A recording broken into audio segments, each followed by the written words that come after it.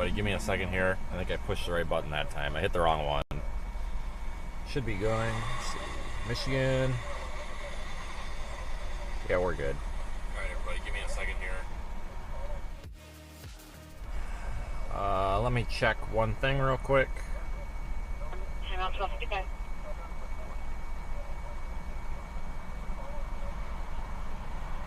Okay, we're good. Alright, we're good. I think. So, good afternoon, everybody. As a look at radar. We're located here. Got our line of strong storms moving off to the east. Nothing noteworthy happening. This is that big, scary, severe weather outbreak that all the social media outlets are freaking out about. I want to go ahead and put out there today, folks, that there's been a lot of hype about this event. There's no need to panic. I've had a lot of folks basically say that they're panicking. There's no need to panic. This is a very routine severe weather threat. Slight risk of tornado, enhanced risk wind. That's about it. Today, the most likely risk is going to be strong wind. We could get a tornado or two, especially a little bit farther east, but there's no reason for panic today. This is not the Armageddon outbreak of the century that everybody's making it out to be for their views, and some of the media outlets are doing it. It's not that. So I've seen several people just panicking earlier. Folks, this is extremely routine. You can see we've got this line of storms here moving through those blue box counties. Those are severe thunderstorm watches. I don't see any warnings on this line. Now, just because I'm kind of downplaying the risk a little bit today doesn't mean that the risk isn't there. Again, we could see a tornado or two, but we're most likely to see severe wind more than anything, which can cause damage, so we still need to be prepared for it. But it's not necessarily a day that you need to live in fear or anything like that. We just need to have some sort of a plan on what to do if there is significant severe weather in your area. Got a mesoscale discussion out. Let's see. The severe thunderstorm watch 550. The threat continues. Damaging wind threat may still increase over the afternoon. The earlier Boeing segment that moved across Lake Michigan into southwest lower Michigan has weakened as it moved into the increasingly stable environment. However, storms have intensified along the southwest flank of both clusters of storms. Modest increase has recently been noticed with the convection along the gust front across southwest lower Michigan. That's what I was just showing you. While the strongest instability remains southwest of the ongoing storms in the area, diurnal heating and moistening associated with increasingly southwesterly low-level flow, as noted in the VWPs, should allow for moderate destabilization with time this afternoon, downstream of, which would be east, of the ongoing storm. Stronger deep layer shear will also overspread the region as storms move eastward, potentially resulting in an increasingly organized damaging wind threat across southern lower Michigan this afternoon. So it sounds like the Weather Service or the Storm Prediction Center is most interested in this area here right now, where this strong cluster is.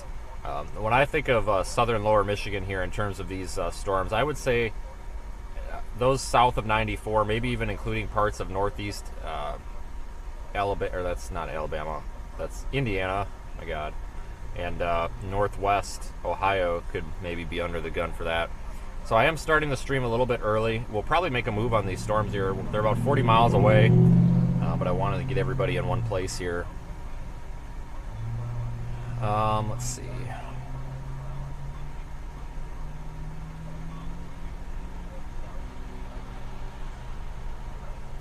Yep, we are live inside the Radar Omega app. We are sitting at 83.5 degrees, 72 degree dew point. Temperature is pretty steady too.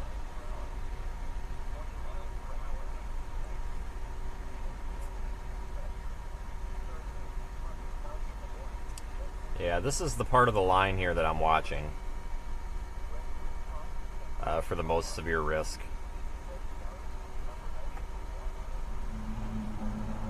I'm just, I'm parked right now, determining what I want to do.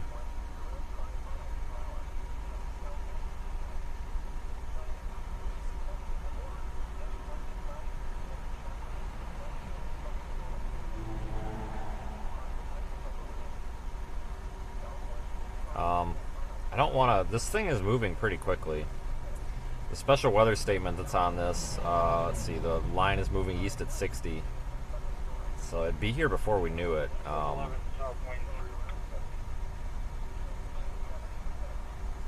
little bit landlocked here. We could go up, take one of the cold water exits. We may want to go toward like Bronson, as if we were going to Sturgis.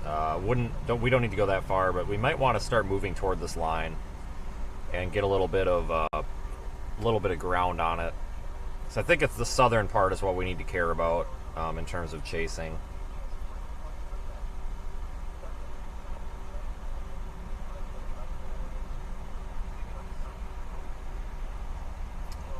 Let me look at a couple of the models here real quick. I'm just curious. I don't live and die by the HRRR by any means, folks, but in fact, I actually don't like that model at all.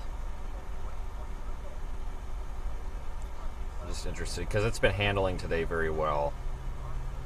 It's showing maybe some reinvigoration of storms over lower Michigan, over the Chicago, or lower Lake Michigan, including over the Chicago region, around between 3 and 5 p.m. Eastern time.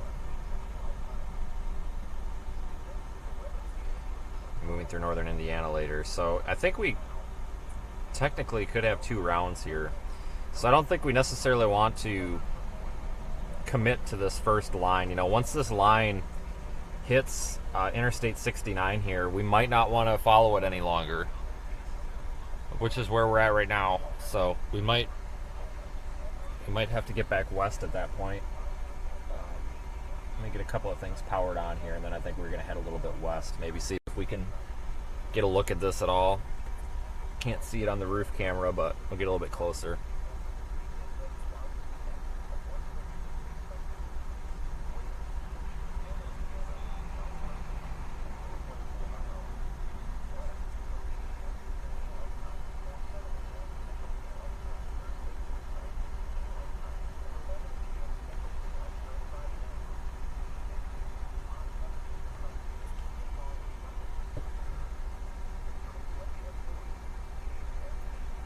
Alright, so there's a look at Radar Omega. We are gonna head, we're gonna head west. I think I want to go somewhere right around in here, take these state and county highways. This area of this line right here is probably the strongest portion of it.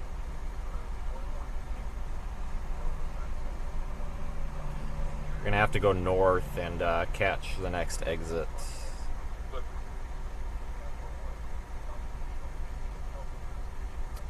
Thanks, Bill, for supporting the channel. Appreciate it.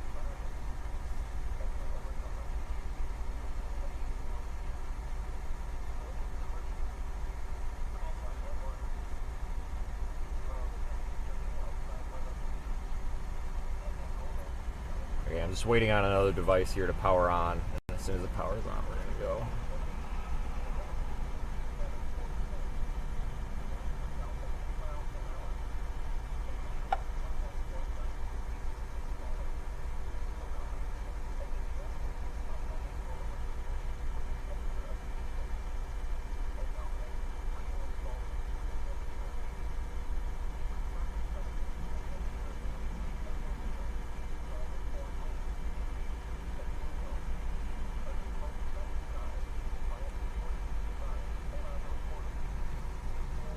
Anyway, if you are new here,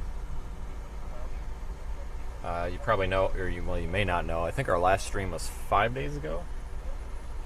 We're out there in eastern Colorado. I've been all over the place. We'll talk about that later, but there is a risk tomorrow in the northeast, very northeast, Massachusetts, Connecticut, Vermont, New Hampshire, Maine, New York. I don't think we're going to be up there on it.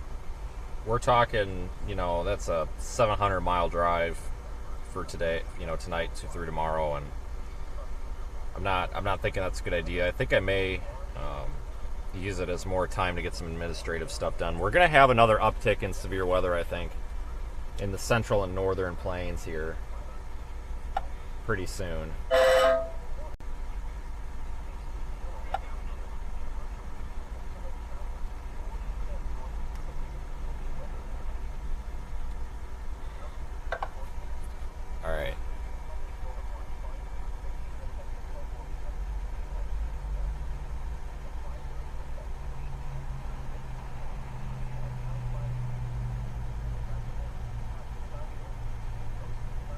All right, I think we'll head out here.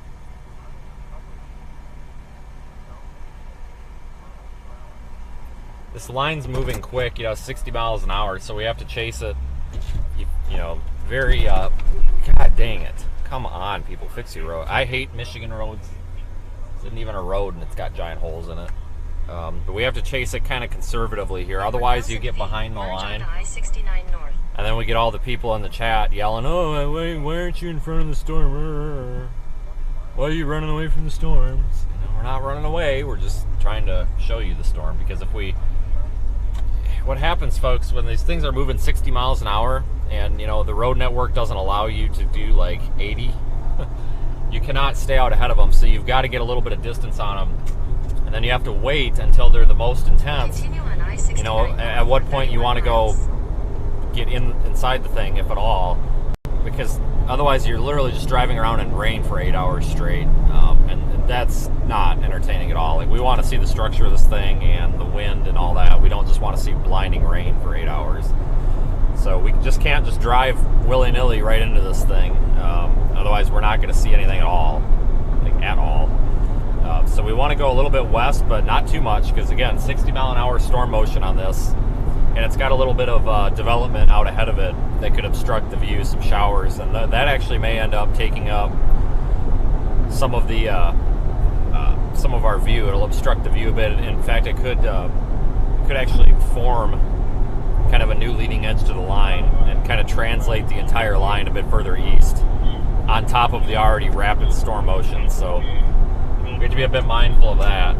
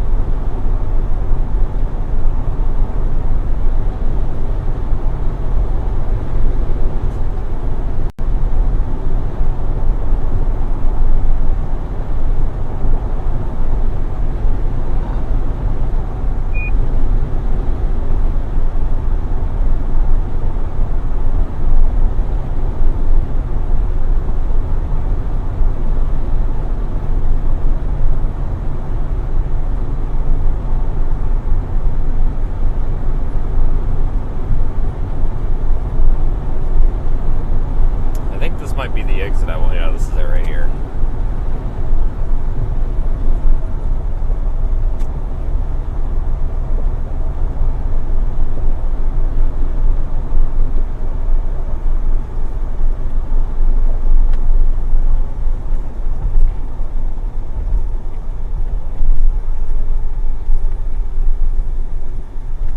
Head northeast toward I-69 Business Loop North. In 1,000 feet.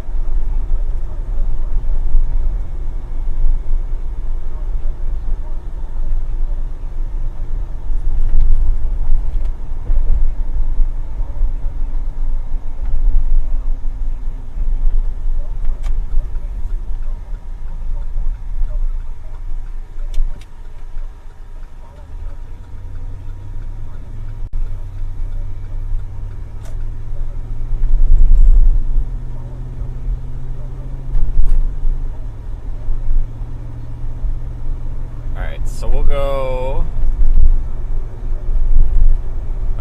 west about a half a mile, and then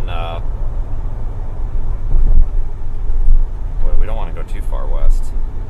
This thing's damn near on top of us, but we'll go west and then southwest.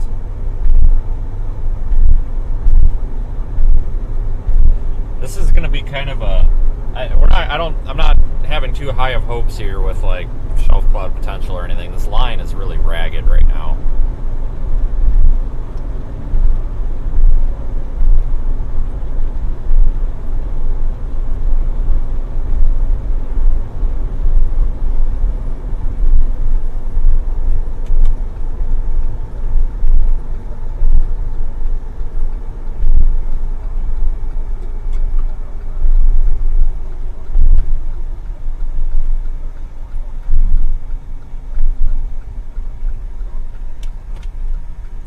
bit of possibly our line of storms out there in the distance.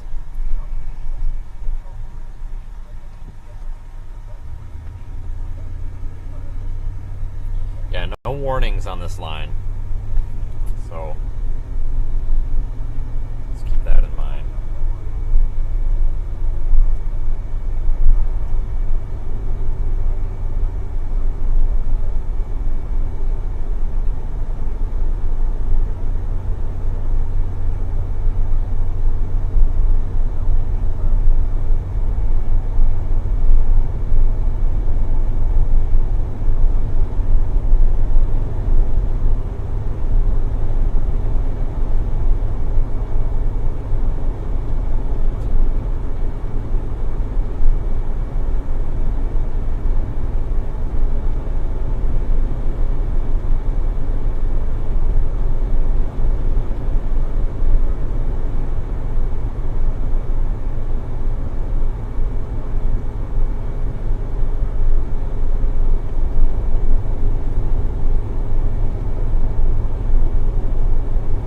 Thanks for joining, everybody.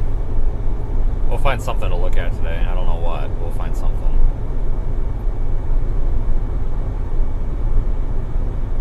It's southern portion, the part of this line that's right there on the Indiana-Michigan state line, that looks to be the most severe right now.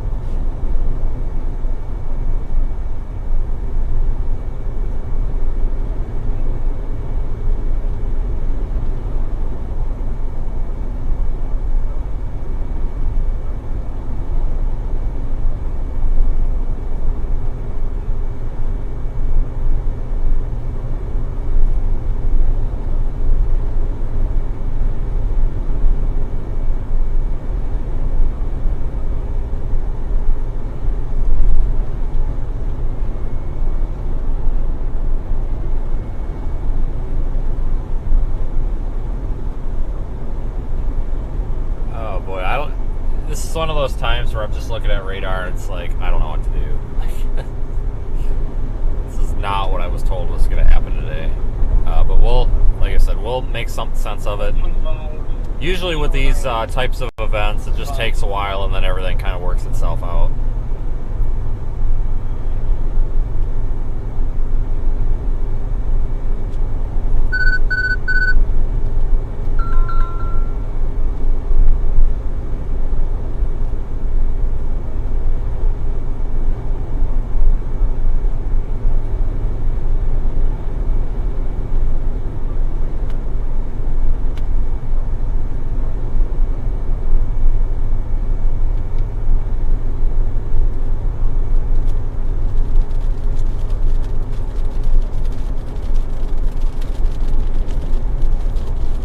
Yeah, right now this line is kind of crap, I agree. Completely agree.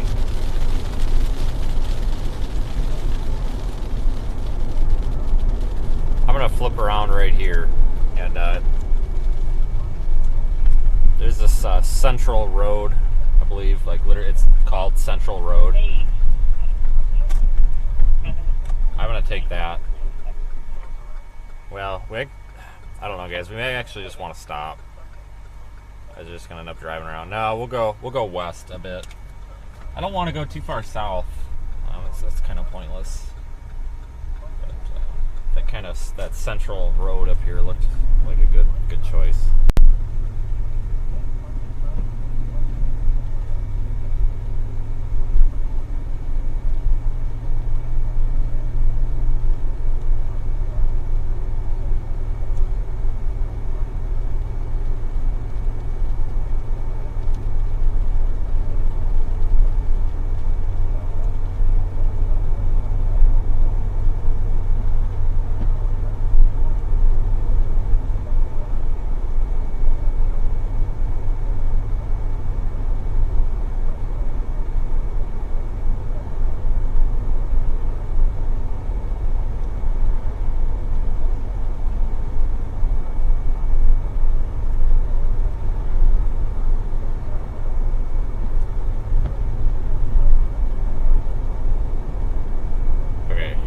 be right up here.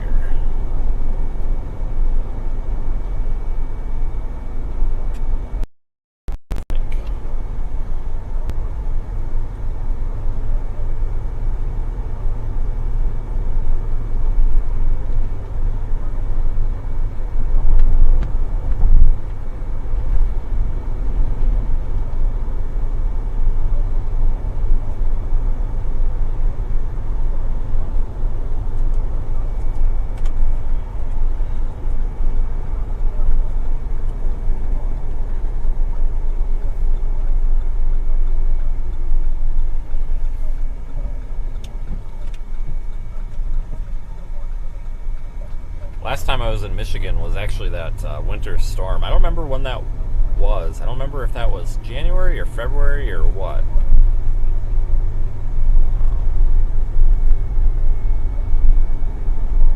It's a while ago,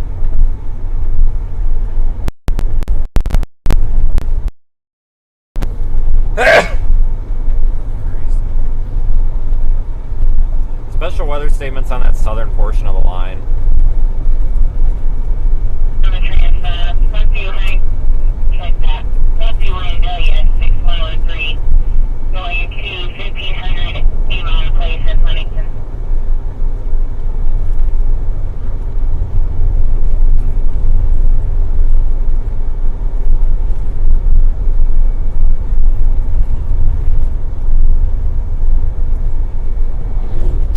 Have to change our mind and go back south to get this. It's tough. This line is kind of reorganizing itself. It's tough to know where to go yet.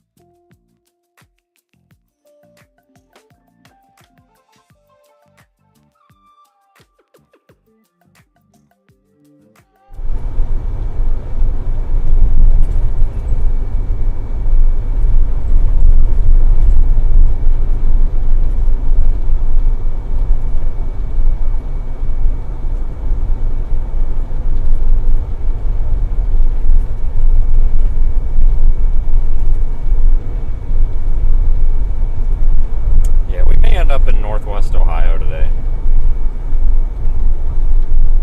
Entirely possible. Just by the way this line is kind of strengthening on the southwest corner, or the southwest side, or the south side rather.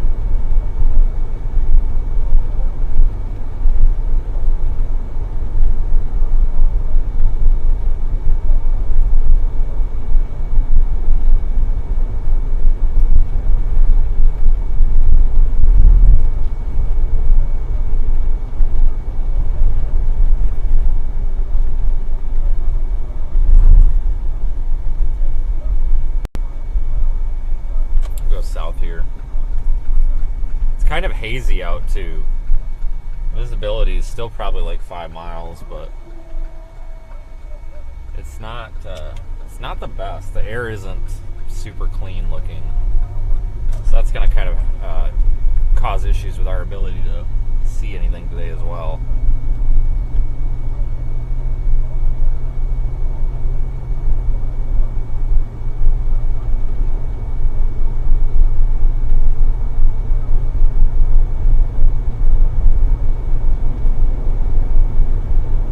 Rain shower developing over us right now. Yeah, right there.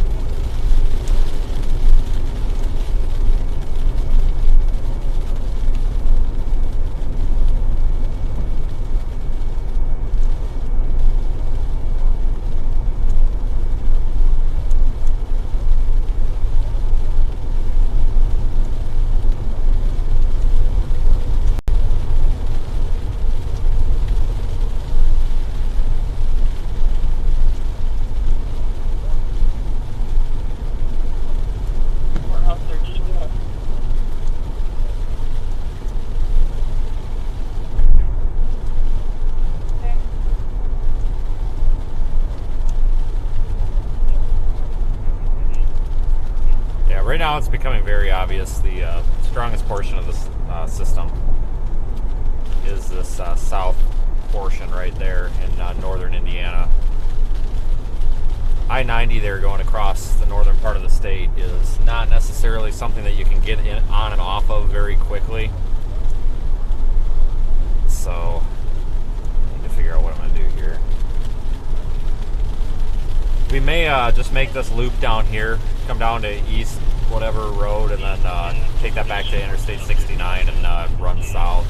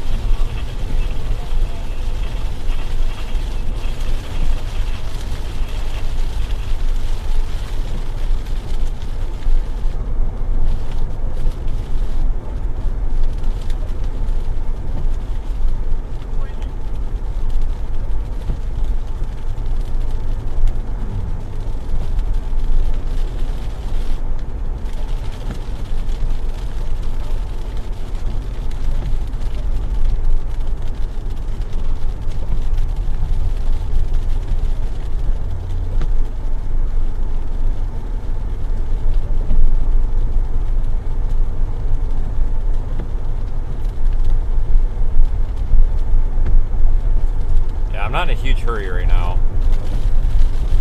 Nothing's really catching my eye with this.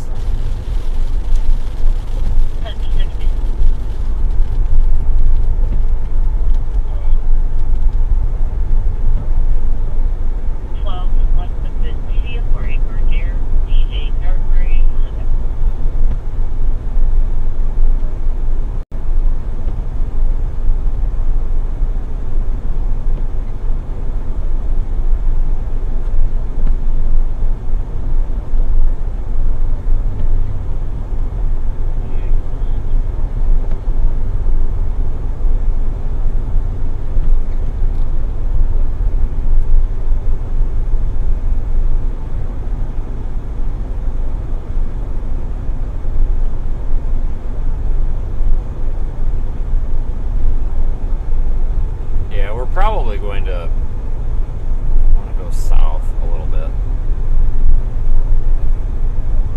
Probably cross into Indiana.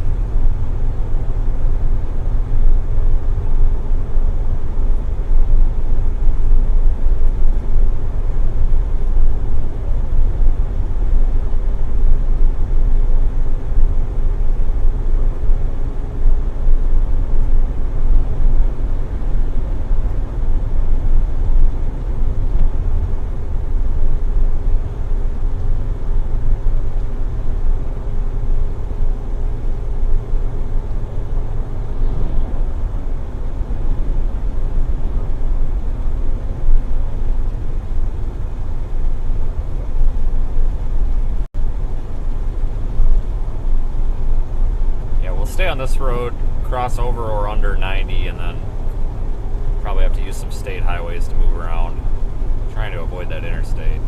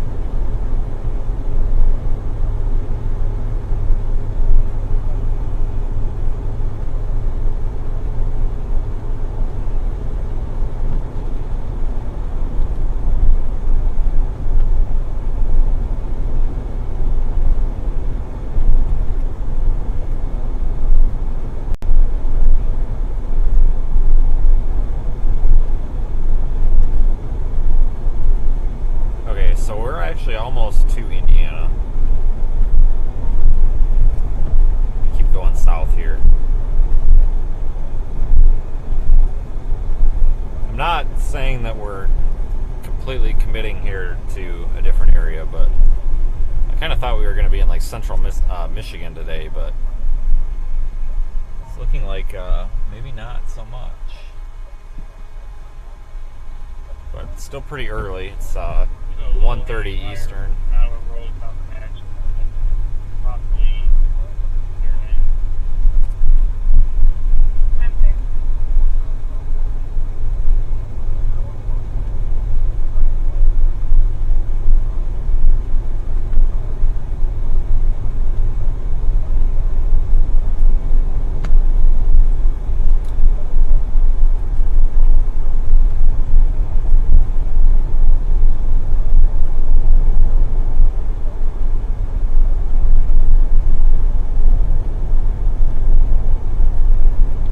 Find something of some sort of entertainment today.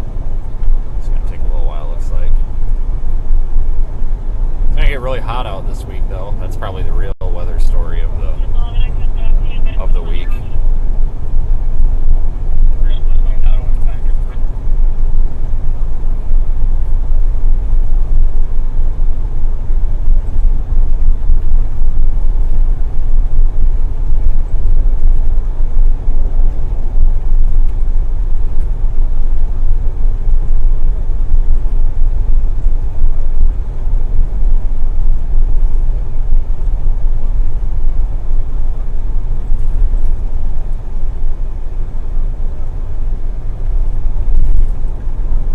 Crossing the state line here any minute, I think.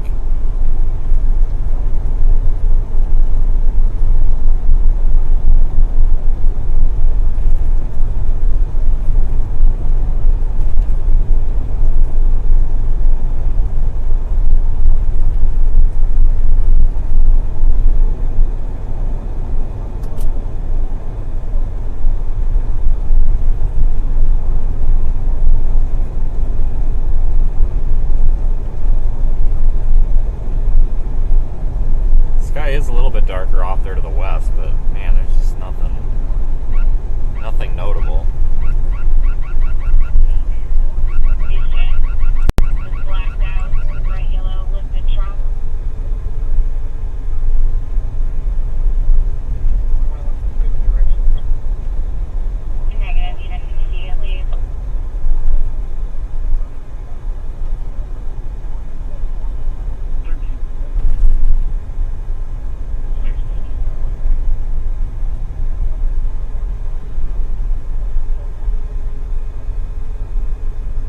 This little town.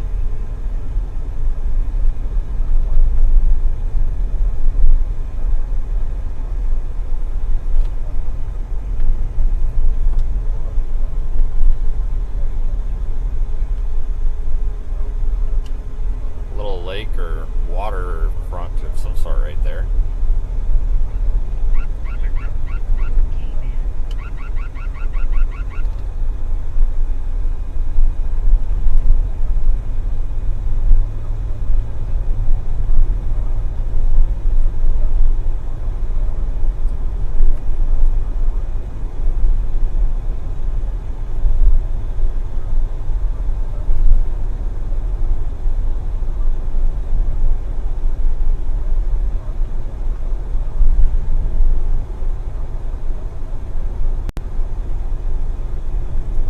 Indiana now, so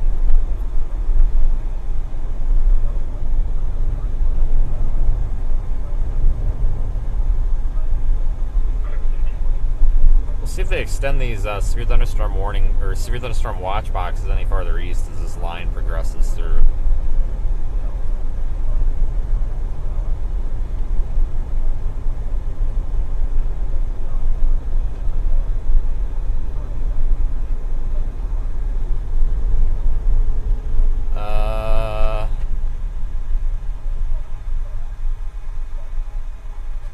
Thanks for the super chat. Saw one come through there.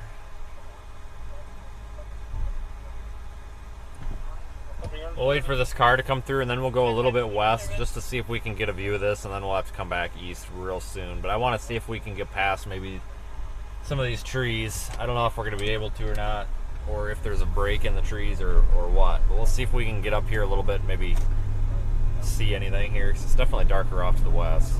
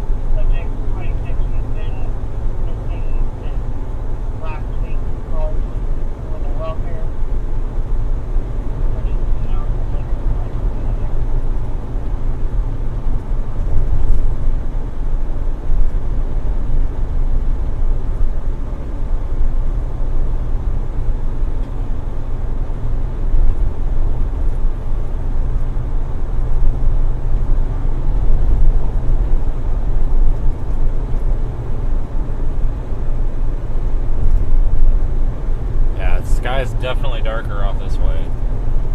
Not that that really means much, but see here on radar, we're closing in on those storms. They're not severe right now, though. That doesn't necessarily mean that they're not worth our time, though.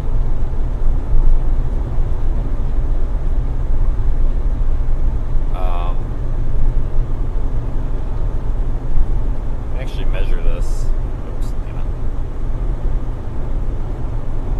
We're about 12 miles from them. They're moving at 60 miles an hour. Yeah, they'll be here pretty quick.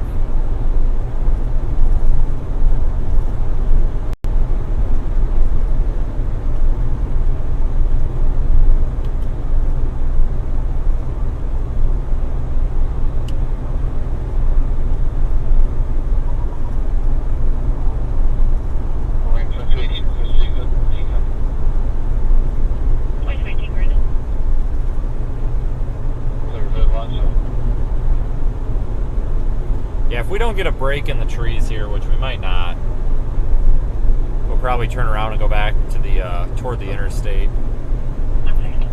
That self-storage place that we passed actually looked like it might not be a bad spot to stop for a minute.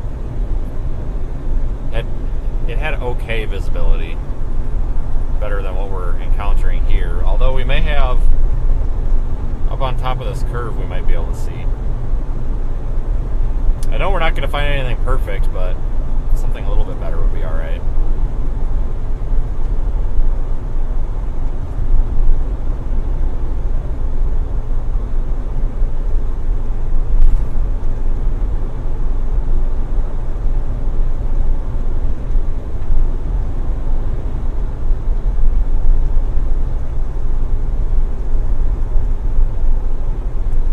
Oh yeah, you can see a bit of our shelf cloud here.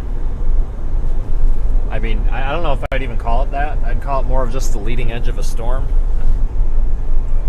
It's not much of one.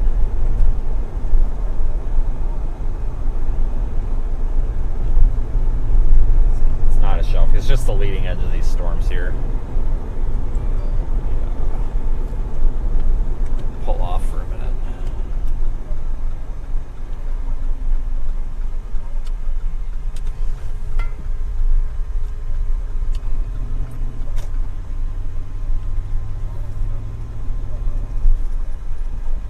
Flip around. This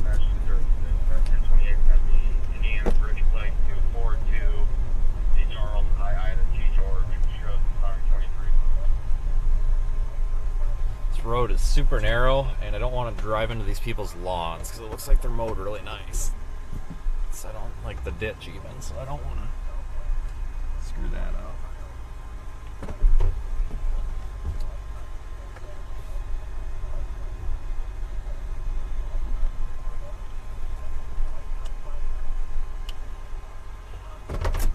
Picture time.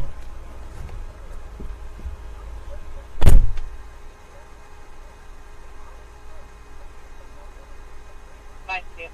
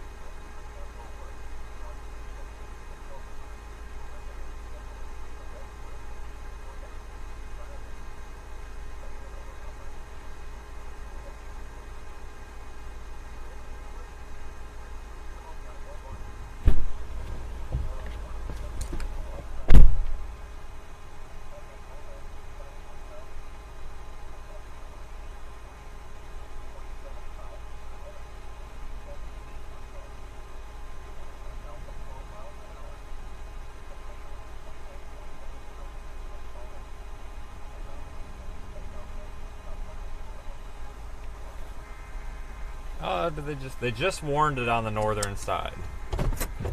Look how quick that's moving in, people.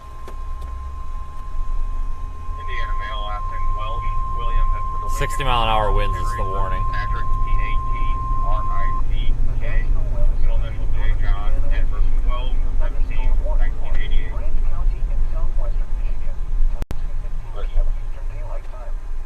At 1:37 p.m. Eastern Daylight Time, a severe thunderstorm was located over Bronson, or 11 miles southwest of Coldwater, moving east at 55 miles per hour. Hazard 60 miles per hour with gusts and penny-sized hail. Source, radar indicated. Impact, expect damage to roofs, siding, and trees. 300 blocks, Thunderstorm will remain over many rural areas of Branch County, including the following locations: Kinderhook, Batavia, South Butler, East Gilead, Madison Lake, Marble Lake, Lake of the Woods, California, Gilead, and Coldwater Lake. For your protection, move to an interior room on the lowest floor of a building. Torrential rainfall is occurring with this storm and may lead to flash flooding. Do not drive your vehicle through flooded roadways. Repeating, a severe thunderstorm warning has been issued until 2:15 p.m. Eastern Daylight Time for the following county: Branch, Michigan.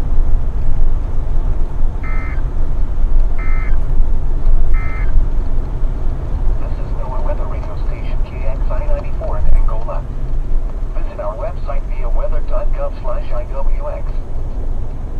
This is a special weather statement for the following counties in Indiana: LaGrange and Noble.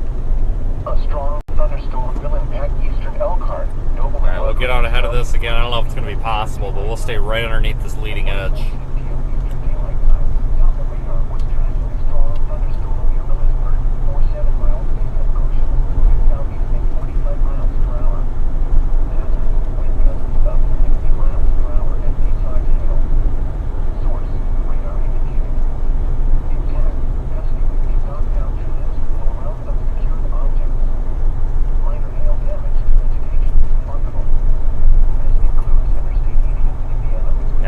Noticeably darker out now, that's for sure.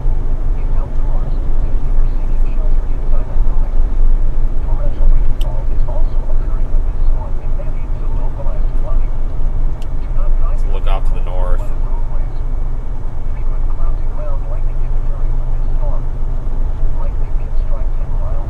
It's the underside of the leading edge here.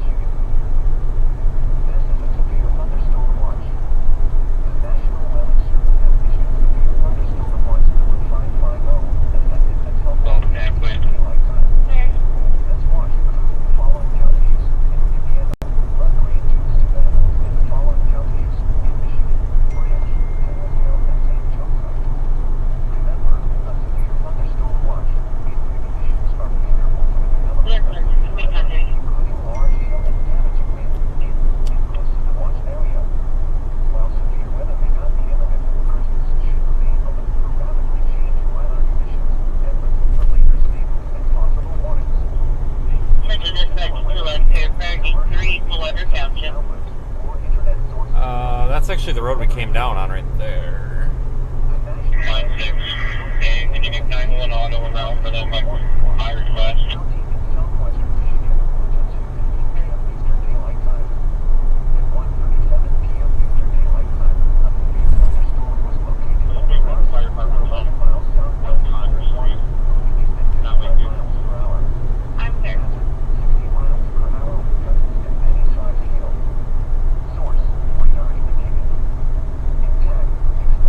Warning is for 60-mile-per-hour winds. It's that orange box on the screen right there. It's just to our north. In fact, I wouldn't be surprised if Indiana gets in on this warning here too.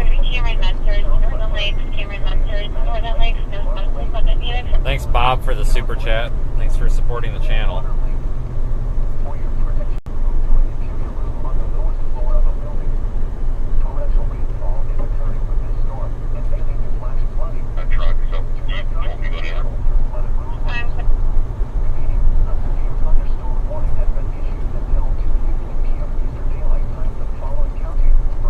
Probably just stay on 120.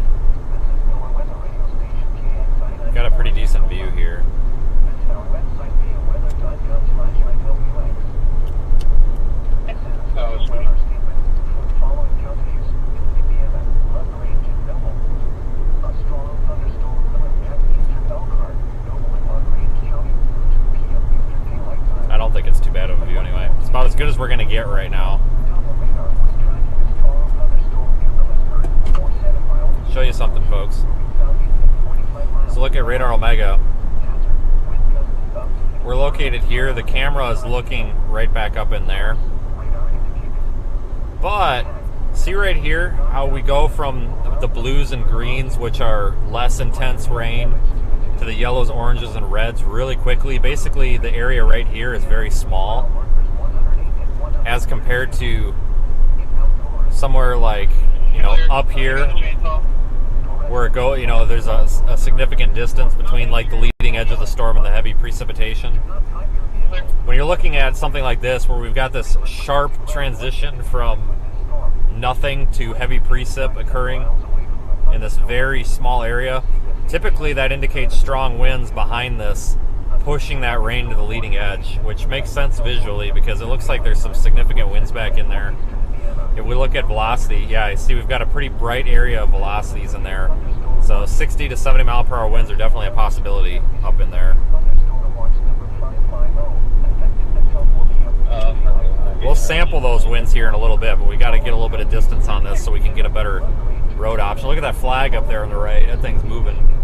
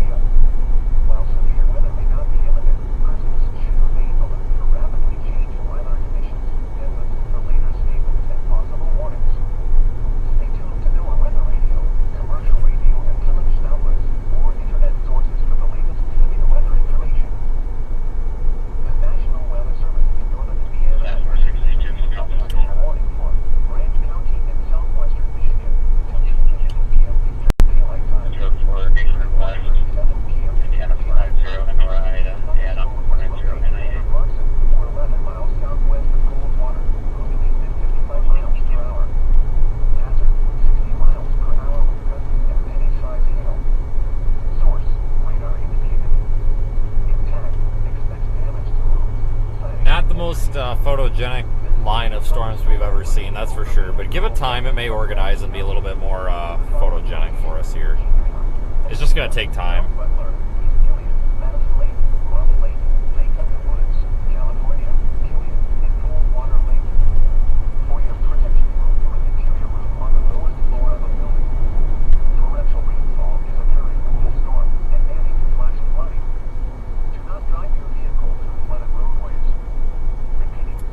If you are new here, you may want to consider subscribing. We are trying to get to 100,000 subscribers by the end of the year. Right now we're at 96,563, so we are well on our way.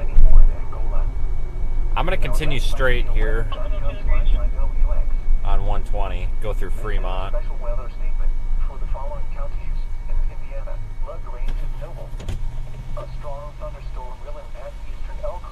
Hopefully we don't have to sit at this light too long.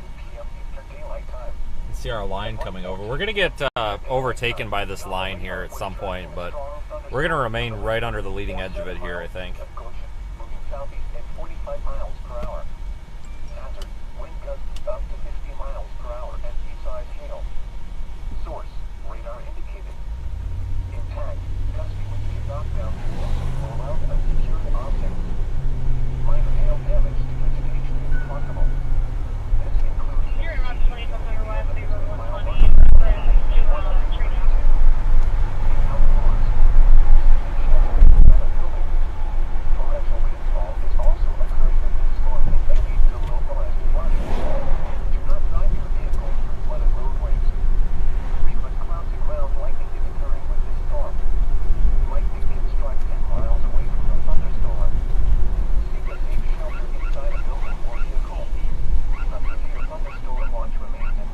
Probably gonna start getting really windy here.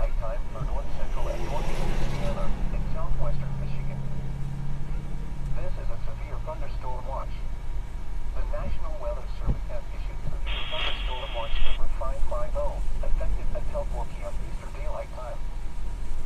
And there's the leading edge right there.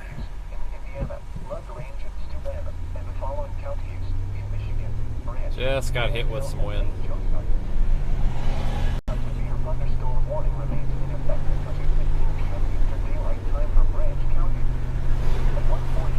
I did slather a bunch of water repellent on the camera lens up there, so we'll see if that helps. Seems to be helping a little bit, maybe not a lot, but a little bit. I'll have to deal with those water drops on the lens here until we get moving a bit quicker and the wind can blow them off.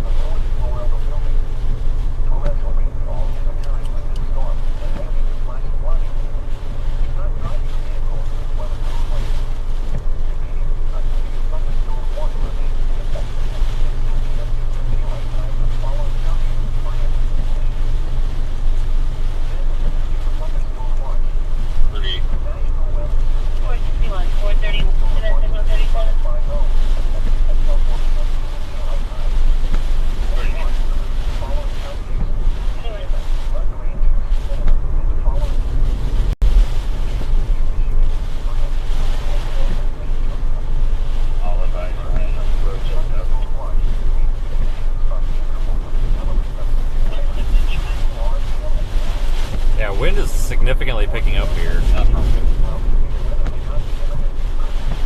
These trees are bending a lot.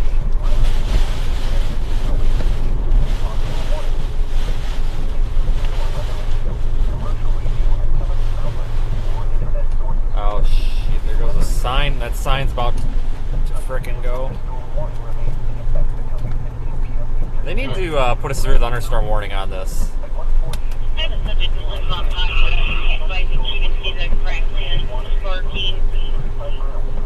She's okay to stay in her house.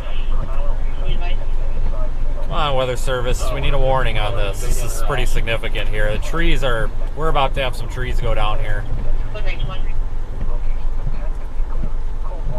Come on, where's the warning, guys? We need it.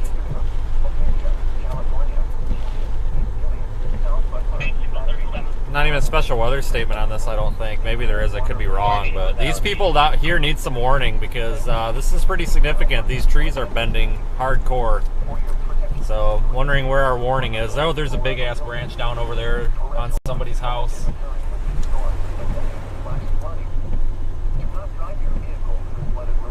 What weather service office is this? IWX? I'm gonna...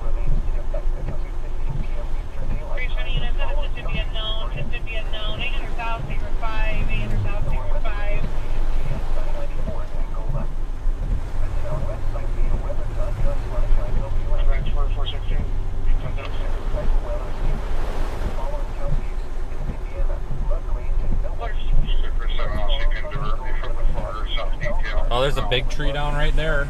See?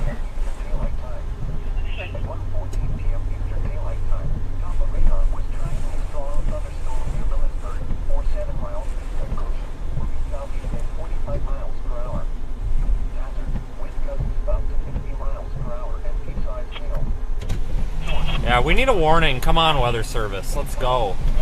We've got pretty big branches down here and 60 to 65 mile an hour wind gusts here. I don't know why we don't have any sort of anything. These people need some warning so they're not outside. They know what's going on. If you're in the path of this storm on the Indiana side where it's not warned, you're going to experience some significant wind here soon. The strongest wind is going to probably extend out ahead of the rain.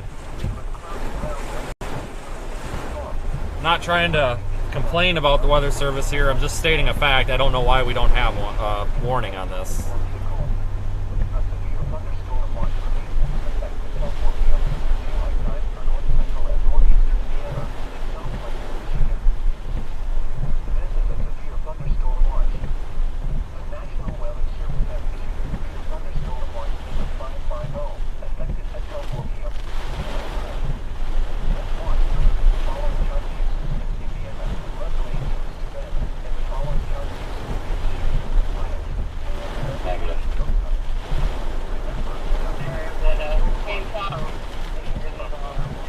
going on here? Stopped in the middle of the road, I guess. It's hanging up probably 15 or 20 feet up and down. Thank you.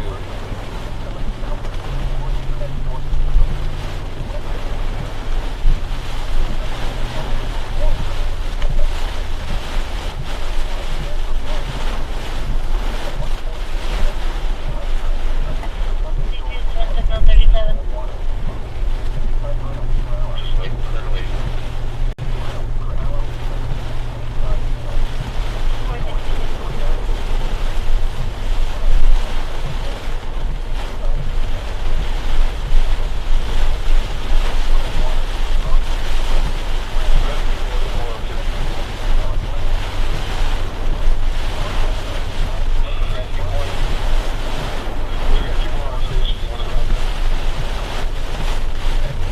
Just getting dumped on.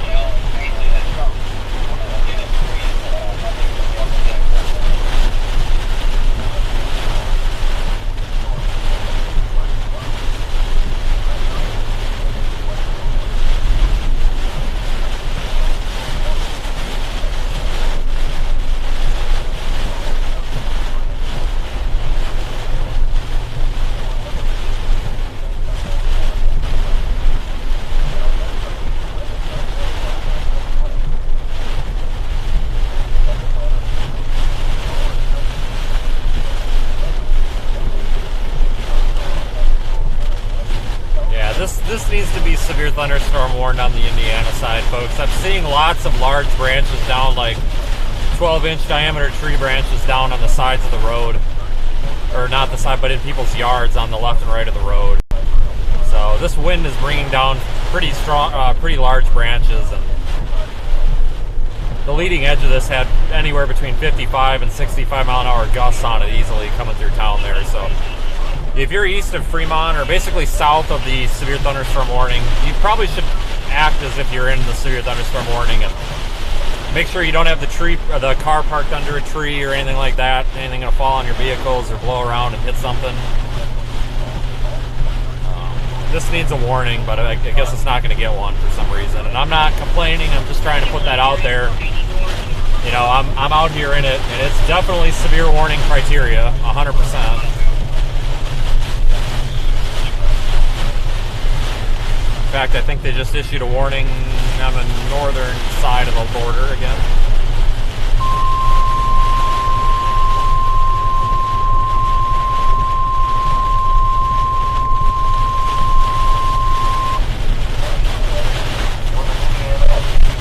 Thunderstorm warning for Hamilton County in southeastern Michigan until 2:30 p.m. Eastern Daylight Time.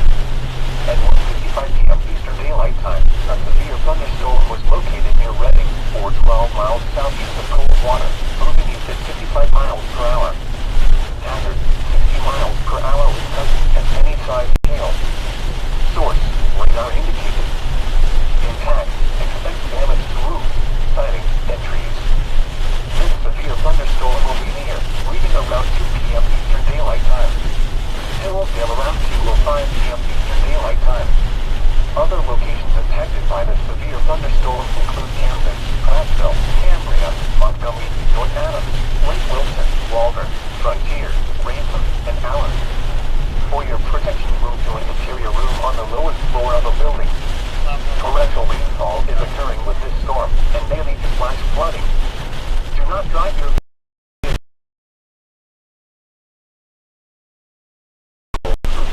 roadways.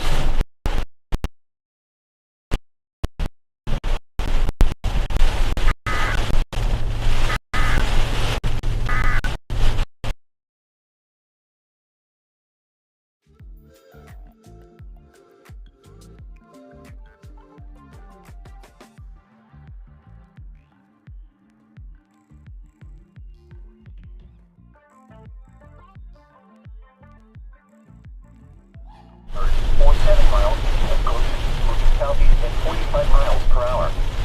Hazard, wind gusts up to 60 miles per hour and deep-size hail. Source, radar indicated. Impact, gusty wind can knock down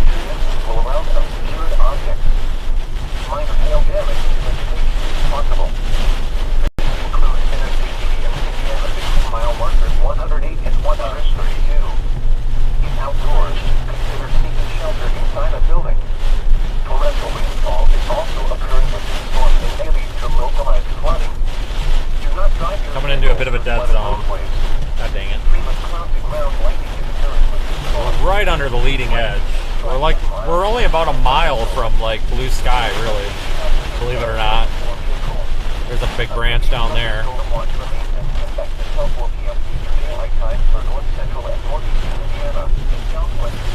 89, that's far from going north.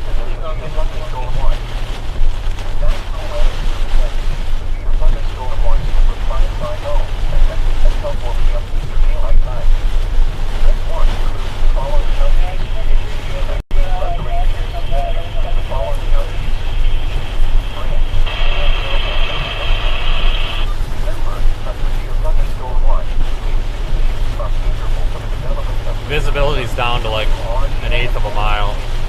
Trees are still bent over pretty significantly. It's hard to tell on camera at any, because we've got such a narrow field of view, but we probably got sustained 45 mile an hour winds right now with gusts on top of it.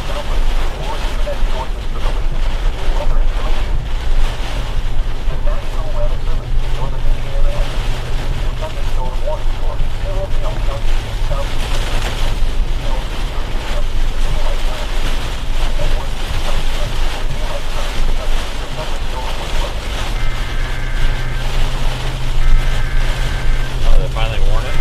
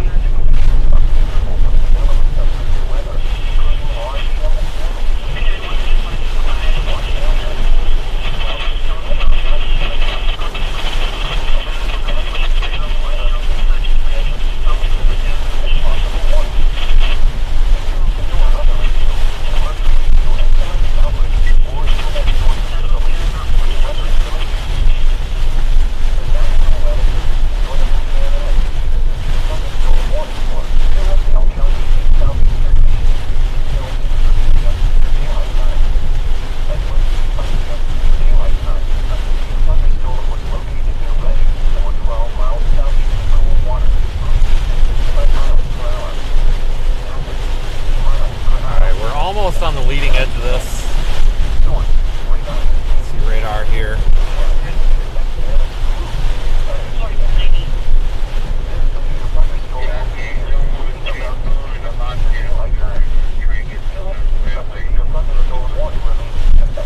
Kind of surprised we haven't had trees down on the road yet.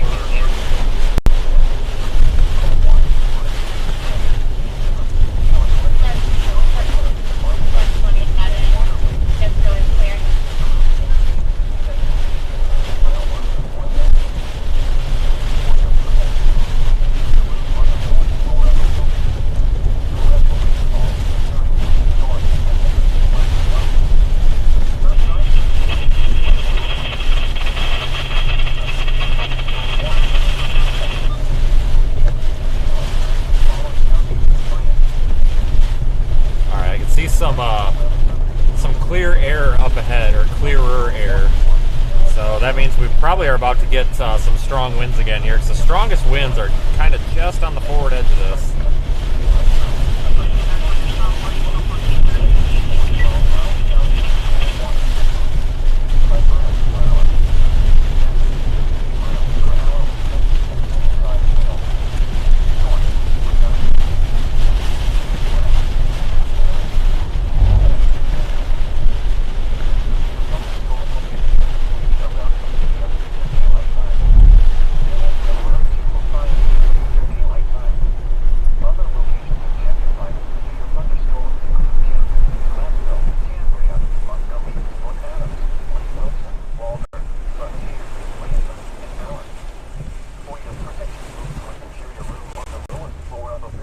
This person's had enough driving and just said the heck with it. Do not drive your vehicle through flooded roadways. Repeating, a severe thunderstorm warning has been issued at 12:30 p.m. Daylight time, Collin County, Hillsdale, Michigan. A severe thunderstorm warning remains in effect until 2 p.m. Eastern Daylight Time for Eastern Grant County. Eastern Daylight Time, a severe thunderstorm was located near Red, 49 miles southeast of cold water, pushing 60 miles per hour.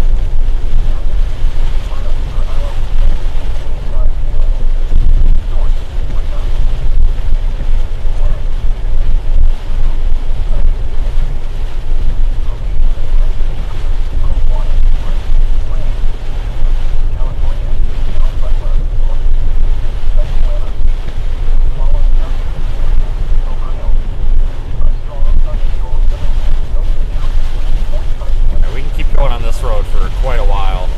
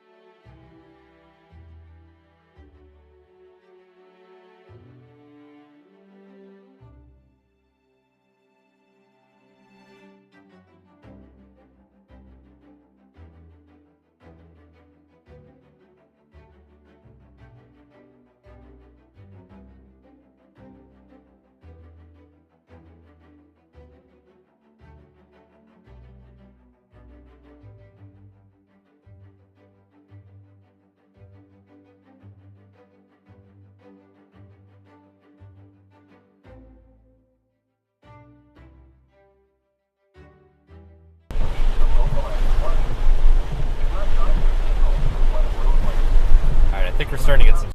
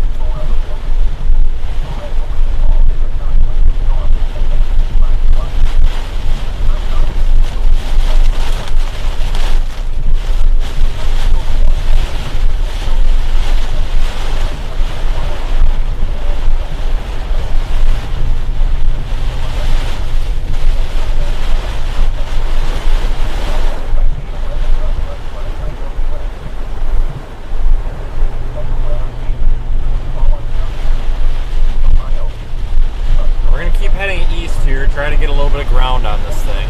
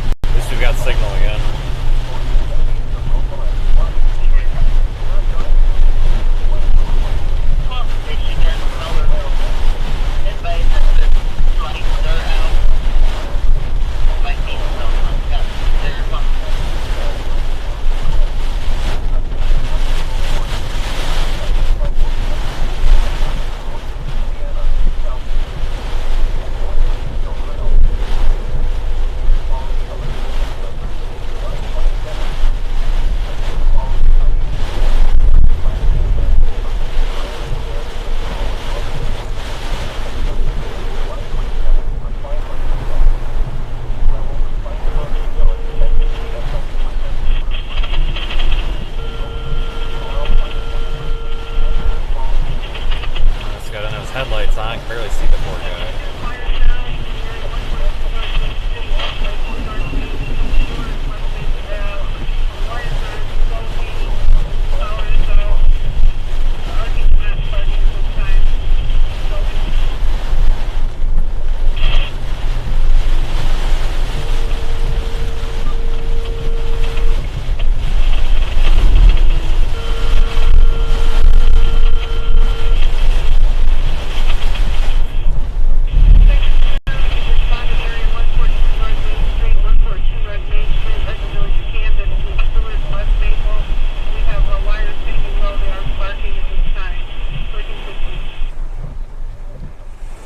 go straight, and we'll get out and ahead of this. My radar data is just like 2 minutes old, and it shows us in front of the storm. So I would say that it's safe to estimate we're about 3 minutes behind the storm. It is moving at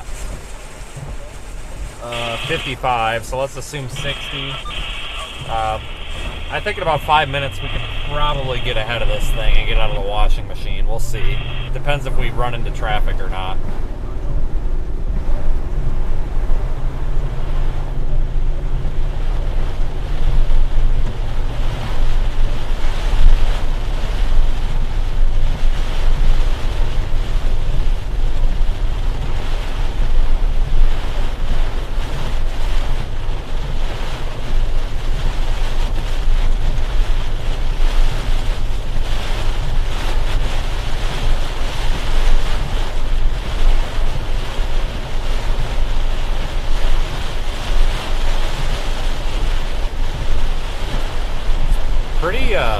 Pretty significant rain here, though.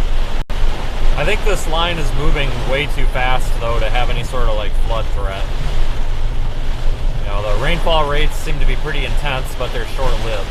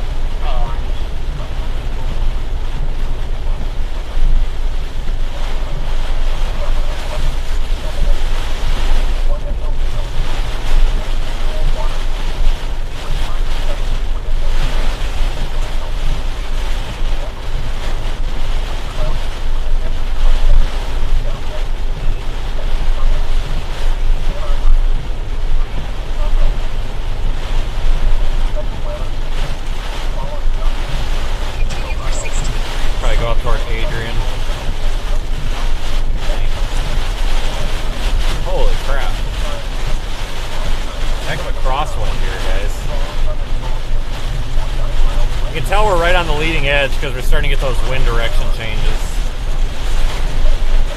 We got winds coming from the left. They were coming from behind us. Now they're coming from our north. Pretty significantly, too.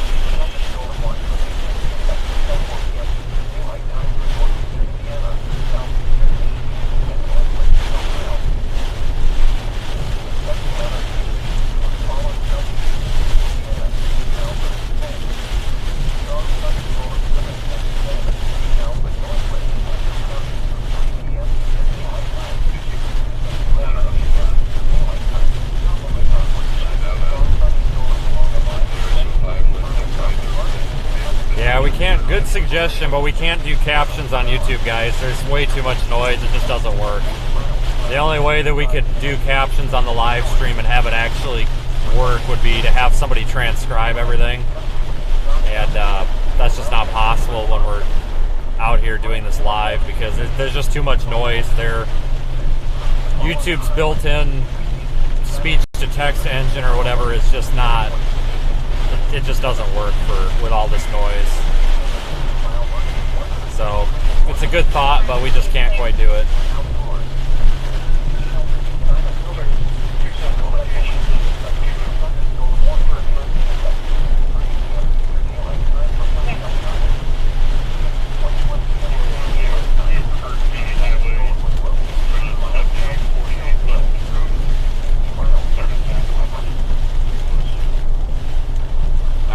actually starting to get ahead of this thing now, so that's good. That means we might be able to see something a little more interesting than just rain.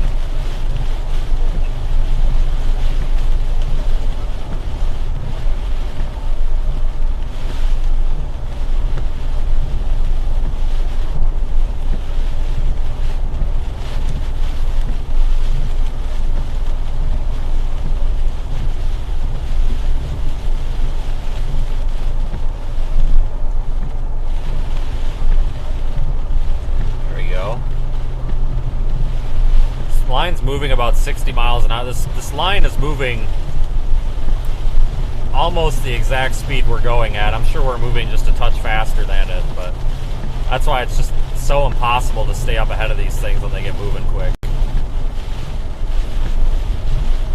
I mean, it took us that long. We've only been like a mile to like 1 to 3 miles behind the leading edge of this the whole time, and it's taken us this long to just get on the front of it. Like, so really no time to stop with these, that's for sure.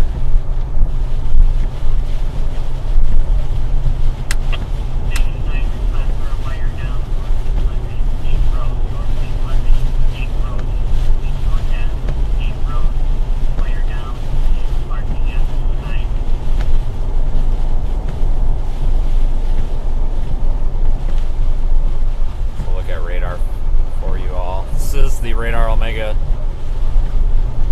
app here. This is running on a device here in the vehicle.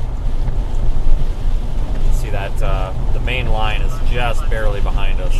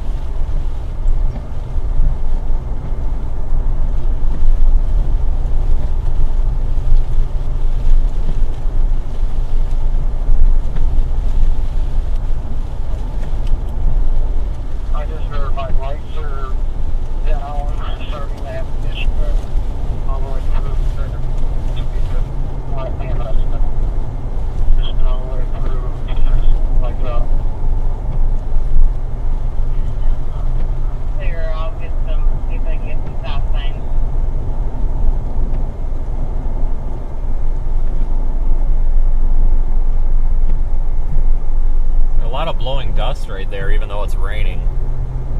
So winds are definitely strong.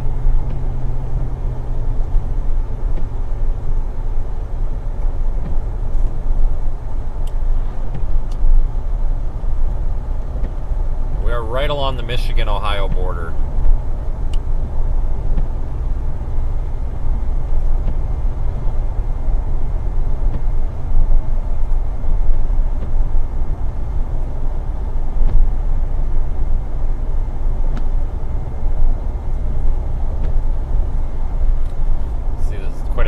Still in the trees, so I would definitely pay attention to this warning if you do live in the path of this or know somebody that does. I mean, it certainly is not end of the world or a tornado situation by any means, but when we came through, what was that, Fremont back there? I think. What town name? God dang, I don't remember. What was that town? Shoot. Yeah, Fremont. Pretty large branches down in town and everything getting blown around, so the storm is definitely on the stronger side. Pretty much the only risk is heavy rain and strong wind. There's really not a hail risk or a tornado risk at the moment with it.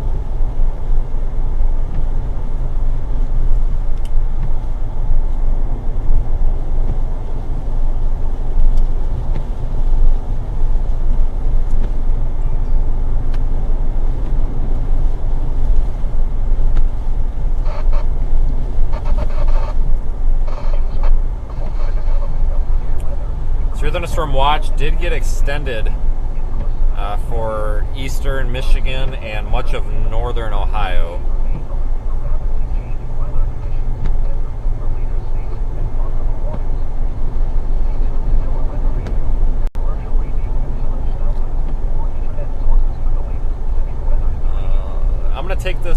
straight all the way to Highway 52, and then we'll just take that north into Adrian, I think. Or if we can get out ahead of this quick enough, we'll take 156 north out of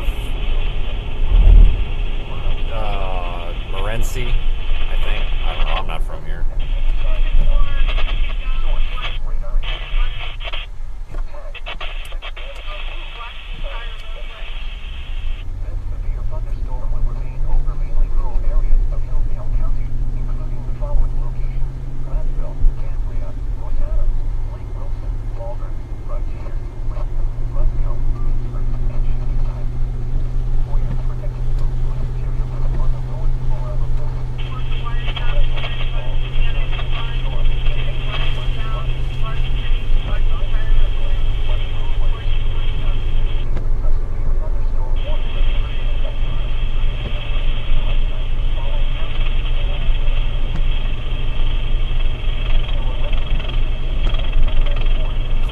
Windshield wipers are shot. These have been on here for 2 weeks and they're junk already. Go figure. The driver's side one is literally, it's falling apart. Passenger side one's not too bad. And, I don't have spares in here. I forgot to get a set of spares. I try to keep a set of spares because you never know when one's going to bust or something, and then you're kind of screwed. 90% of my job is driving in the rain, and when one of these breaks, it's typically a pretty big problem. This one should hold together. It's just starting to come apart. What does it look like behind us? It's just gray. There's nothing back there. It's just gray.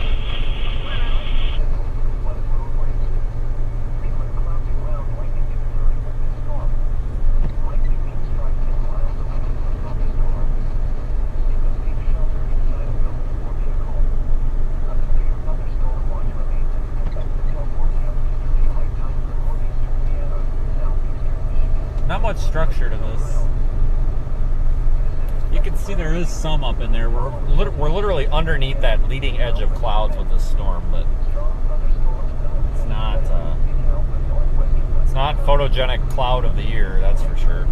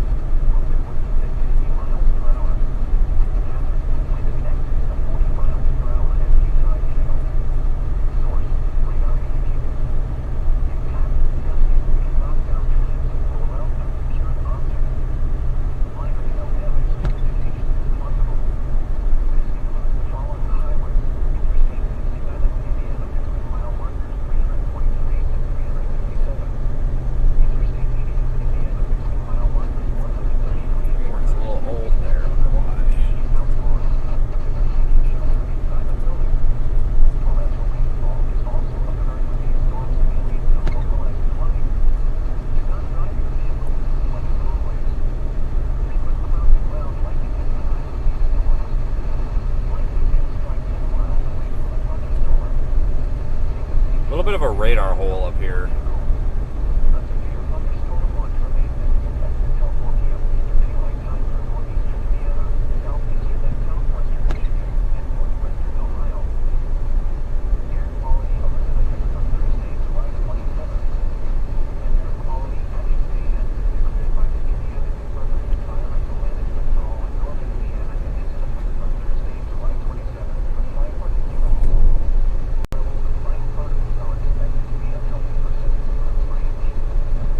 Made it out ahead of this. Just barely.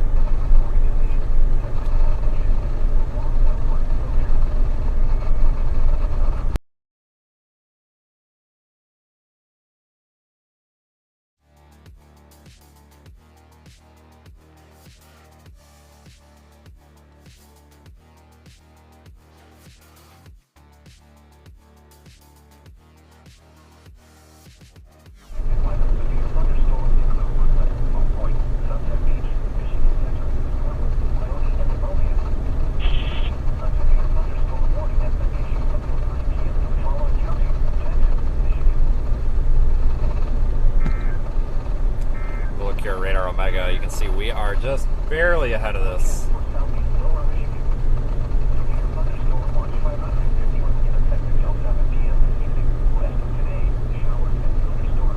Ann Arbor, Detroit, you guys are going to get the kind of the middle section of this line pretty soon. Look at that, though. That's really pretty there. How about that? I almost wonder if I need to stop and photograph that.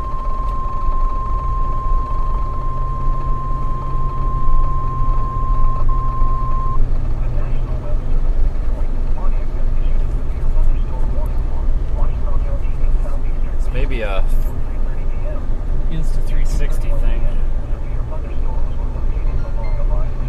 Your left lane is Cement City to near Hudson, moving east at 50 miles per hour. Hazard, 60 miles per hour with gusts. Source, radar indicated. Impact, expect damage to roofs. Sighting, severe thunderstorms will be near Manchester around 2:50 p.m.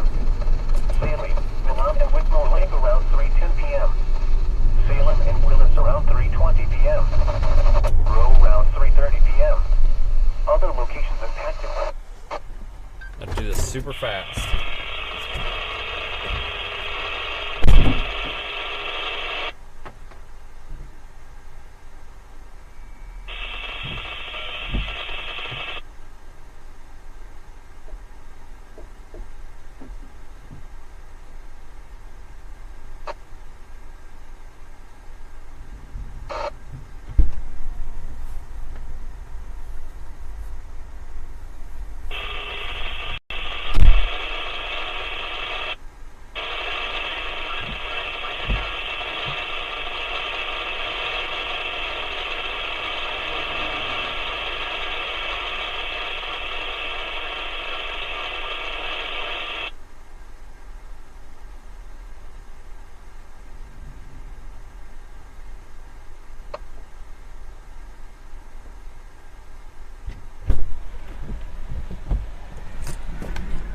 The photos are not cool like they are in person.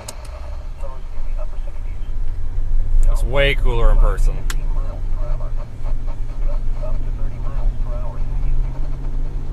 There's the rain. Good timing.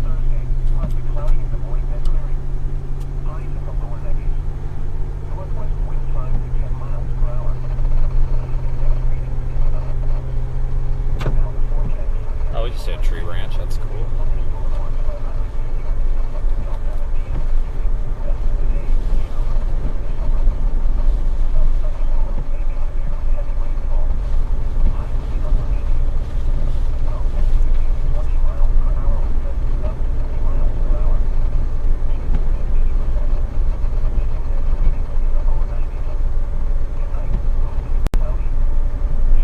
So we're near, I think it's Morenci. No idea how you say half the names of these towns. But we'll head up here toward Highway 52, go up toward Fairfield and Adrian. At that point, we'll probably be in, driving actually inside of this thing at that point. But we're going to run out of land here at some point. I mean, we have Canada and the lake, so we're a little bit limited here.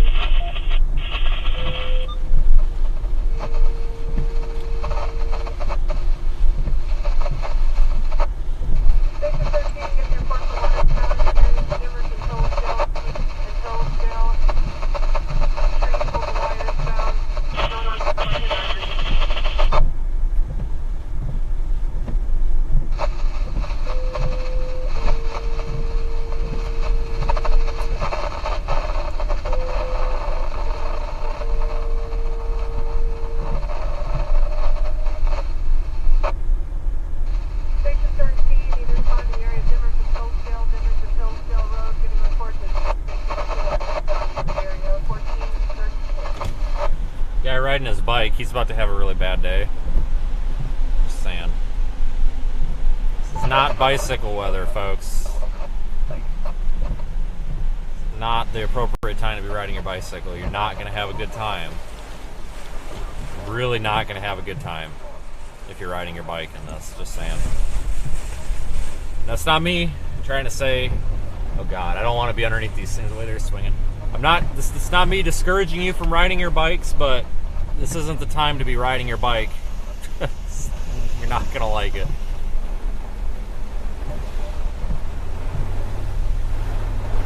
Oh god, we got garbage cans going across the road. It's officially severe. Continue straight onto East Main Street. Garbage cans flying down the road. It's a severe storm now. Continue straight onto East Main Street. I think power's out here. Those lights aren't flashing. In a quarter mile, turn left onto West Weston Road. Yeah, I'm actually a little bit worried the way these trees are moving. I don't want one to fall on us, so I'm just going to go ahead and literally drive down the middle of the road. 'Cause, that's typically my luck. A tree branch would fall on us. That'd be about par for the course. This guy's driving around without his headlights on. See if he takes a hint. That's real smart. Left onto West Weston Road. What? No.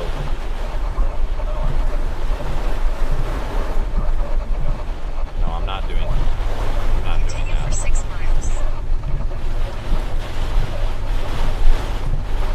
Head east on East Main Street. Continue for 6 miles. Not hitting that branch.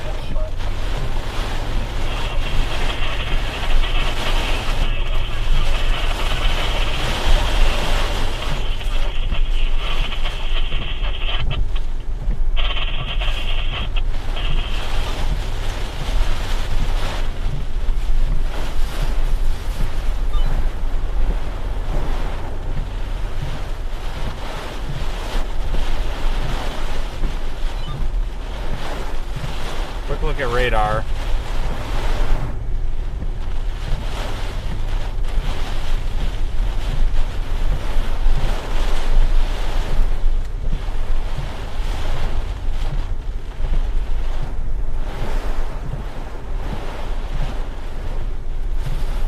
Some small branches in the road, nothing that would, hurt cars or anything.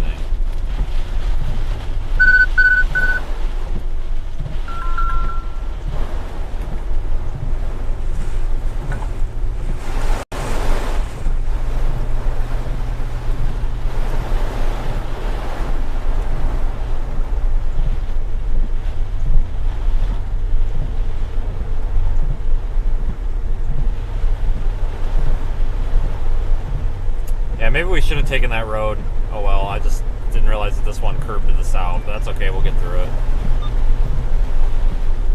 It's about the same difference no matter what we do here. Warnings are out, still for 60-mile-an-hour winds.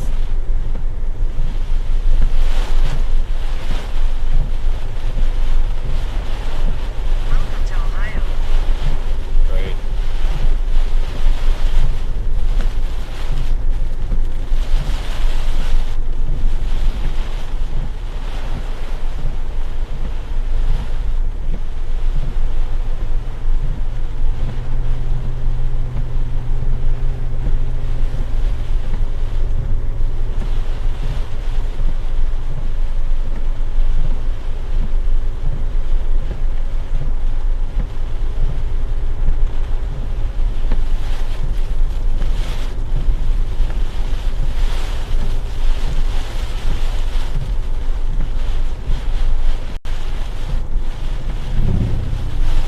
Wind's blowing pretty good. No way to really measure it while driving, though, of course. This guy's turning, so that means we should be able to get back up to speed again here. That's good.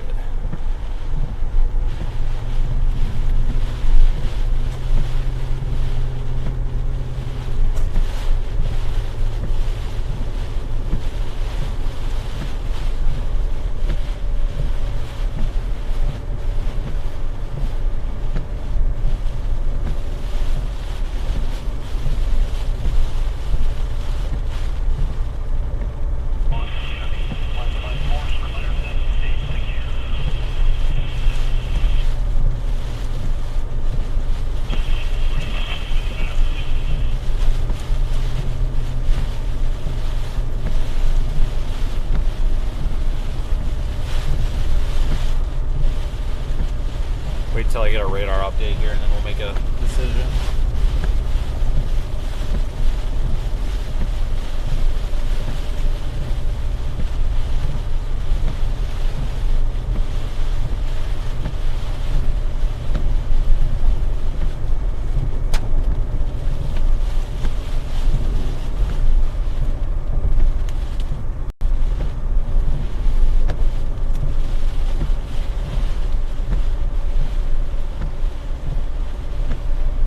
Trees are bending over pretty good.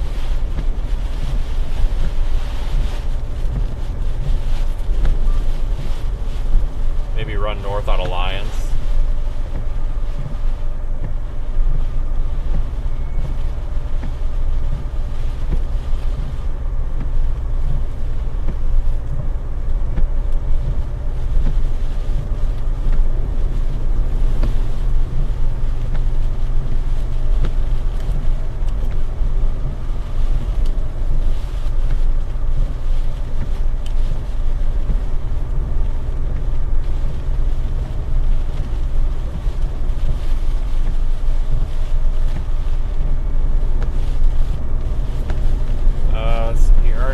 Option will be coming up in maybe 2 miles,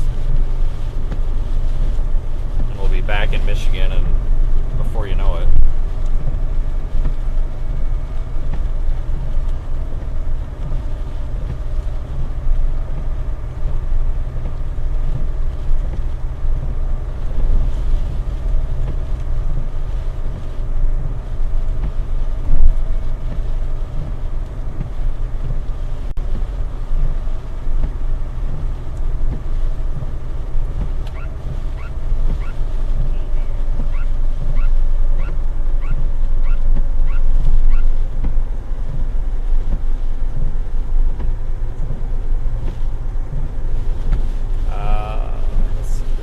Option right about here, and we've got one up here in town. We'll take the one out of town. In half a mile, turn left onto County Road 12.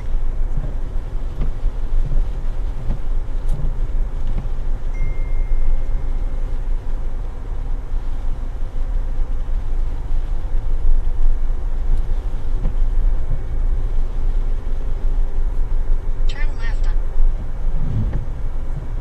Yeah, take this. We'll take. Yep. If I can slow down in time. Yep. We will take this one.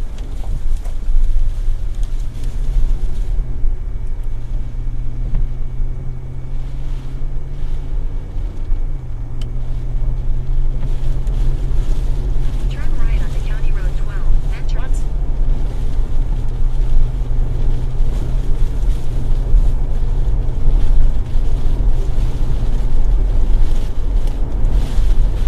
Might have problems with trees coming down on this road though, because the wind's blowing crosswise. This might not be the best idea. We'll find out.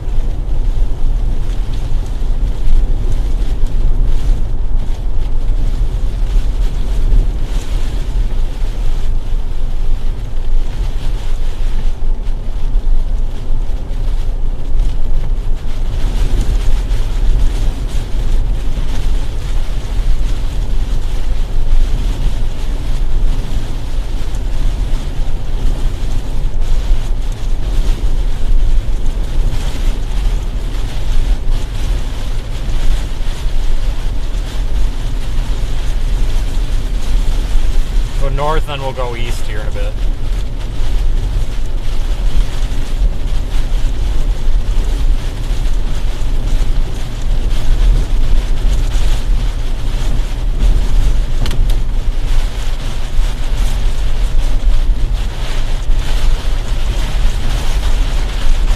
Power lines are on the right side of the road, or the east side, which is good, so if they fall down, they're not going to fall on the road.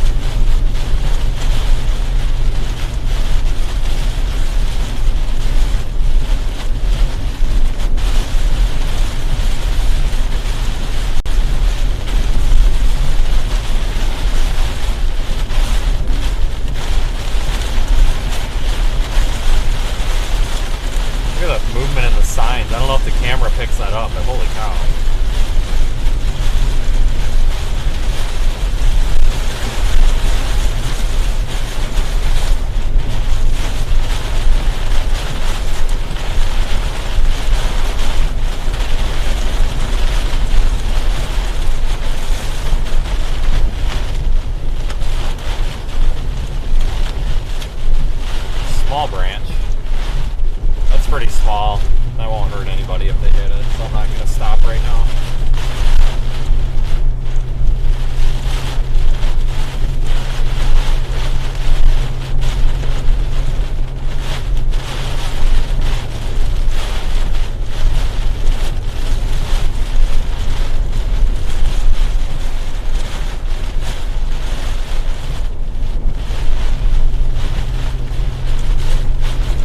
driving around in a weak tropical storm. That's kind of what it reminds me of, with all the little branches flying around.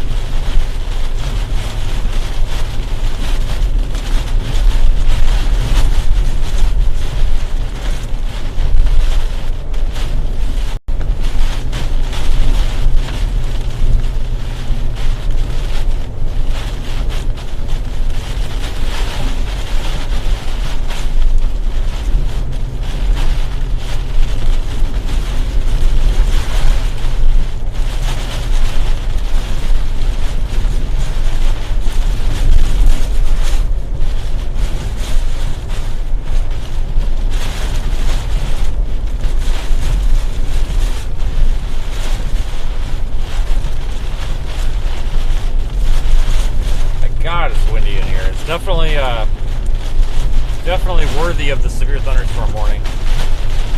See, we're kind of behind that leading edge. You can see the contrast in the clouds there on the right side of the screen.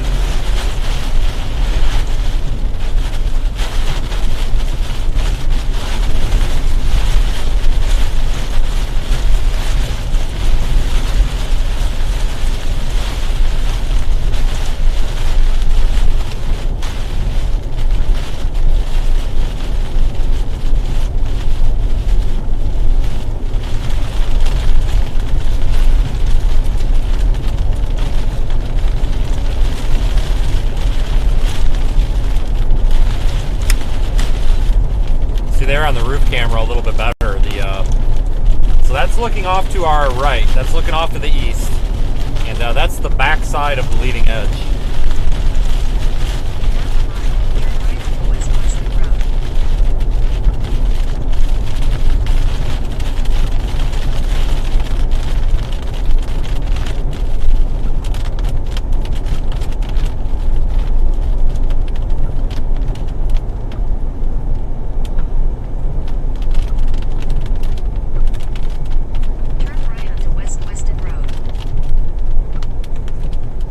Trash can blown down. Yeah, it's officially a severe storm if we got trash cans, that's for sure. It's a joke. Anybody take that too serious? It's a joke. Continue on West Weston Road for 3 miles. Thanks, Eliza, for the channel support.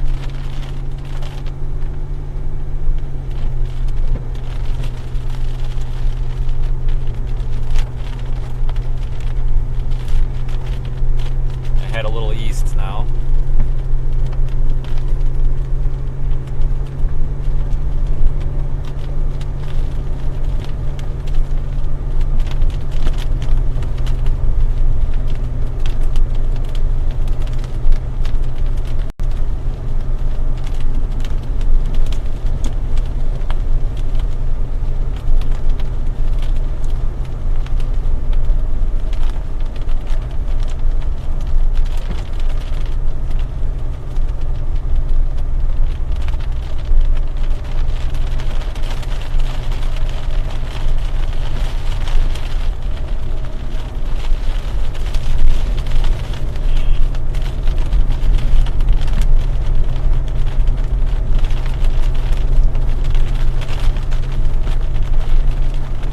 Toledo's got a warn.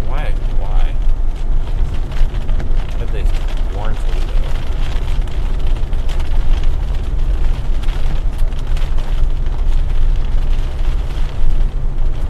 Look how far ahead they've warned this. Must be a different CWA. Here's the storm. And here's the warning. Look at that. So good for that Weather Service office for doing that. Giving Toledo and Bowling Green some advance warning. That's good.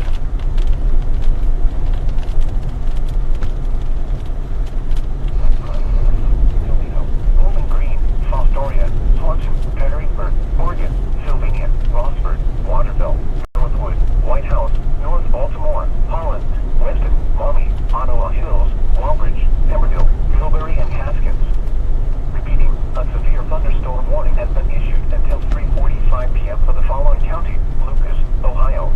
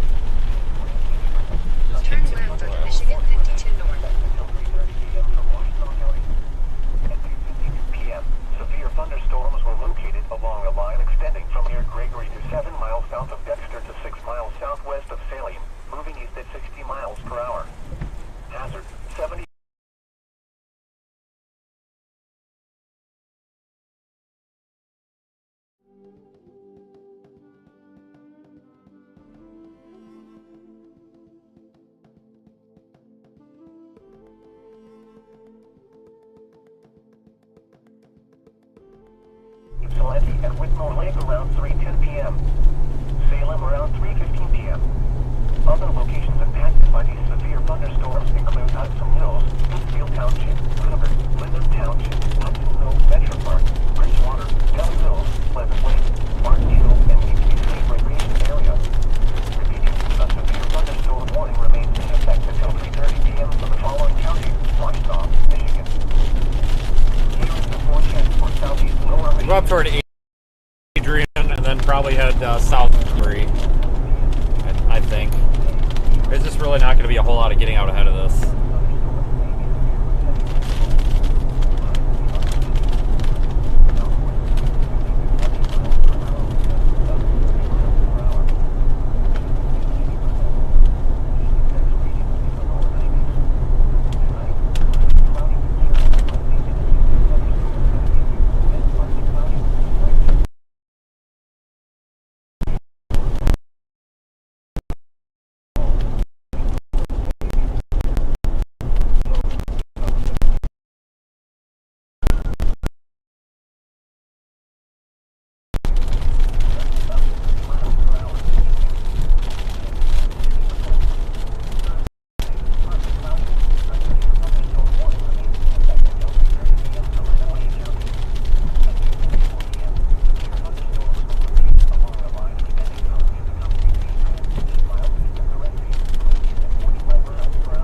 Temporary dead zone here, it looks like.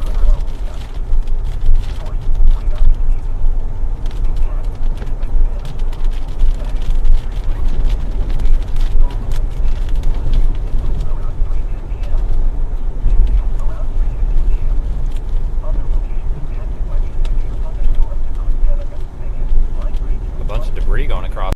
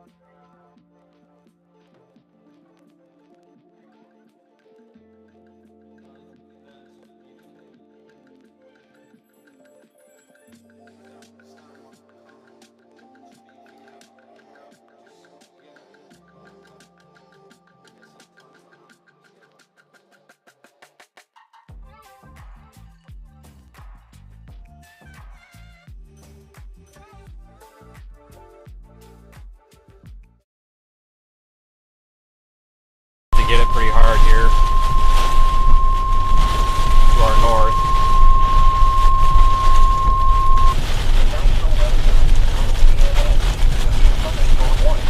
Fulton County in northwestern Ohio until 3:30 p.m. At 3:50 p.m., a severe thunderstorm was located over Waelti, moving at 60 miles per hour. Hazard 60 miles per hour with gusts and heavy side hail. Source: radar indicated. Impact: expect damage to roofs, siding, and trees. Locations impacted include Waelti, Archbold, Thornton, Delton, Minnewater, Oakey, Kendall, Braley, Bakersfield, Willamette, Odyssey, and Assumption. Repeating, a severe thunderstorm warning has been issued up to Fulton, Ohio.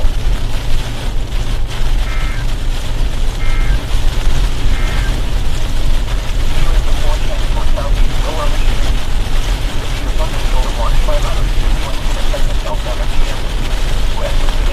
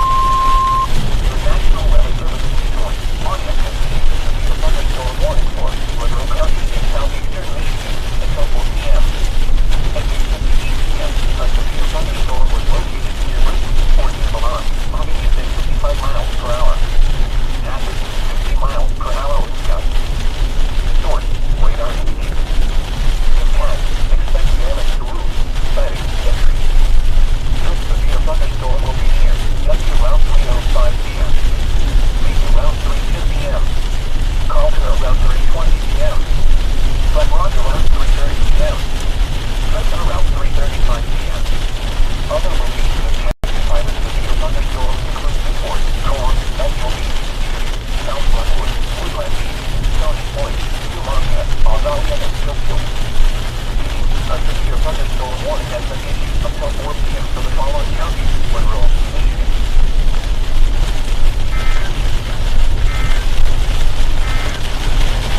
A severe thunderstorm warning remains in effect until 3:30 p.m. for Wausau County. At 2:57 p.m., severe thunderstorm for Ruby along the line extended from 8 to Ann Arbor. 60 miles per hour. Southern storm for Central Ann Arbor. 70 miles per hour with gusts.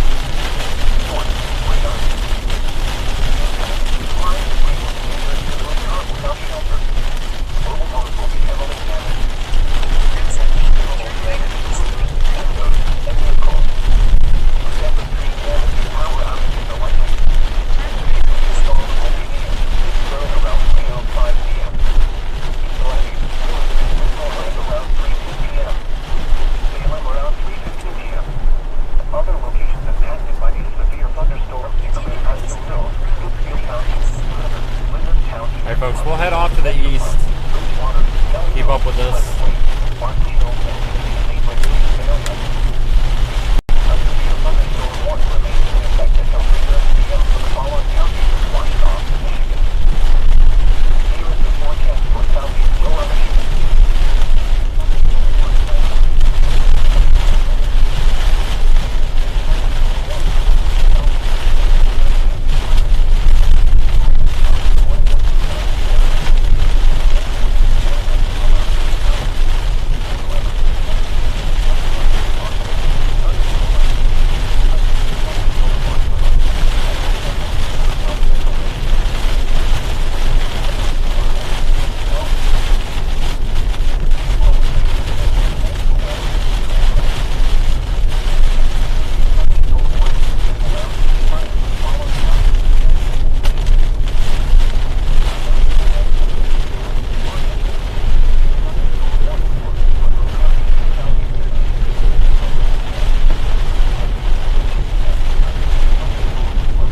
Yeah, we'll get back out to Highway 223 up here, then we should be good.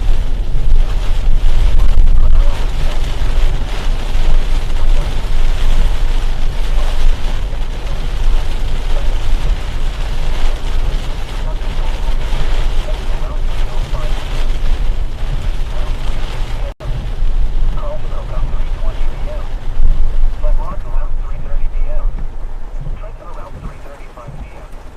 Other locations impacted by the severe thunderstorms include Newport, Coon, National Beach, Erie, South Brookwood, Woodland Beach, Stony Point, Columbia, Algolia, and Springfield. A severe thunderstorm warning has been issued until 4 p.m. for the following counties: Monroe, Michigan. The National Weather Service has issued a severe thunderstorm warning for counties in northwest Ohio, including counties in northwest Ohio, until 3:45 p.m. Yeah, these storms are warned for 60-mile-an-hour winds. The ones to our north are warned, I believe, for 80 for the Ann Arbor area.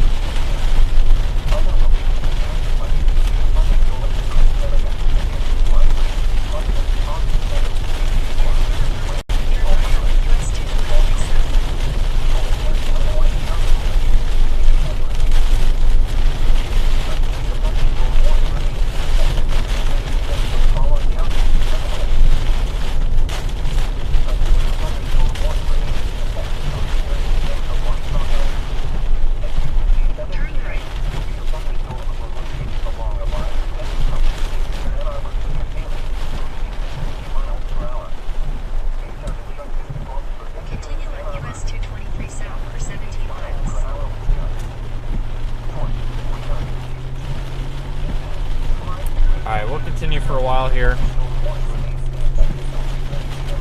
before we make any changes to the plan.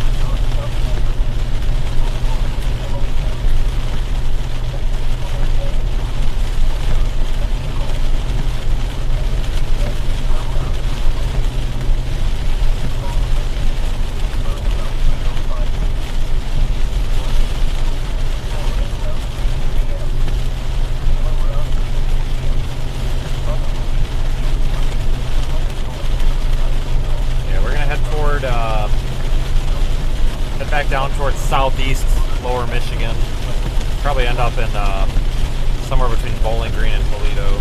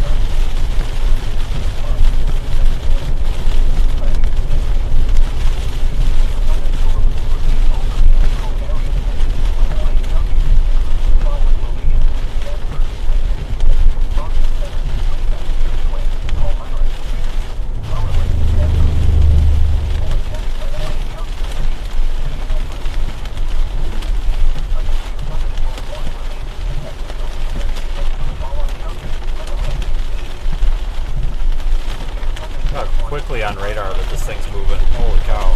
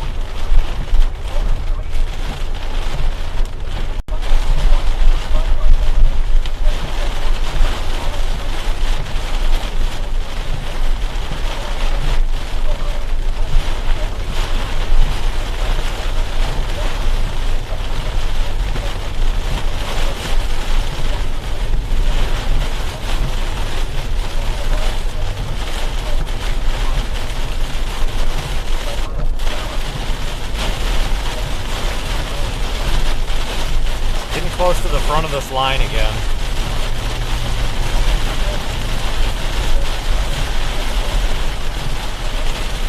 Of course, this is where we run into all the traffic, though.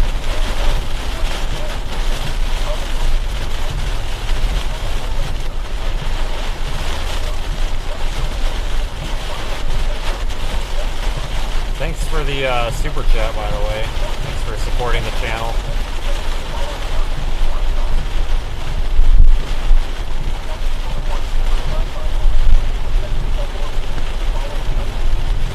Yeah, hopefully we can get around this small group of cars up here.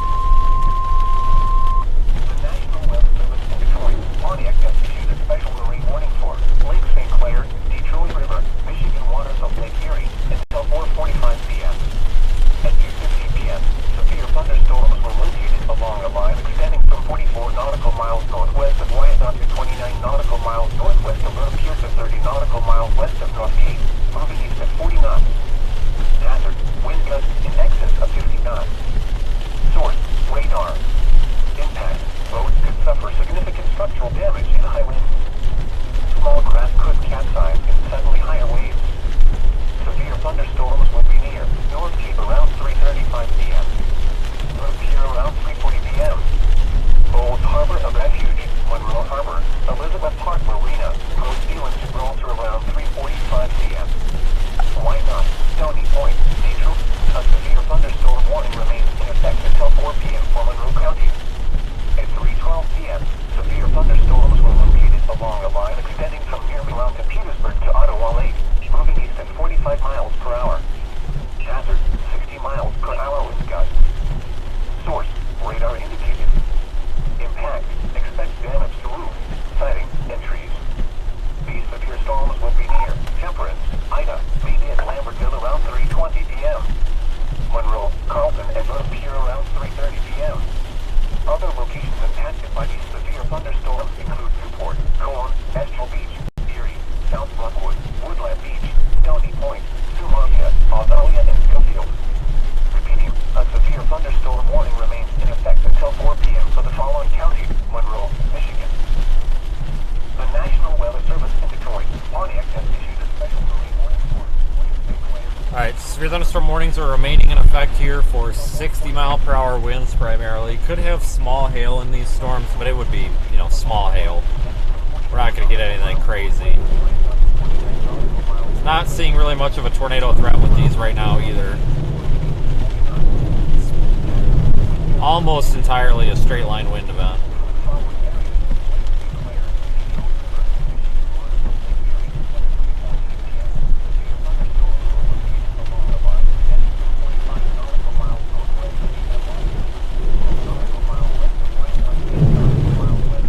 Everybody's afraid to use this lane, I guess.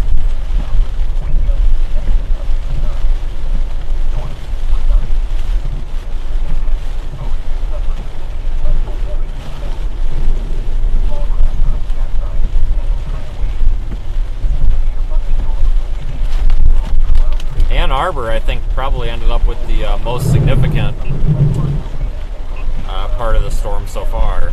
I know they had that warning. I don't know if it's in effect anymore, but they had that warning for 80 as an 80-mile-per-hour wind. And that's enough to cause some pretty significant damage, especially to like mobile homes or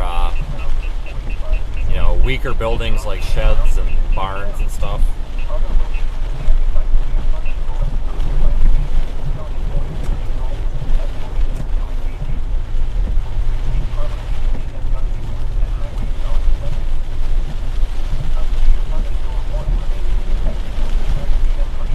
But I would compare earlier to a moderate to strong tropical storm, though. That's what it felt like driving through there, with the sticks and branches blowing around and everything, and the amount of rain and wind. So,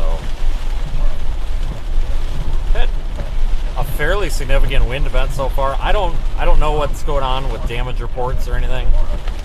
I haven't really come across much damage, but we've only been on one route here. 1 mile in any direction of anywhere we've been could have damage. You just don't know unless you drive around all the side streets and everything.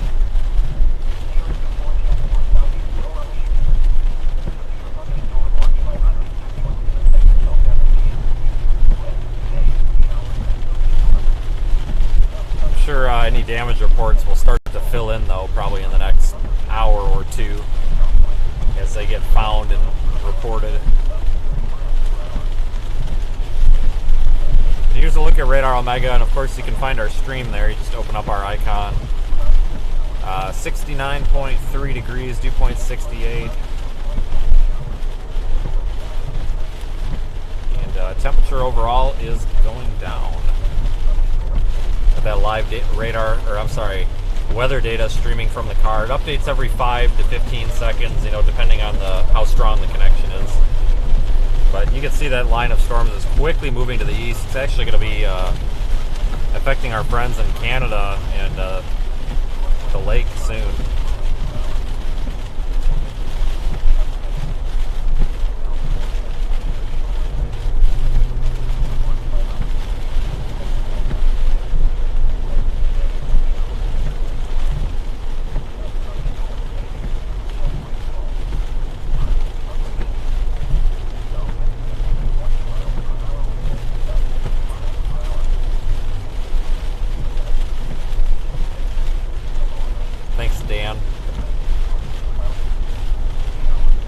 Yeah, we could see another line move through. not sure if I'm sold on that idea or not. It's definitely something we need to keep an eye on, though, and we'll have to take a look closer at that possibility here, maybe in about an hour.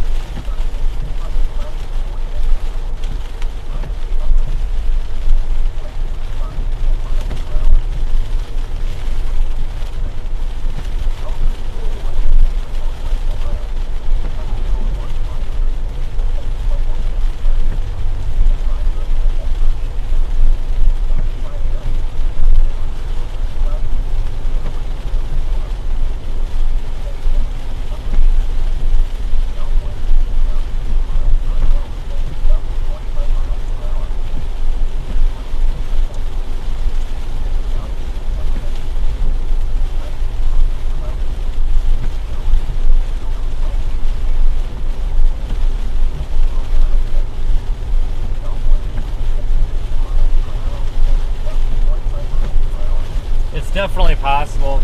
HRRR kind of is in agreement on that secondary or that second round of storms. We'll see if that happens or not. HRRR is not my favorite model in the world, that's for sure, but I'll keep an eye on it. We'll chase this for a while because that one, if that second round does become a thing, it's going to be moving toward us as we move toward it, so it'll be easier to catch it.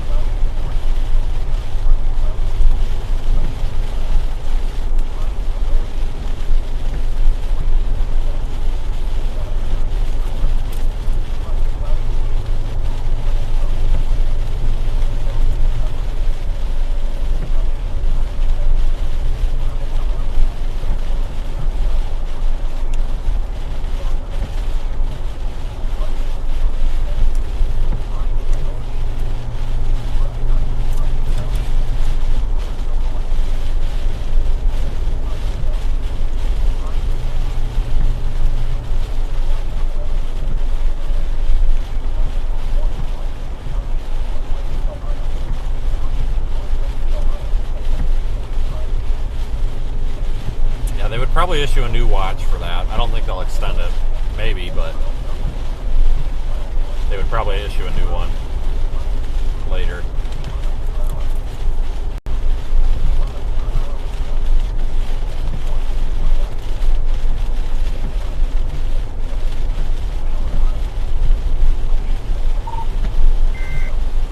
There is one new severe thunderstorm warning for Ohio. That's charged finally.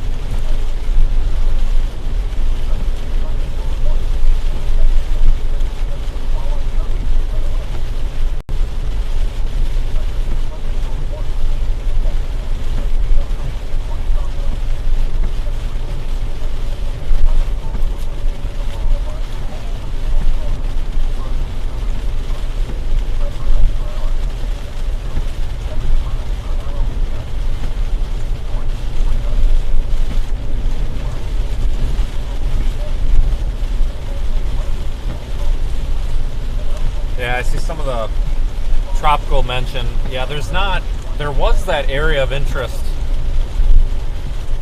that area being monitored. off the east coast of the Carolinas by the Hurricane Center. I believe they removed it. They said the heck with it. But there is that wave coming off the coast of Africa, and they are highlighting that now. I'm watching that. You know, we're talking over a week out, and it's way too early to know if that's going to be something that impacts us or not. But yeah, we'll be keeping an eye on that. It's the time of year that we need to start really paying attention to those early signs of tropical development.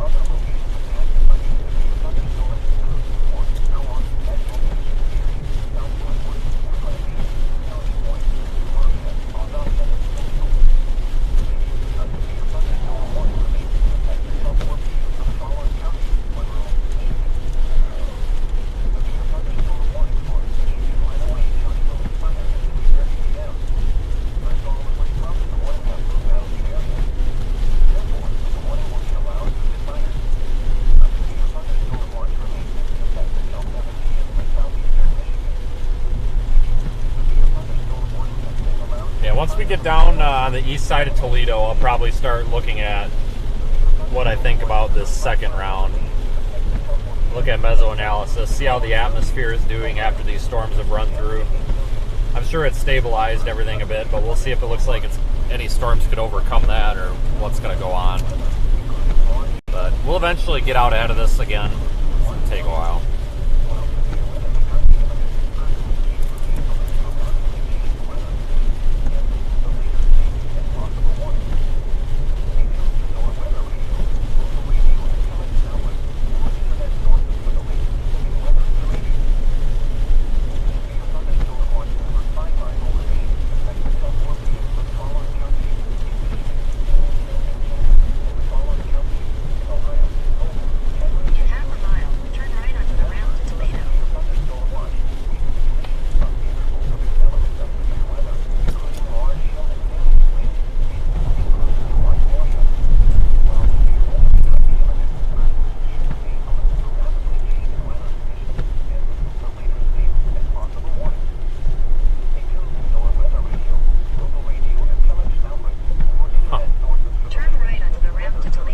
Side of the road, gas is $3.55. The other side, it's $3.29. I wonder where I would go.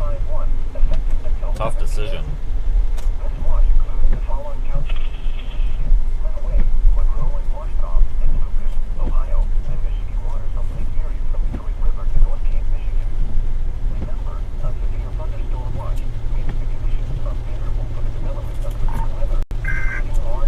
There is one new severe thunderstorm warning for Colorado.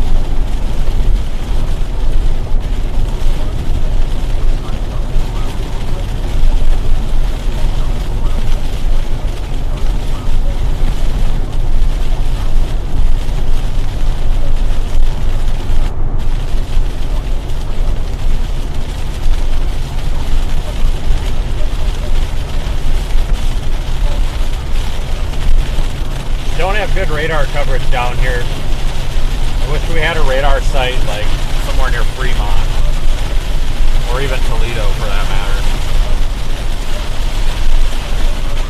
Makes it kind of hard to tell exactly what's going on.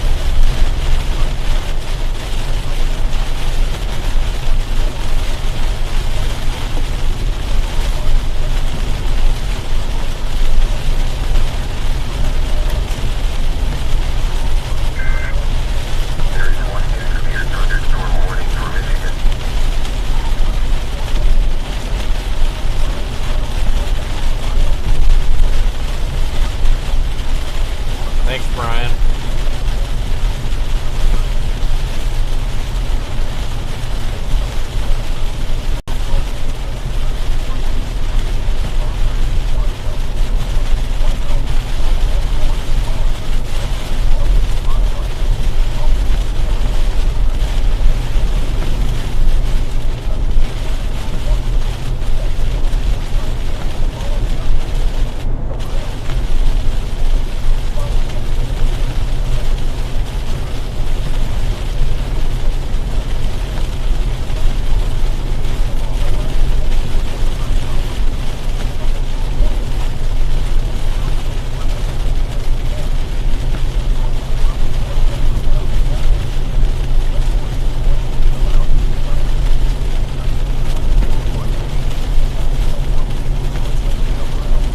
Thank you to you, Brittany, as well.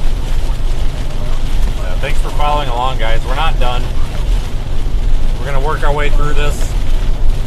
And then we've potentially got round 2 coming as well.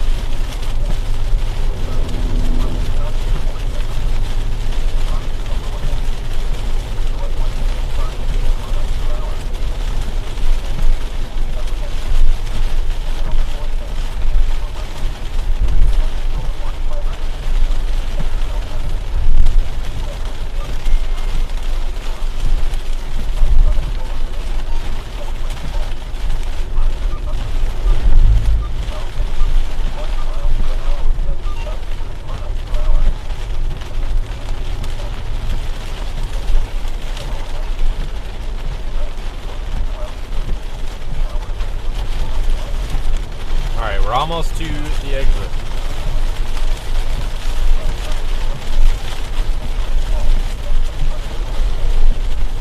In a quarter mile, use the left lane to take exit 232, right 475 east toward Toledo.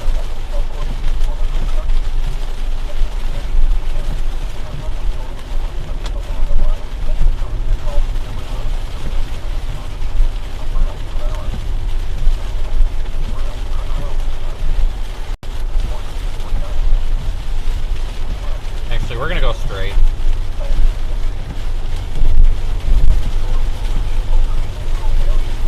Same destination, just slightly different route. Maybe get us out of some of the heavier rain.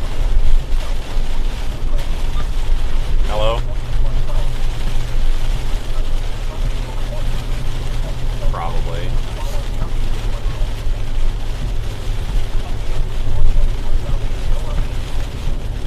I just got off of it, and I came through there, and I didn't. I got a call back from Waelti. Oh, you know, it's probably the tree that everybody's run over, and it's not a tree anymore, it's like mulch. Yeah, because there was one coming in just maybe 5 minutes ago. It looked like a tree down, but it looked like it had been pulverized by about 20 semis, and I just drove right over it. You just need to come check it out. You still have your hours.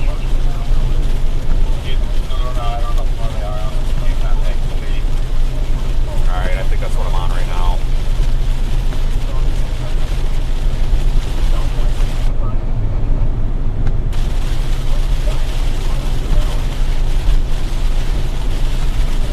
Alright. Alright, see ya.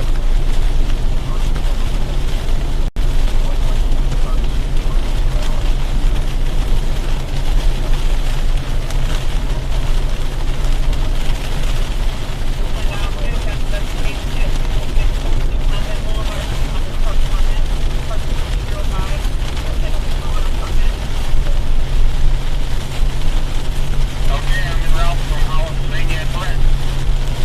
5235.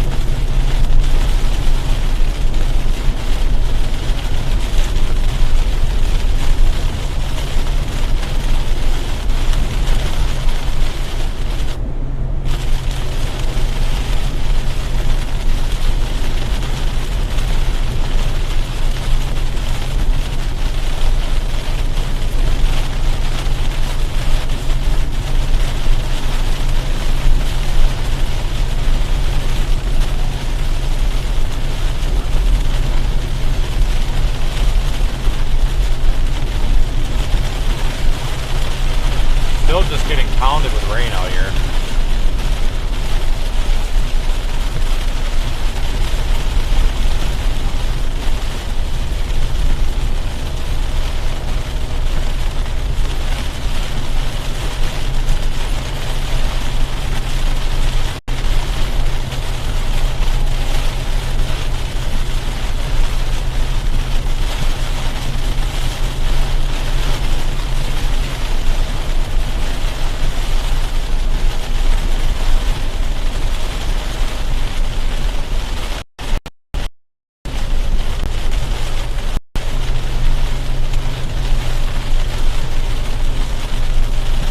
Okay. Like I said, we have a wire down, 5134 Dolly Drive. Go ahead and put me in that call, 5103 Galley. Channel 6. Come on, 5037.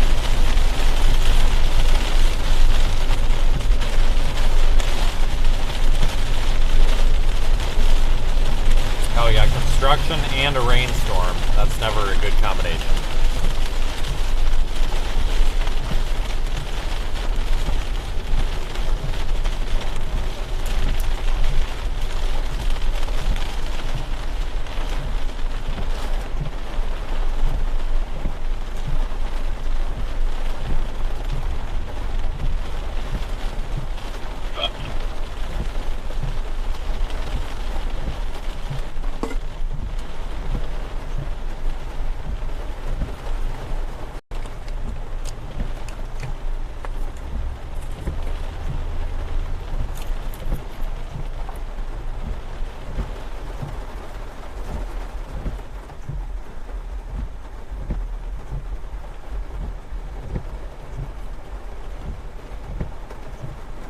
Alright.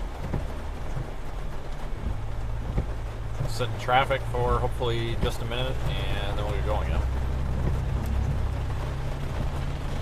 The left, one of the lanes are closed up here. I think that's what's slowing everybody down.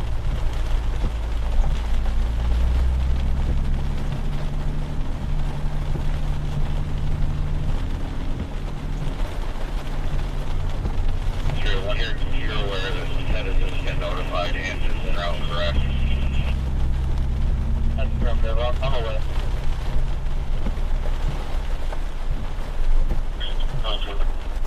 Awesome.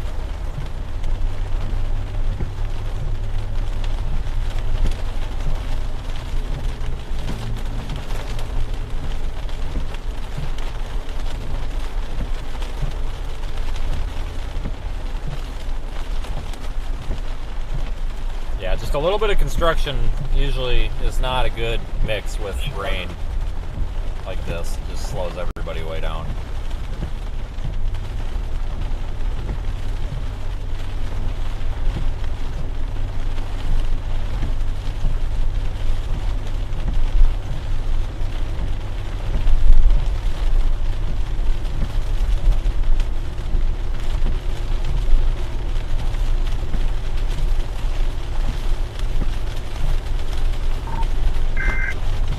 There is one new severe thunderstorm warning for Ohio.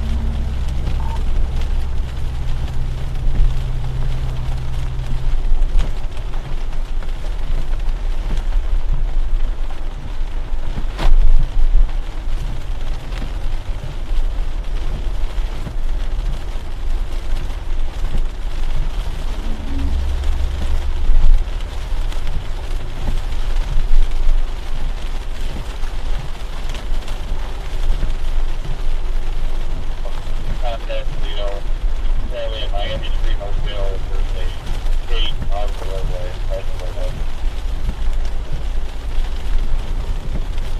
Yeah, I don't see really any signs blown over or anything.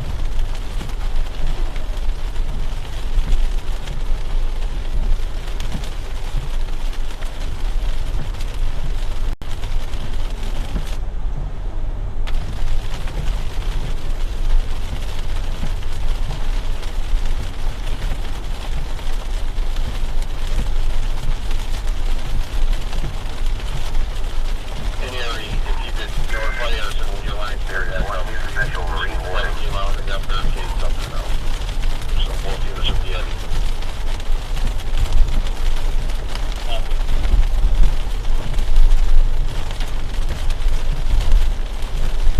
Gator Beach is good, some Edward on purpose. You need to dispatch them from the call the over.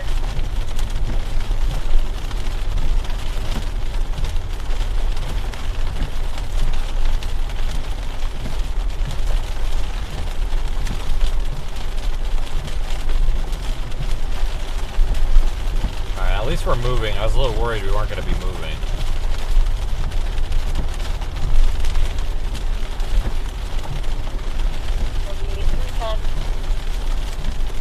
National Prescott, be advised of the tree down with wires on National Prescott. Three in the wire, dash 100 plus that. 956, turn around to that fire. Clean out.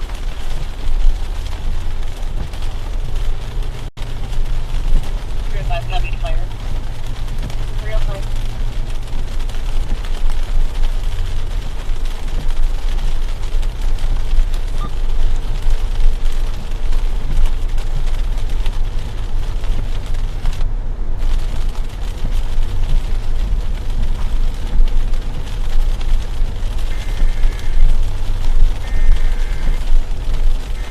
Your internet sources to the legal severe weather information.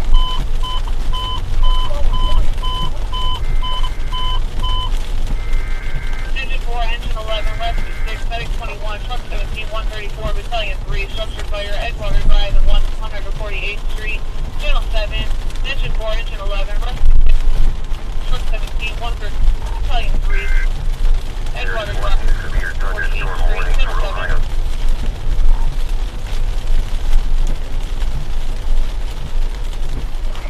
PM. Severe thunderstorms were located along a line extending from Engine 3 fire dispatch, for blue without rock, go ahead, take that fire to point, per hour. no, whatever you said, en route. Miles per hour was gusting at Engine 3 okay, quarter route, side channel 7, Source, radar indicated. Impact, minor damage to vehicle is possible. Engine 7 fire dispatch. No, you're not coming over, buddy. I'm in this lane. 148. Sorry. engine 7, I had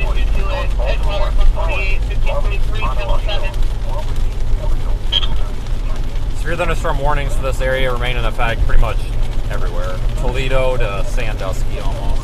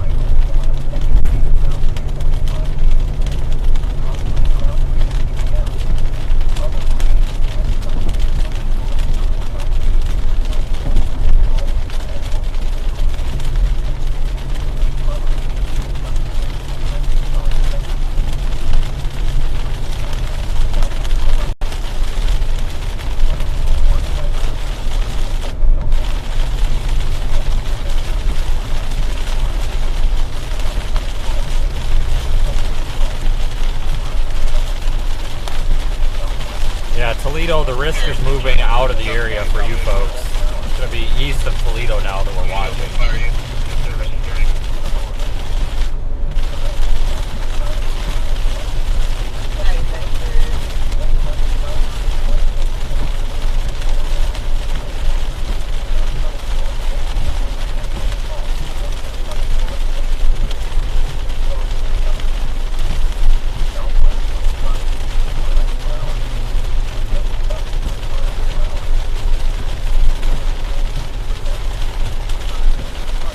Traffic's just a little bit of a headache here, though.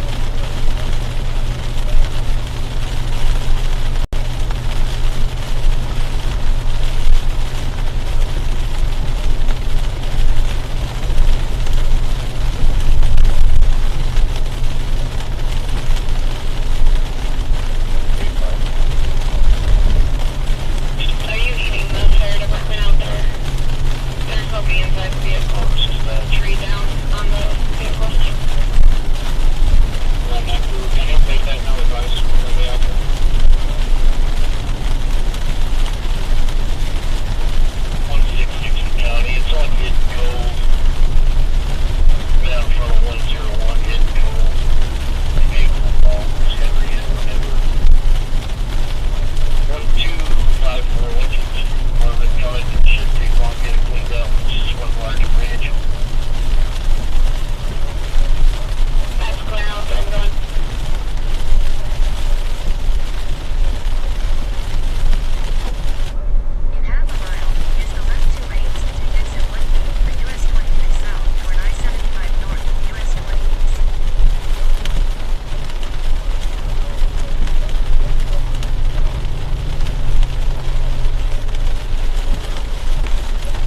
Now we're on the south side of Toledo. We'll get back around here and head down Highway 2 or whatever that is. Or the interstate, whichever we end up on.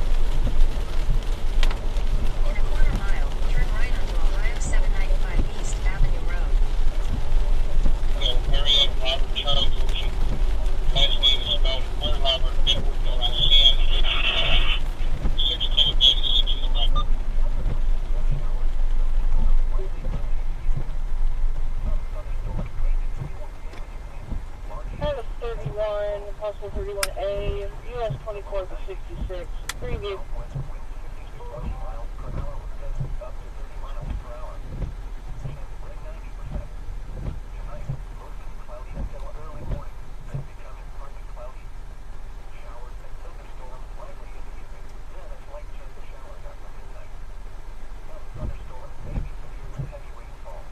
That's what we're waiting on up here.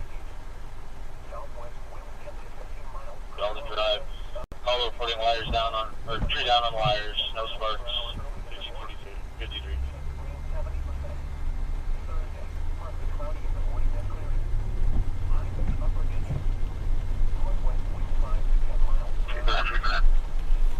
Turn right onto Ohio 795 East Avenue Road.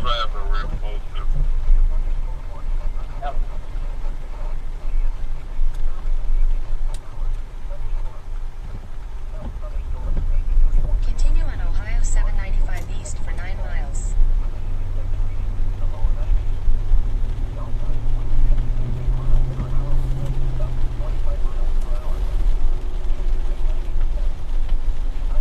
some of these traffic lights? Bunch of 6 dispatch. We're coming in service. We'll head to Jarvis.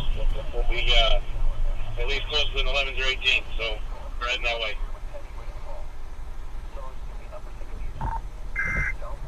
There is one new severe thunderstorm warning for Michigan.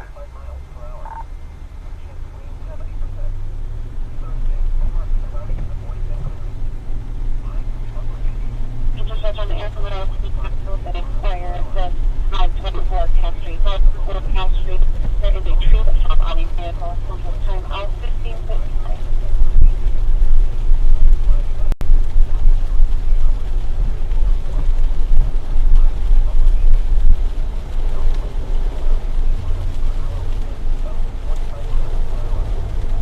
Engine 14 investigate possible fire 5001 Monroe Street, Macy's, Channel 6. Engine 14 investigate a possible fire 50011 Monroe Street at Macy's, Channel 6.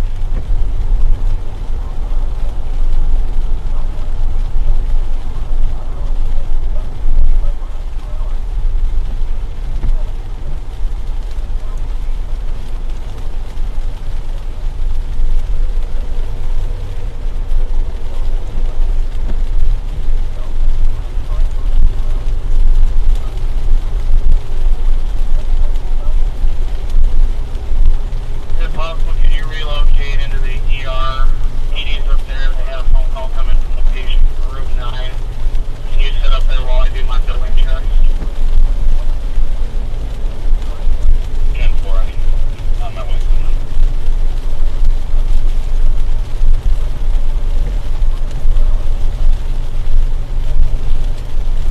Alright, everybody, like areas like Sandusky and Fremont, you guys are next for this storm.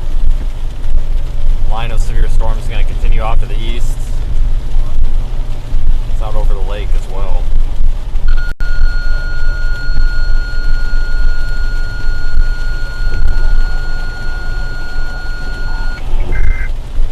There is one new special marine warning.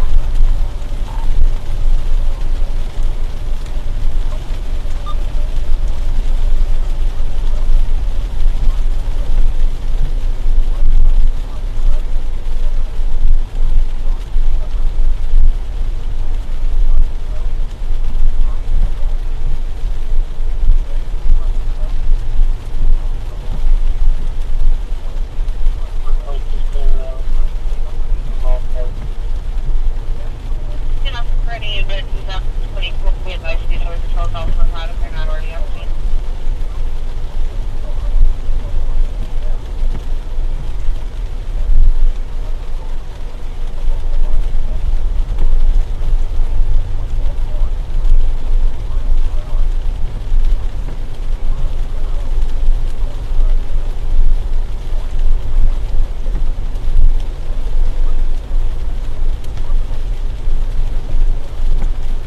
You can cancel command.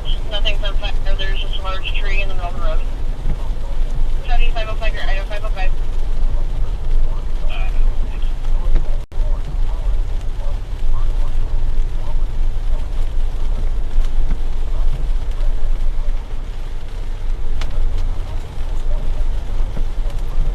Yeah, I haven't seen any damage along our route here. Not even anything minor.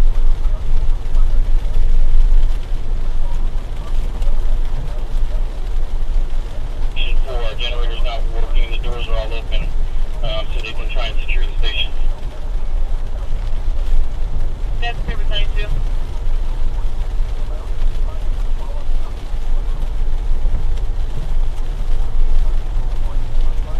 Wood County, the units and monitoring stations authority National Weather Service Wood County has been placed under severe thunderstorm warning effective till 16:30 hours. Time now 15:58.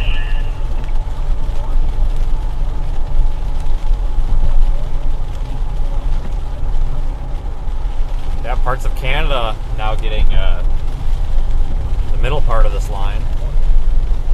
It's made its way out of Michigan into Canada.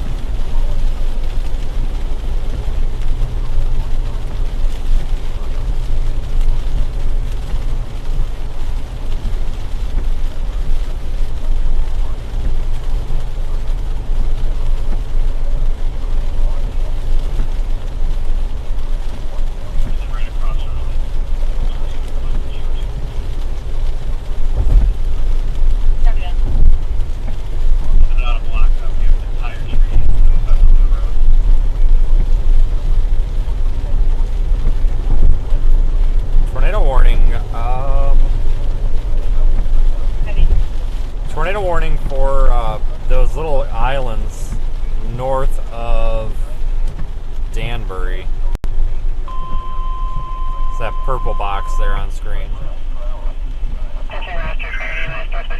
is one new tornado warning for Ohio. Moving at 65 miles per hour. Tornado. Source. Radar indicating rotation.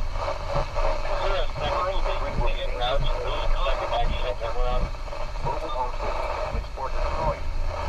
Damaged roof, windows, vehicles will occur. This tornadic thunderstorm will sweep over mainly rural areas of Ottawa and Erie counties, including the following locations: Catawba Island,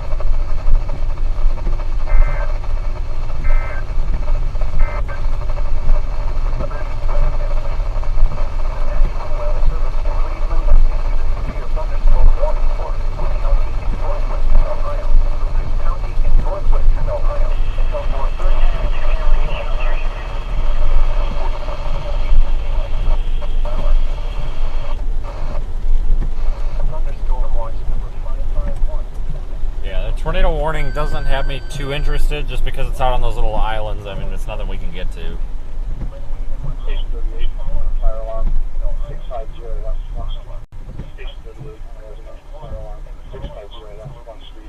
It's going to be the first floor hydrant highway smoke detector. The only was contact. Attempt to get family to respond. Station 38, clear.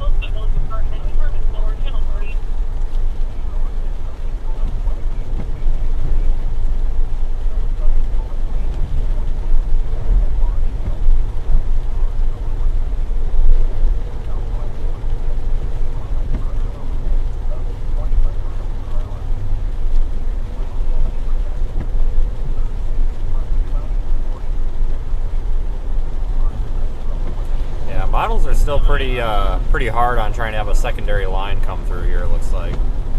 Hello? Yeah, I saw that. I'm way far behind it.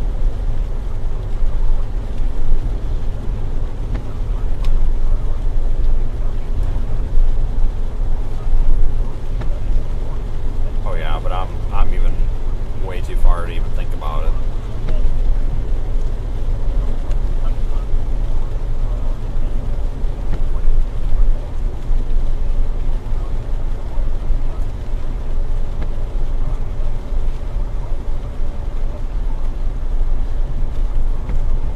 Yeah, that's about what I was just telling people. I think that's probably what I'm going to do here in a couple of minutes. And if it doesn't happen, it doesn't happen. But it looks like it's looking like it's going to be late. But yeah, it looked like it's going to be late, so I don't know.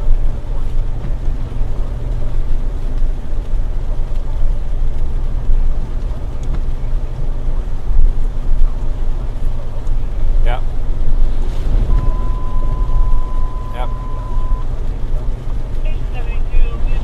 Probably, that's kind of what I was thinking about doing as well.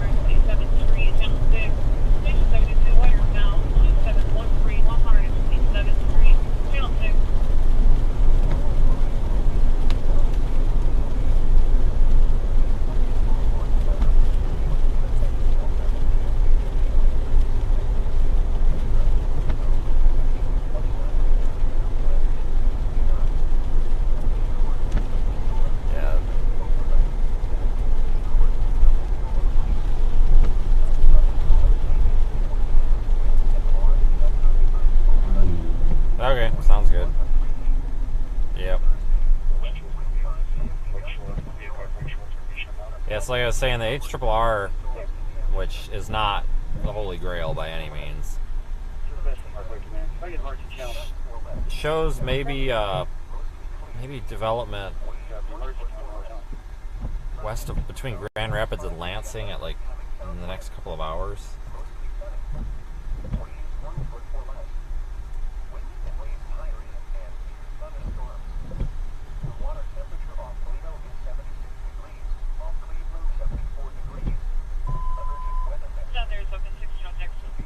Head east on Ohio 795 east toward North Fostoria Road, then turn left to stay on Ohio 795 east. I'm gonna go toward Battle Creek. Continue straight onto North Fostoria Road.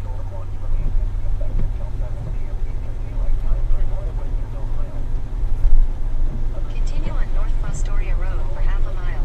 Okay, folks, so I think I'm gonna let this line go.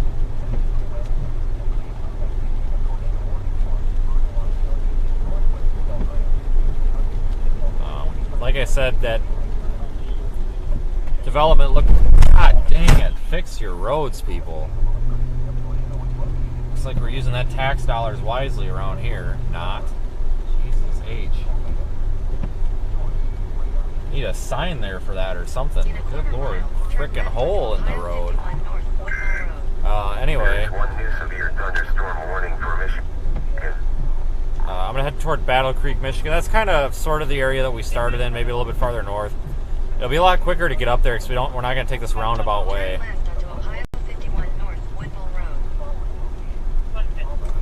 Let's take a direct route there, but I'm going to let this line go. You know, it's possible within sometime between now and the next 2 hours, we could have that development of our second round. So we probably want to start thinking about getting on that. About an hour and 45 minutes from Battle Creek.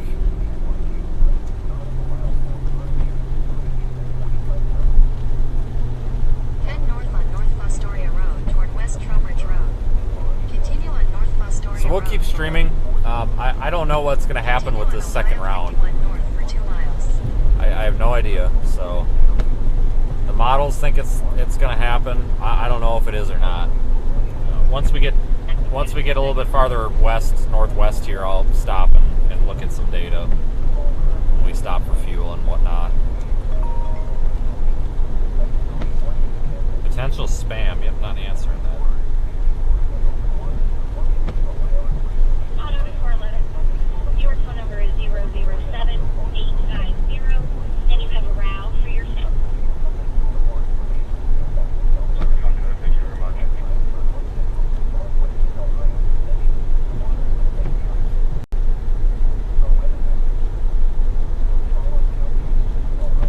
That line is moving quick. I think it's kind of weak. It's going to be on the weakening trend as well, folks. So,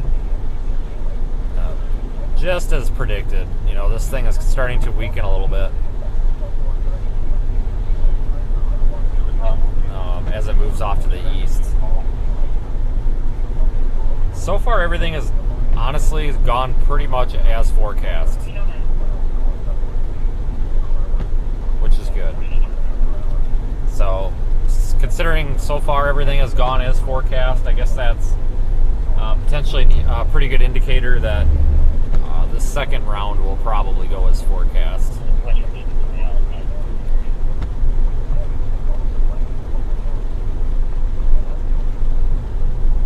In a quarter mile, turn left onto 68 Walbridge Road.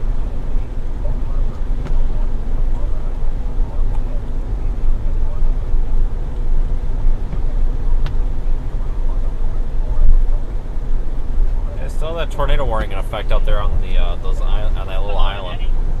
Turn left onto 68 Walbridge Road.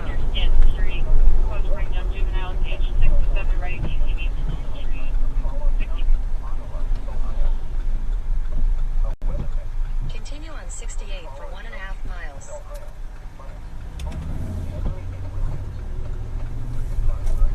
D. David 2 Charles 864. David 2 Charles 864 West Virginia.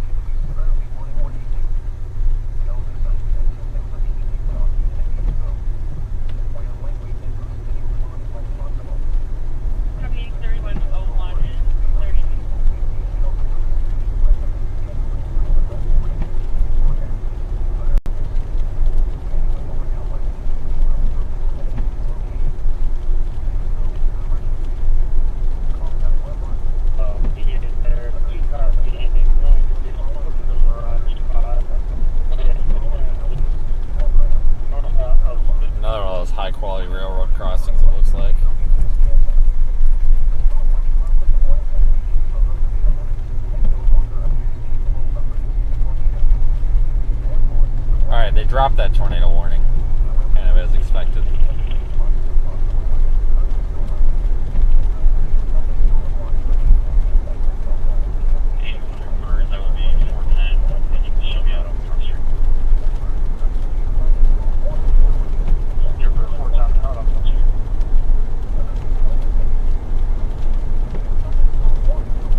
In a quarter mile, turn right onto the I-280 north ramp to Toledo.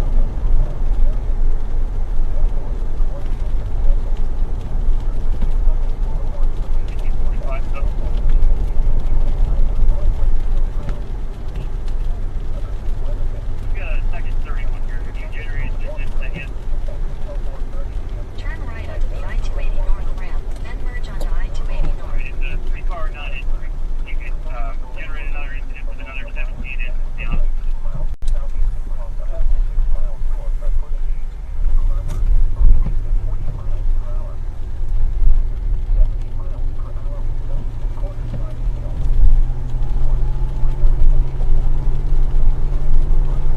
A couple of damage reports have come in throughout Toledo, but nothing major.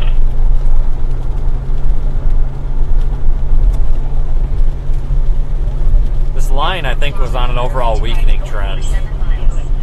An overall weakening trend since maybe about the Adrian, Michigan area.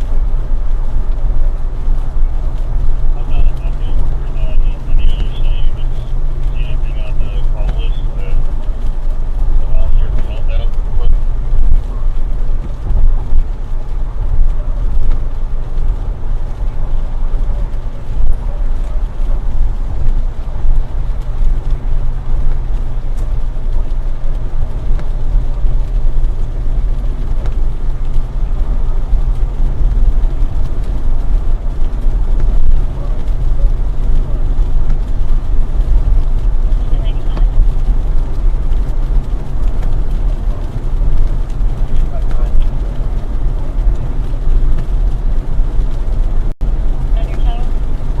Should be there with the 30.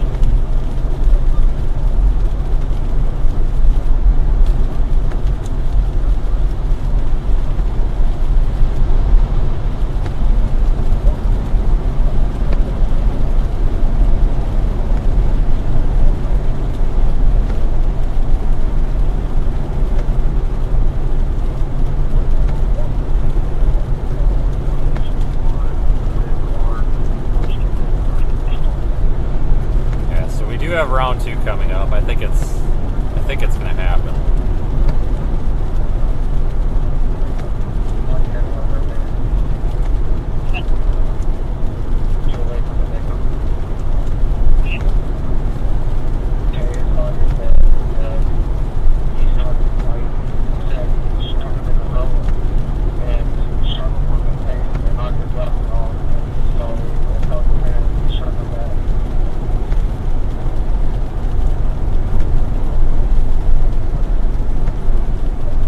Copy. Just being back right now.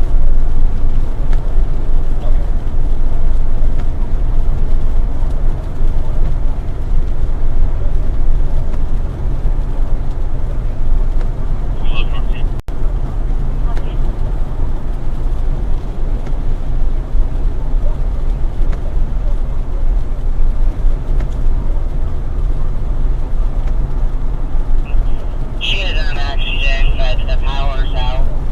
She's going to be outside.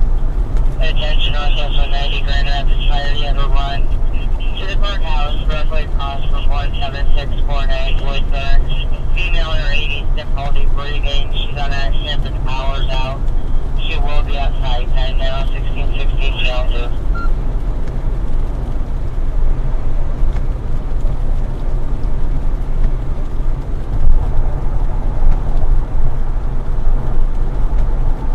Yeah, we'll find somewhere once we get past Toledo for fuel.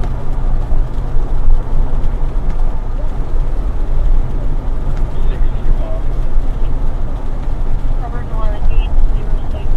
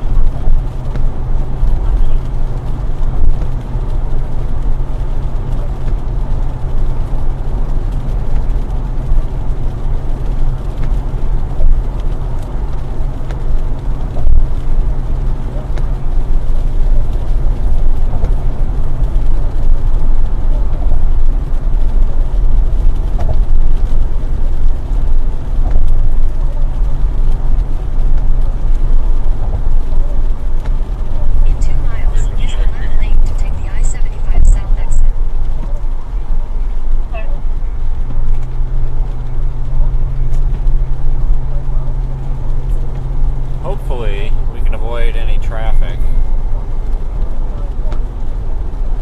related to anything here.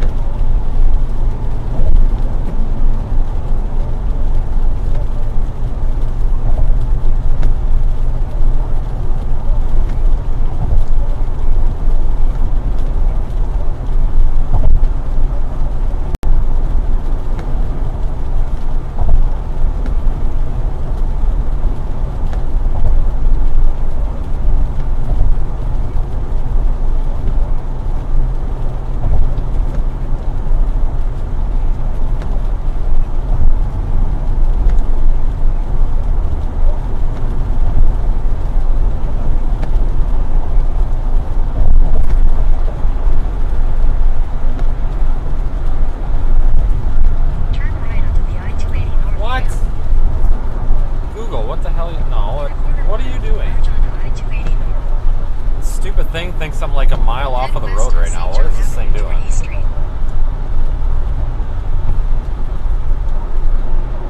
The GPS isn't getting a signal or something here. Take the interchange on the left. I don't know what is going on with this thing. In a quarter mile, use the left lane to take the I-75 south exit. It's like GPS isn't getting a signal or something.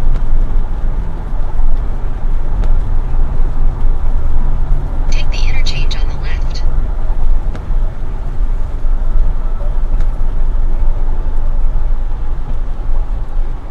Continue on I-75 south for 3 miles.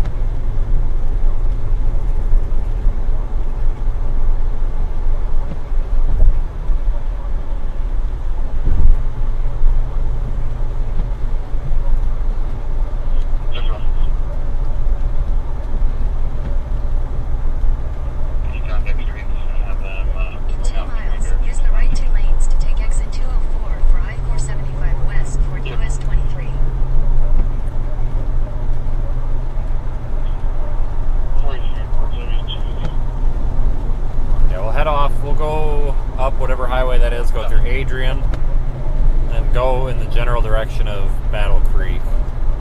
It's not necessarily where we're going to go, we're just going to go that direction for now until we have a better plan.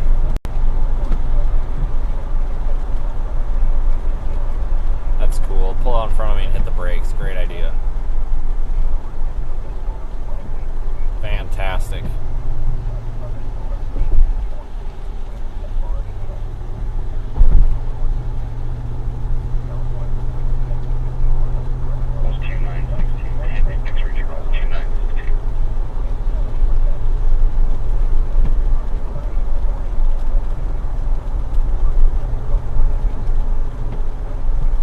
See, the sun's out, so we'll see if the atmosphere will destabilize. I don't know if it's going to destabilize enough here to really promote robust storms. So I don't know if we're going to end up with kind of crappy little regular showers and storms, or if we're going to get much severe, but time will tell. Just got clear Battalion 6. Are you going to that one, or we have another white wire sound coming in at Wilford Drive? Sounds like they're both near each other. I'll take Wilson Drive and 64 can take the Adirondack. Just that's clear. Engine managers, back in service. There is one new severe thunderstorm warning for Ohio. Take the interchange on the right.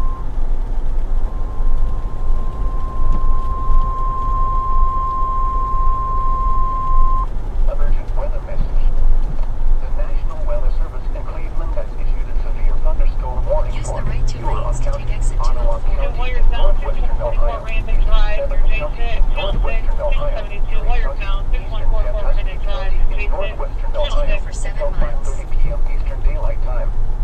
At 4:22 p.m. Eastern Daylight Time, severe thunderstorms were located along a line extending from 15 miles northeast of Put-in-Bay to near Port Clinton to near Tiffin, moving east at 35 miles per hour. Hazard, 60 miles per hour with gusts and nickel-sized hail. Source, radar indicated. Intact, expect damage to trees and power lines.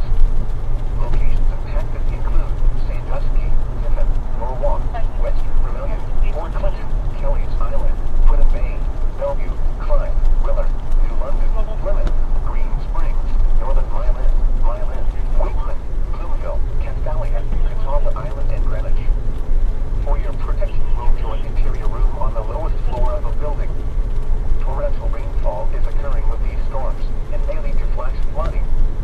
Do not drive your vehicle through flooded roadways. Repeating, a severe thunderstorm warning has been issued until 5:30 p.m. Eastern Daylight Time for the following counties in Ohio: Erie, Huron, Ottawa, Sandusky, and Seneca. Yeah, that line's going to continue on for a while, but it's going to become more of a threat to Canada and the lake than it is to much of Ohio. Just the way it's moving.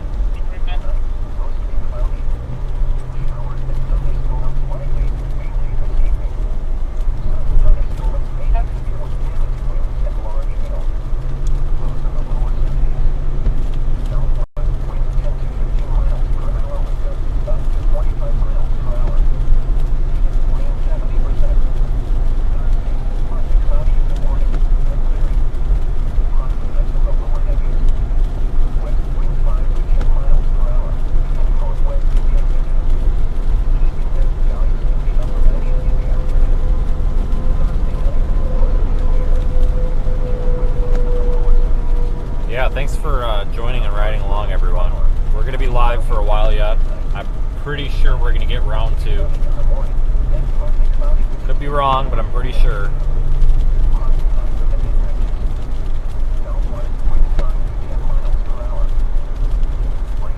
If you are new here, we do have the website pinned in the chat comments there at the top if you would like to support the channel or find our social media links.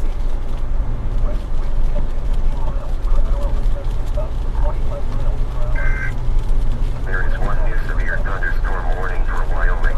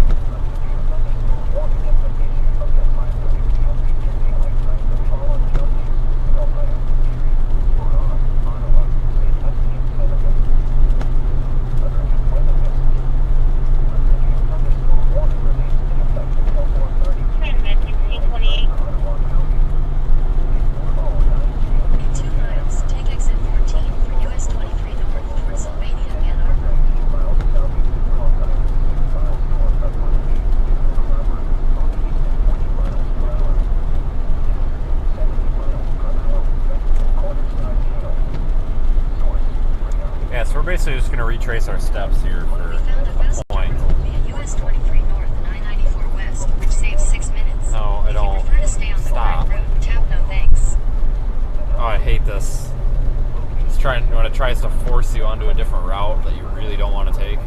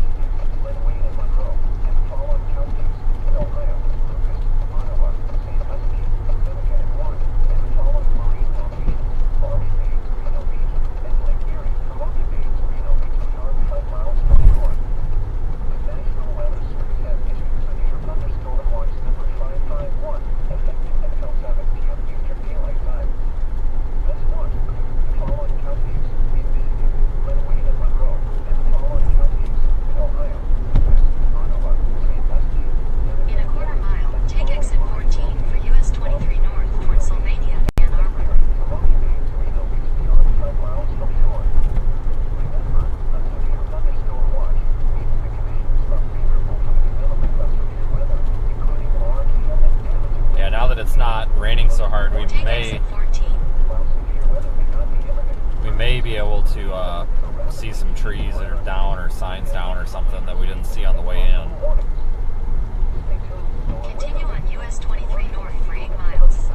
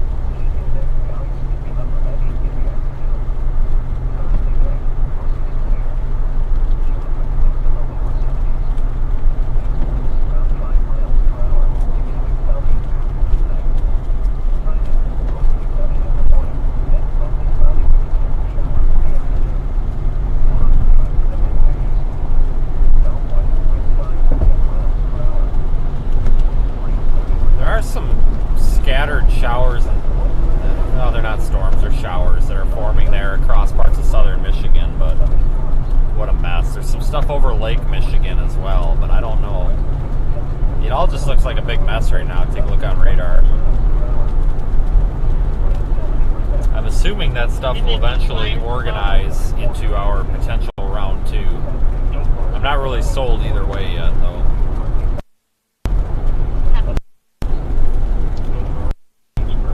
I do think we'll get a round 2, but I'm not sure how intense it's going to be. Just got back in Michigan here. Welcome to Michigan.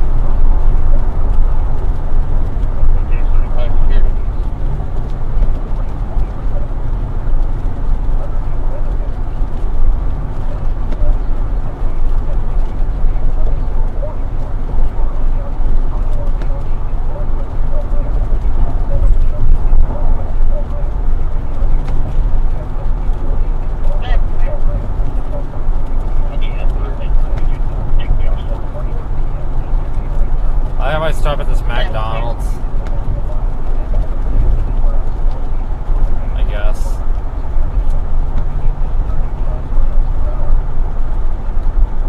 I'll find the darn thing. It said it was the next exit. I do not like McDonald's, but... What?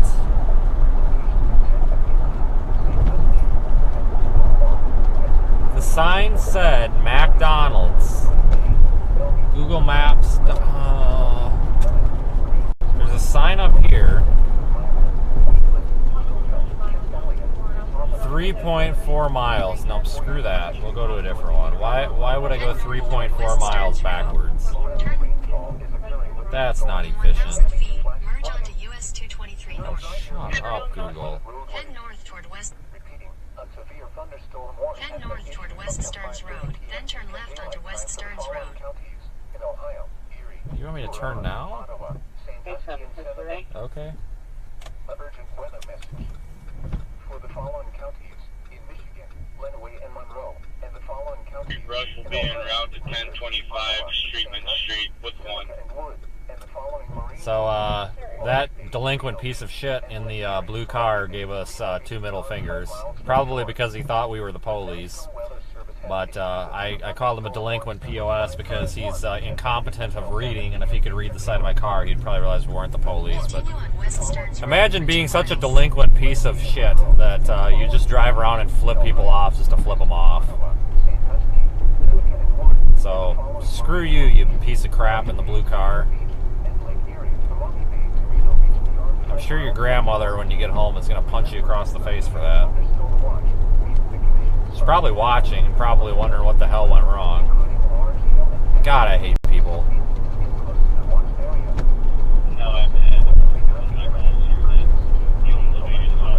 I hate the younger generation, and I'm sorry, and I know I'm part of the younger generation, but I'm just so sick of how nasty and rude people are.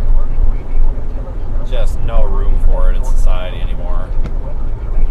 Excuse the language, but I don't know how else to really respond to, or really how else to respond to somebody that drives a POS beat up piece of junk car with a taillight and a headlight busted out, and then just flips people off at intersections. Like, grow up. And what will tell you to clear the scene. Look for a command to be terminated. He's gonna go back. He's got to go back to his parents' basement and live there for the next 45 years, probably.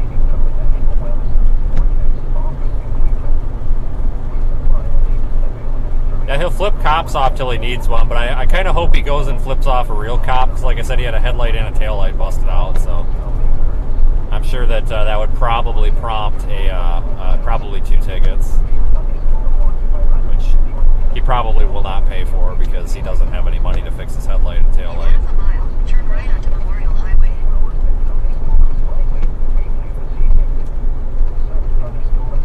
We should have just followed him. 21, investigation 20754, Henderson, here, Officer Troy Johnson. Turn right onto Memorial Highway. Yeah, I just get like really irritated with how like delinquent the younger generation is anymore. Not all of them.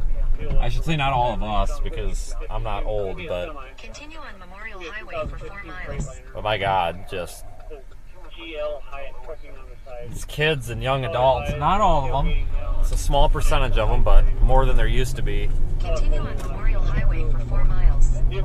They see something or they hear something they don't like, and they just get ridiculous. Google, what are you doing? What is this thing doing? I don't know. We're just going to follow Google Maps and see where it takes us. This could be an adventure. I'm not sure yet.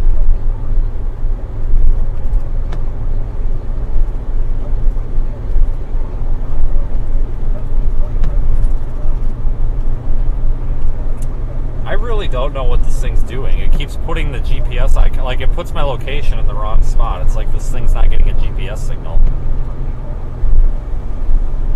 I'm not entirely sure what it's doing.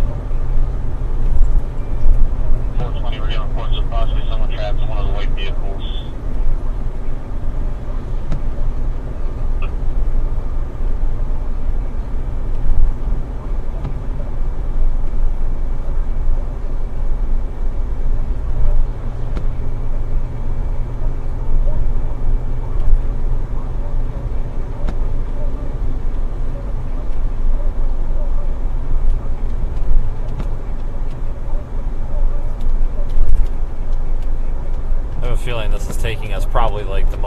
efficient way possible, but that would not be the first time. Fire dispatch engine 4. I'm convinced that Google Maps just doesn't. It's not what it used to be, and it's just not. I feel like Google Maps used to be a lot better, and now it's just kind of does whatever it wants to do.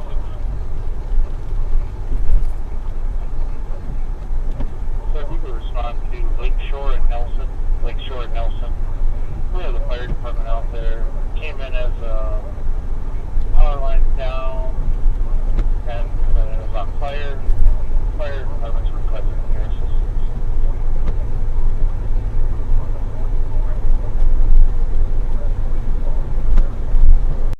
Central 1450 security.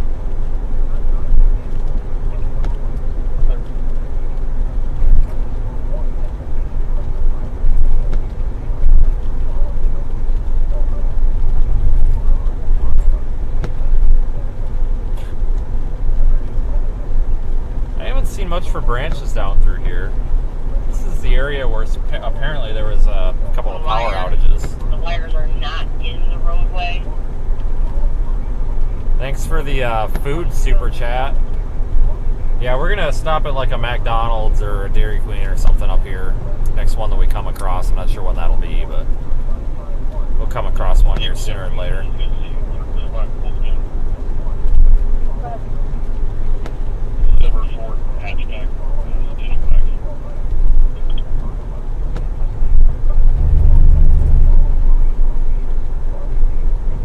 Can't tell what that guy just pulled out of the ditch, but it almost looked like he picked up his trash can. Maybe his trash can blew away. Saw a lot of those blown away earlier.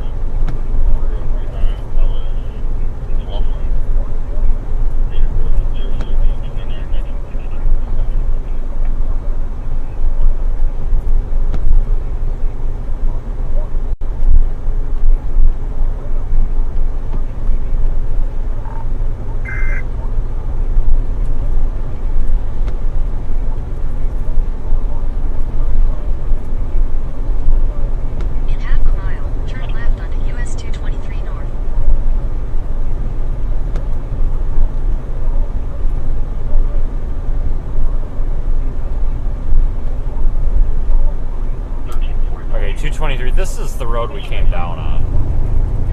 I don't know why it just took us on this little back road. No idea what this thing's doing.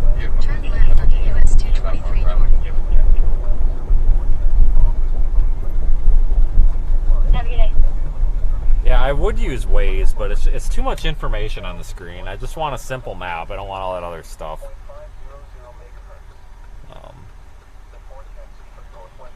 I'm just going to go back to printing out MapQuest directions. We'll put a printer in here and just print directions off and follow them that way. 2001. I got a social 288-06-3290.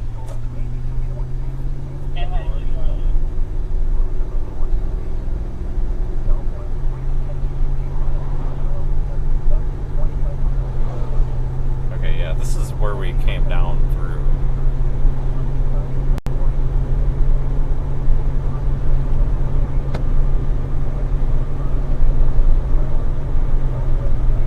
Back in back in Lenawee, whatever, I don't know, Lenawee County, I guess. I'm not from here. I can't pronounce names of towns, counties, roads, or anything unless it's an area that I'm from for some reason, so I'm sorry.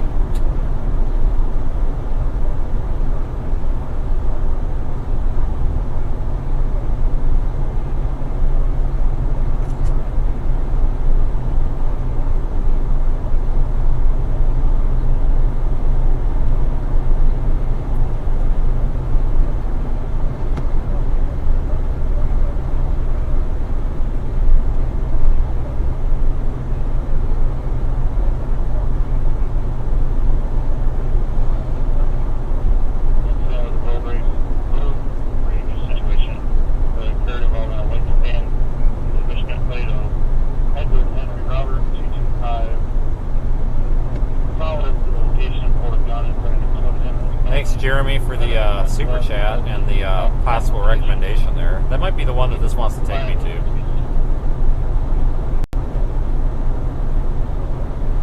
Fire.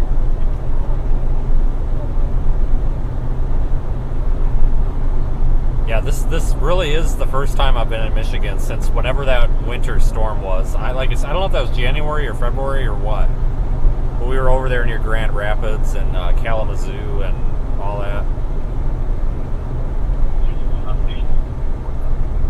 Continue on US 223 north for 3 miles.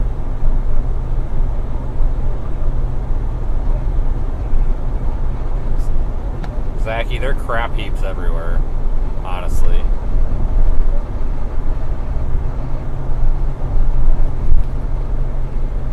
Yeah, Toyota's usually fine. The newer ones aren't like the older ones, but it's better than a lot of things.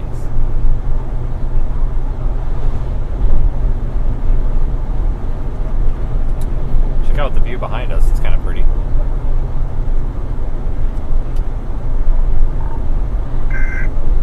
There is one new severe thunderstorm warning for Ohio. Responding to your Medford call from Harrison Jackman.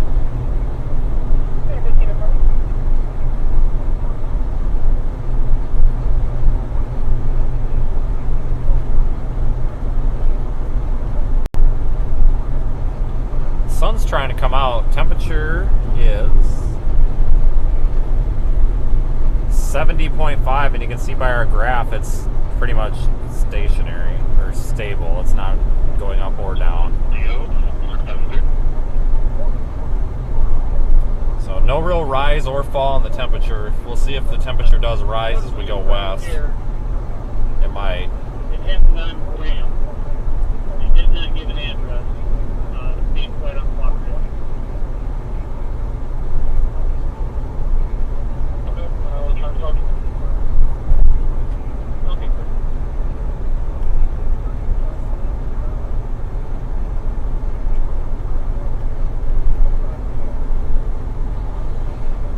Blissfield. Okay, well I could say that town name. That was easy.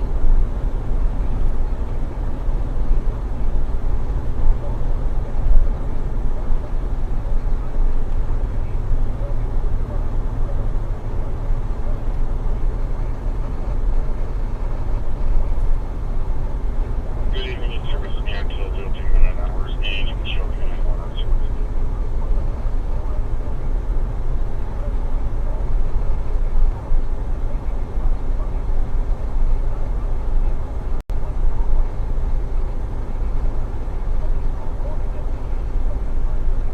In half a mile, turn right. Earth fire, they're saying the crossing at this location is activated 115. Okay, we've got enough gas. I'm not going to stop here. I think we'll probably stop somewhere down the road. We'll use this stop as a McDonald's Turn right. Then transaction, which I kind of hate to do because I really don't like McDonald's, but it's usually fairly safe. Like I said, as long as you get like a plain cheeseburger, turn left. Then your destination. anything that's made out of cardboard here is usually pretty safe.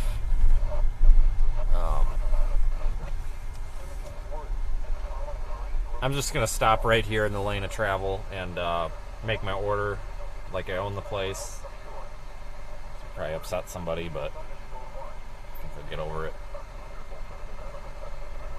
It is the parking lot, and I am indeed parking. So let me get this ordered here real quick. Let's see here. What? I feel like this place should sponsor us or give us free food.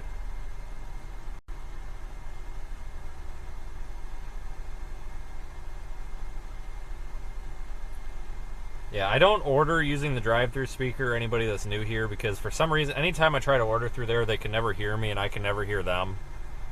And then we just end up yelling back and forth at each other and then the order gets messed up. So, it's just easier to use the app.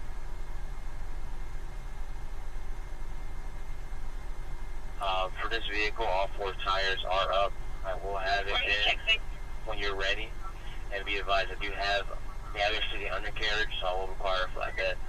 No mustard. No Go ketchup. ahead with your ID and then the VIN, sir. No onions. No pickles. Yes, ma'am. My ID is 2822. Bye for me.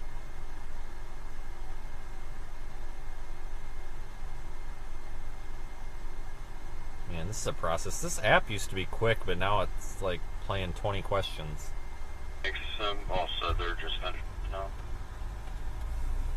That's fair.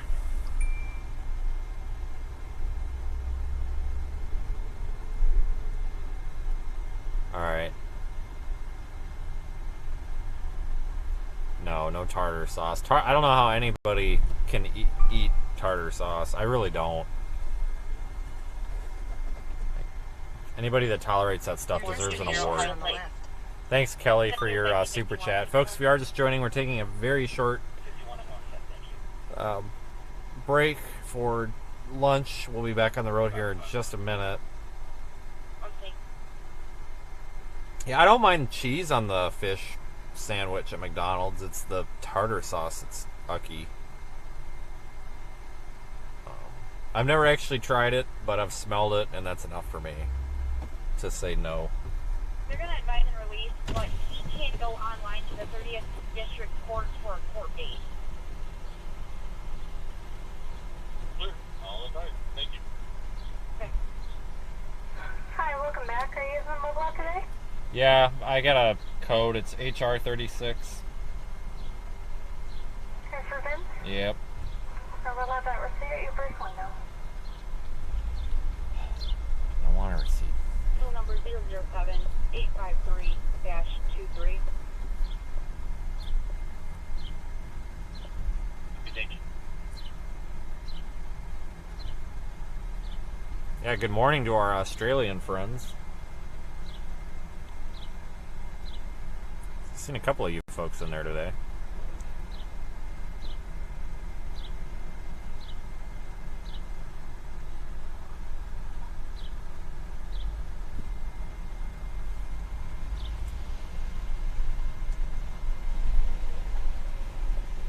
You can keep the receipt. I don't need it. Thanks.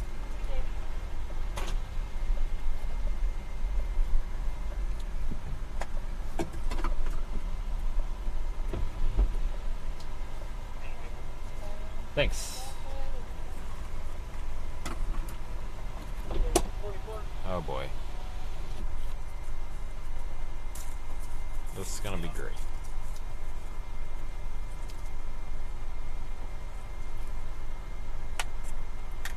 You know, it's high quality service. It's a high quality McDonald's when the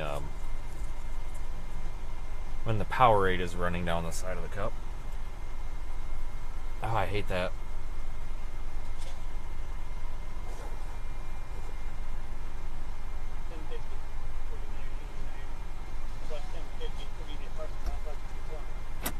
God dang it.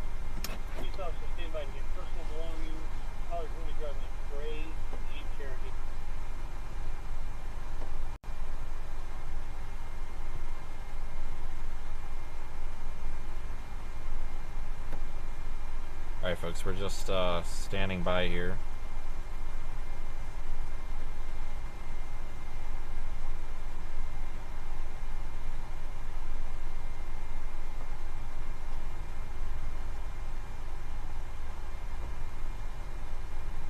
That was 10501. Alright, thanks. You too. There is one new severe thunderstorm warning for Colorado. Dang, she wasn't messing around. She like threw that thing in here. Holy sh. Okay, alright, back to what we were doing. Your subject is no, not wanted locally. Has 198 out of Erie County. We are outside of the pickup.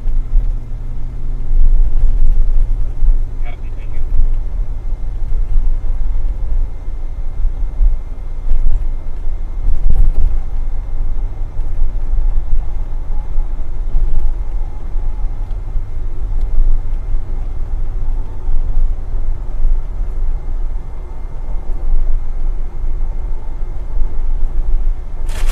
Oh god.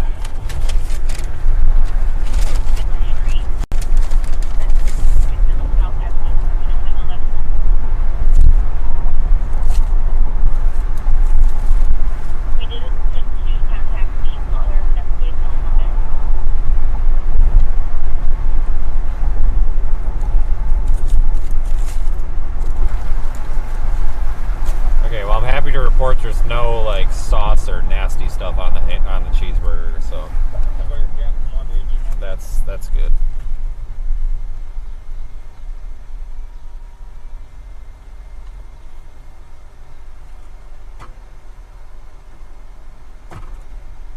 All right, we will get through this town, go through Adrian. If you take a look at radar here, Radar Omega, you can see we might have our second round forming there coming in through Benton Harbor. So I think it's going to happen.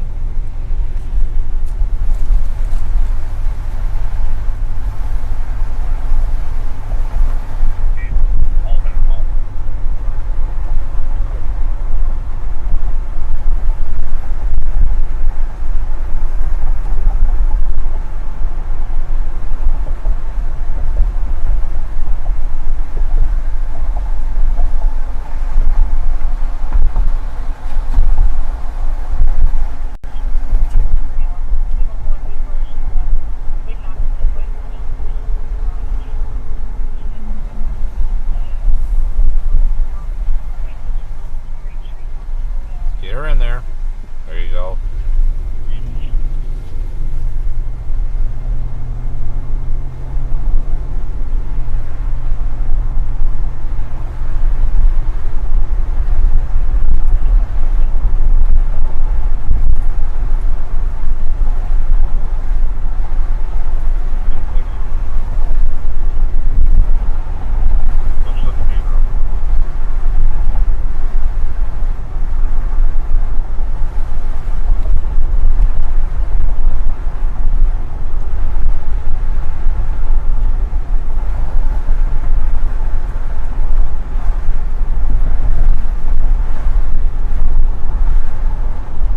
There's a giant cow on a trailer.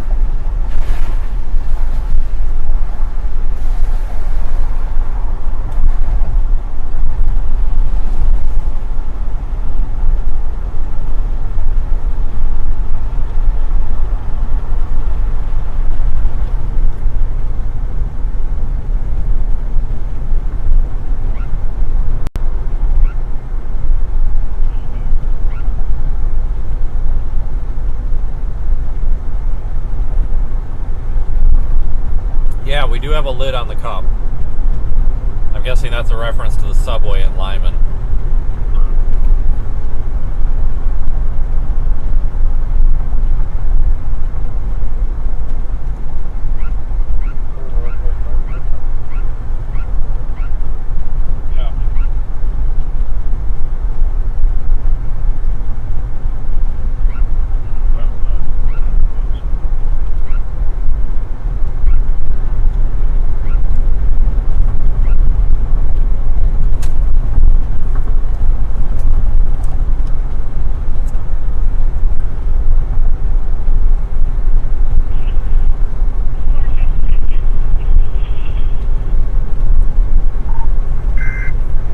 There is one new special marine warning. Engine 5, flare alarm, 61060, Northgate Apartment, Channel 6.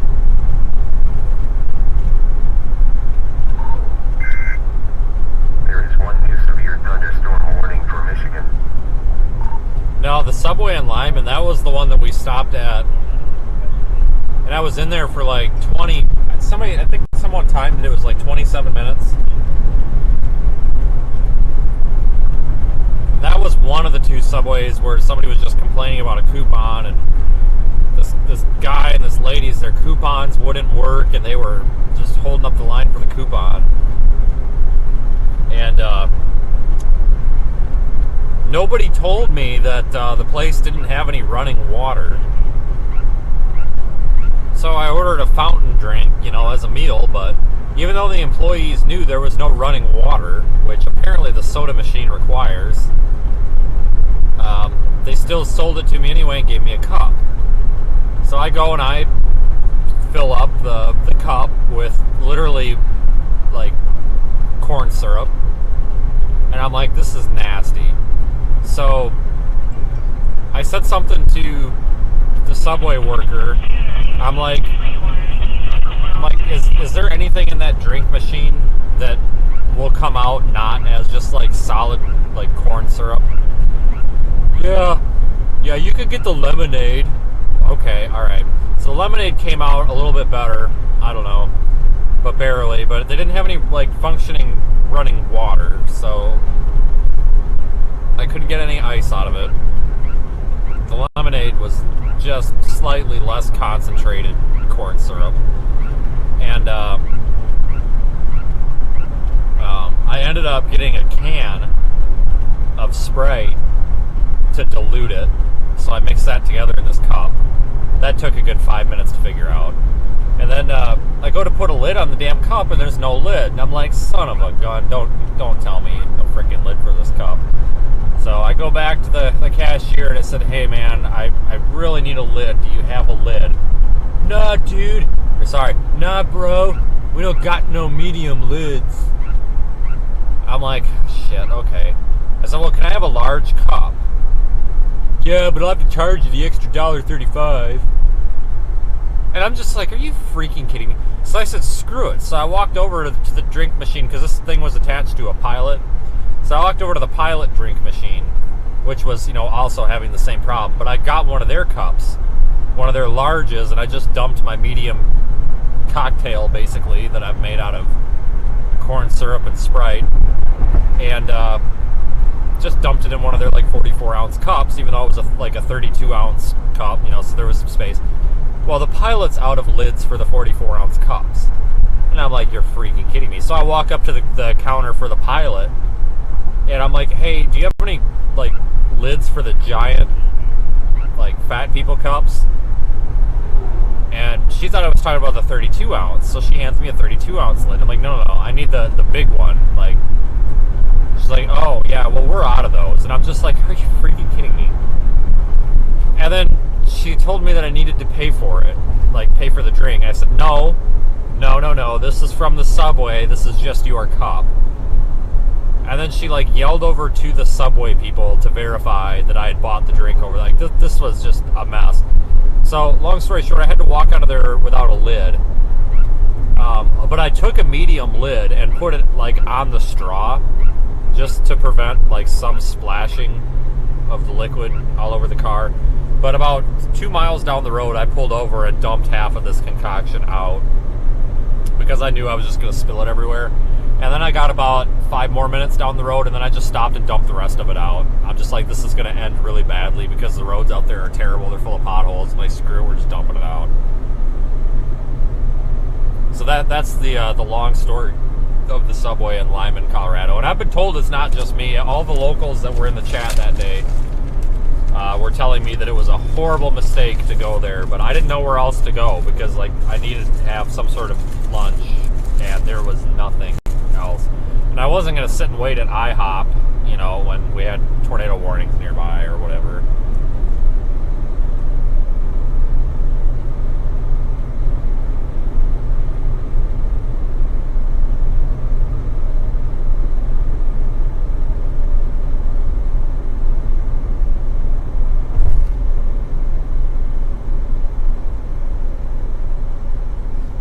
Yeah, that was a disappointment. And of course, by the time all this was done, like, my sandwich was cold, and I've probably got more interesting stories that come from Subways than anything else in my life. It's always the Subway.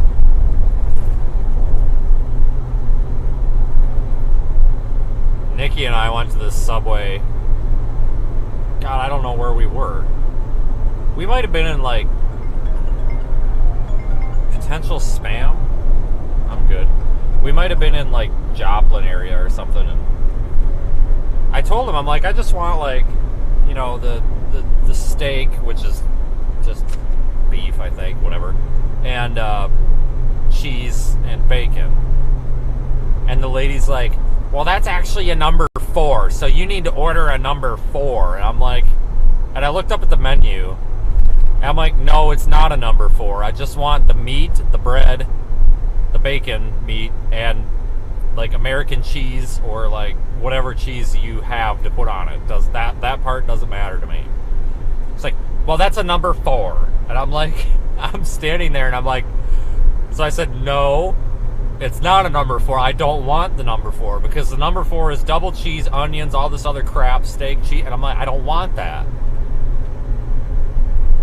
But then she made what I ordered. And when she goes to toast it, she goes, but it's still a number 4. And I'm like, it's not a number 4. It's a totally different freaking sandwich. And she's like arguing with me about it. And the only reason that I'm engaging her in this argument, the Subway worker, is because I didn't want her to make the number 4. I didn't want onions and tomatoes and sauce and all this crap. Like, I just wanted this sandwich dry, nothing on it, nothing weird. Bread, meat, cheese. That's it. I'm just like, it's not a number 4. I don't want the number 4. And then the next person came in line and ordered, like, I don't remember what they ordered, but it was something like just really simple, like a turkey sandwich with cheese or something. And she's like, well, that's a number 12. You need to order it that way. And I'm just like, what the heck is with this Subway? Like, I've never ordered off of the menu at Subway, and I've never had a problem with it. I've always just been like, yeah, put this, this, and this on it, and they're usually happy as can be to put it on the sandwich. They don't care. Like, dang. But I don't know if, like, that's a new trend or what, but Daniel and I stopped in, God, where was that Subway? Was it Pampa? It wasn't Pampa. He was somewhere out there east of Amarillo that night, because he wanted his meatball marinara or whatever, and he didn't get it. But we stopped there like 2 in the morning. It was open. It was attached to the Love's truck stop. And I told the lady, I'm like, yeah, just, bread, steak, cheese, bacon, whatever. And she's like, okay, that's fine. Do you want to make it a number 4? And I said, well, what's a number 4? Like, I didn't even realize Subway had a menu. Like, I've just been totally ignorant to that all these years. I've never looked at it. I'm just, just told them what I want. And, there are 2 new warnings. Okay, cool, thanks. And, she's like, she points to it. She goes, oh, it's a monster. And I'm like, okay, that's a stupid name for a sandwich. Like, that's not appetizing. So, Daniel is standing next to me, and he puts his arms up and, like, does, like, the imitating a bear thing with his hands. He goes, monster, roar.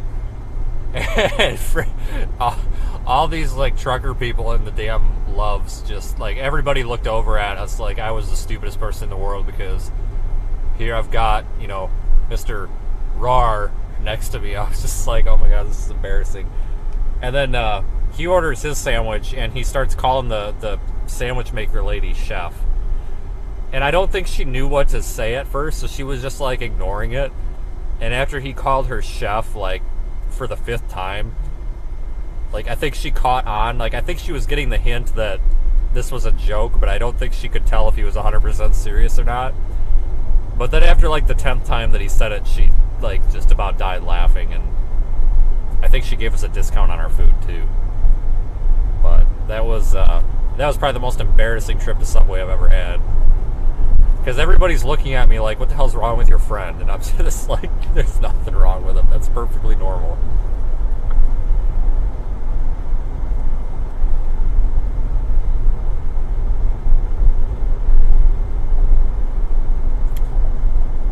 Okay, well, apparently this person knows this. I have no idea who this is, but hello, person.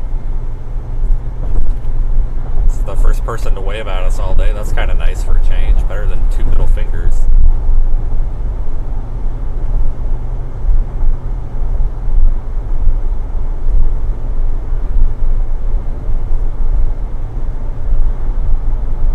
If you are just joining, we are,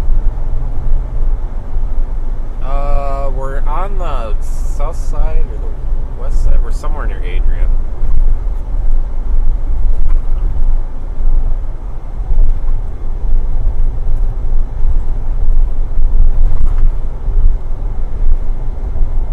Yeah, we're near Adrian right now.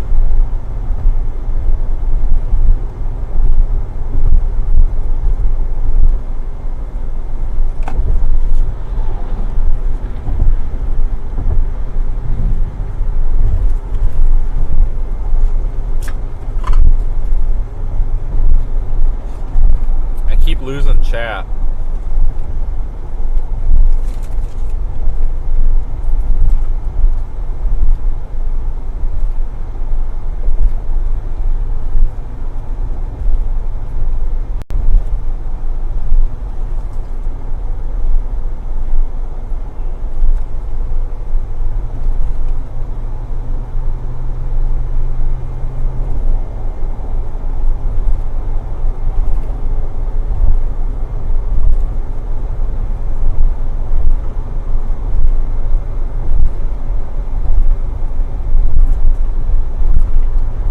I can't keep chat up to save my life.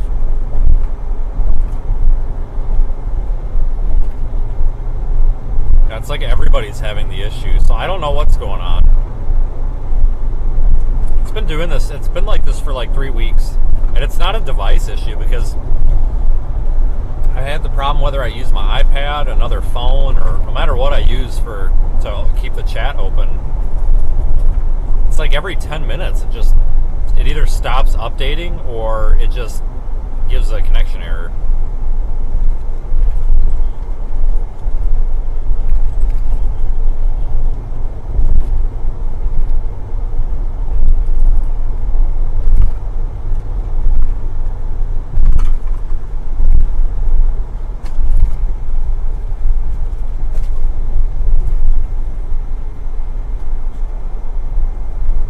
God dang it.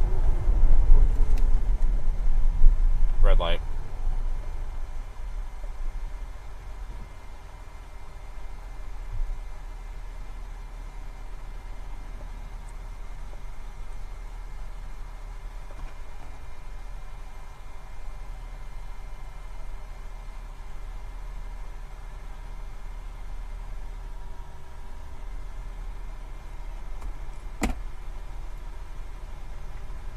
Yeah, we haven't been doing so well with traffic lights lately.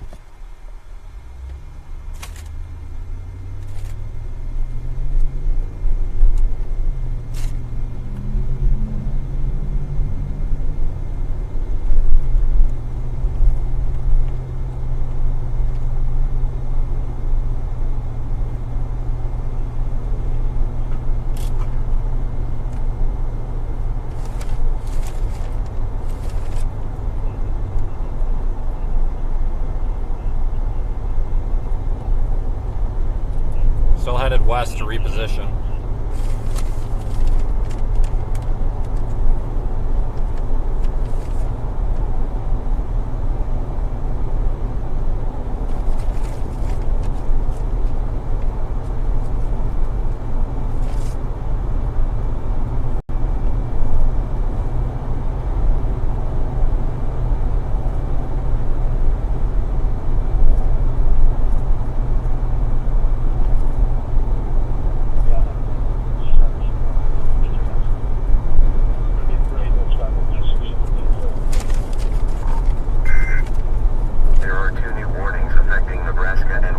See, I think that's our second round forming right there.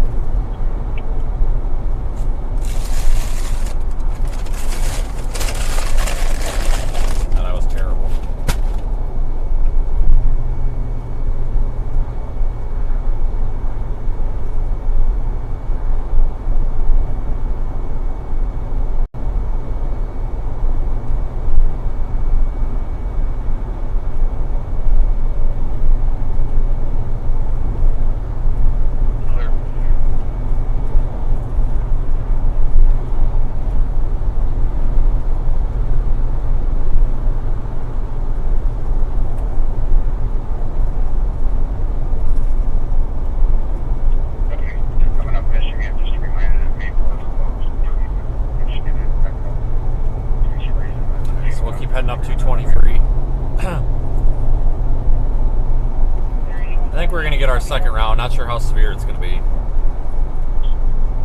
Thanks for the super chat. Yeah, I think we'll get it. I don't know if it's going to be any better than the first one, though. I'm not thinking there's really much of a tornado threat to be concerned about, no. Most of the tornado threat was overhyped by the social media crowd in general today. Just all the social media look at me wannabes out there. Oh, tornado outbreak gonna happen in Michigan today. Like, no, it's not. Look what happened. Not that. No, there's not. I'm not concerned about any tornado risk right now.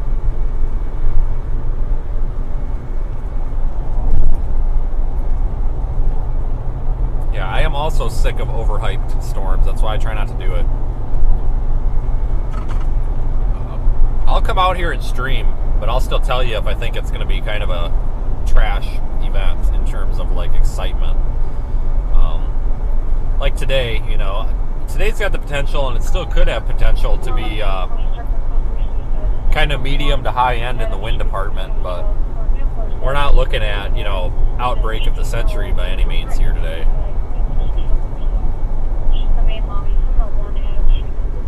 Yeah, I'm not a NATOcast fan. Everybody's got to remember that NATOcast is an experimental model written by some guy, and it runs on some Linux computer that keeps losing power in some guy's house. I have no idea what's going on.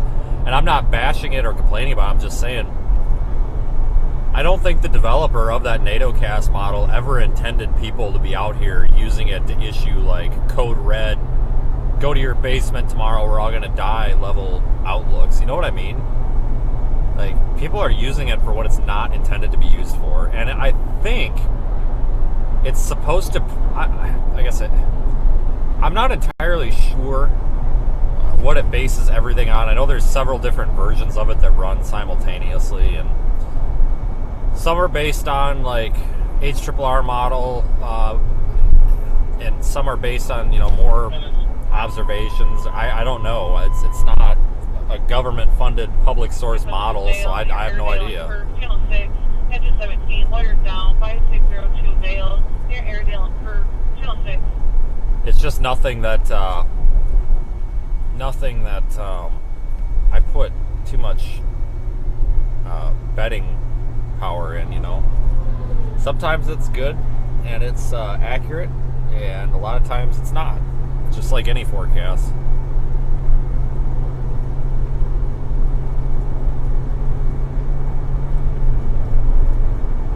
Get back up in front of the semi. Police are doing an adequate job of blocking behind two cars and angles.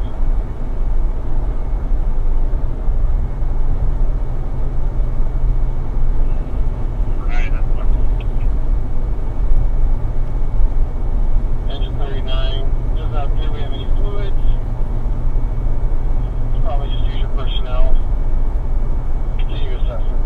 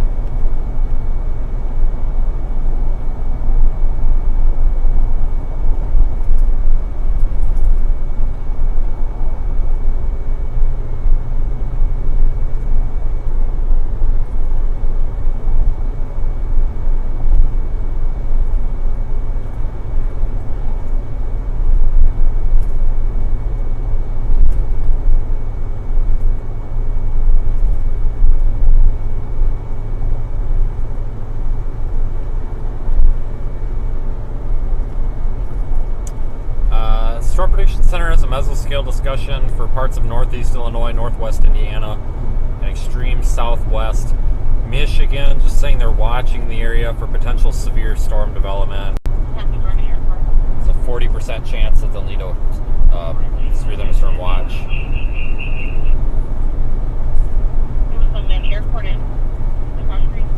It's kind of the direction that we're headed.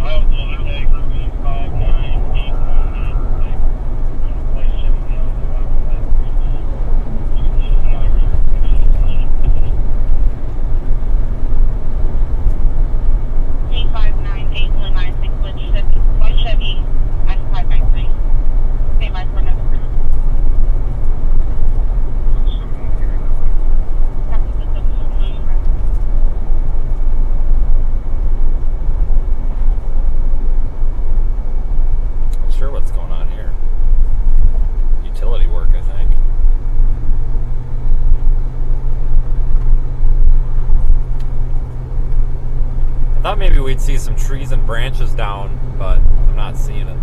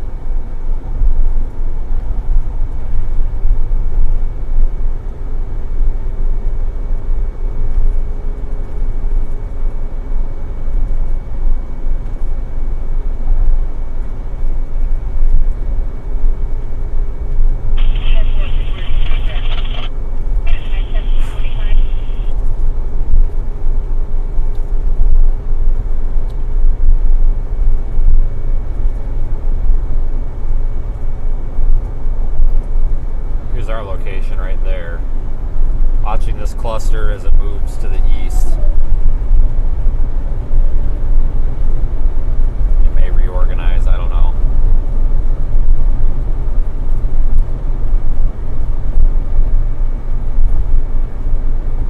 I think we're going to get around to.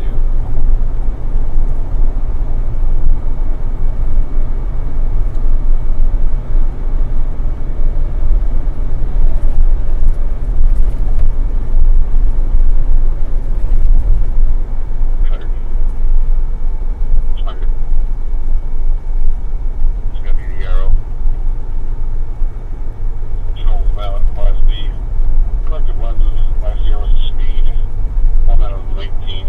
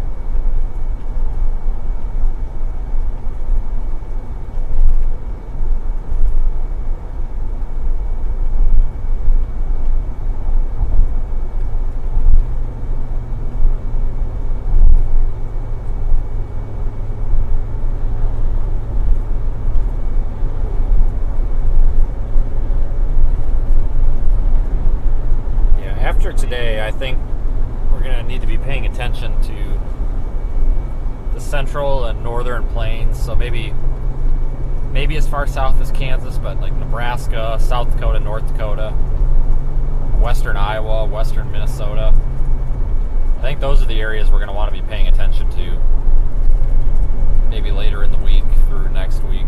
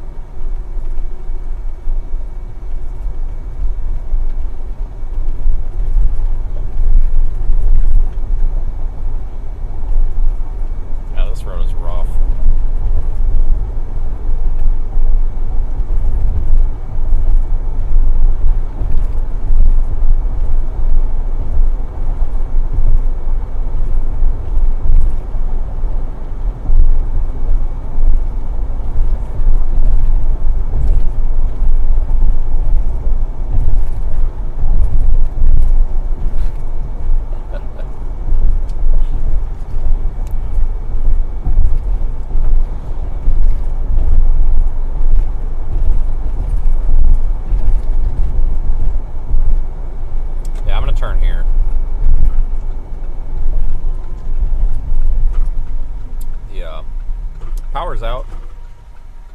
The power lights. Stop lights are not doing anything.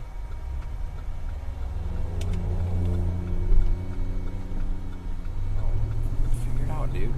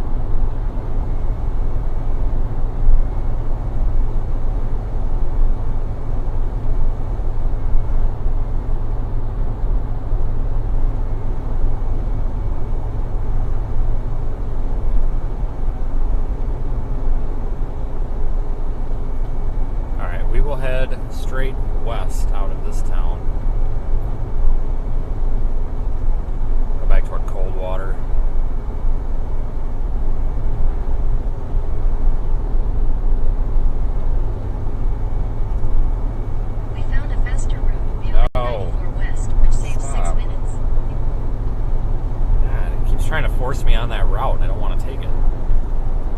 Small branch on the left of the road there.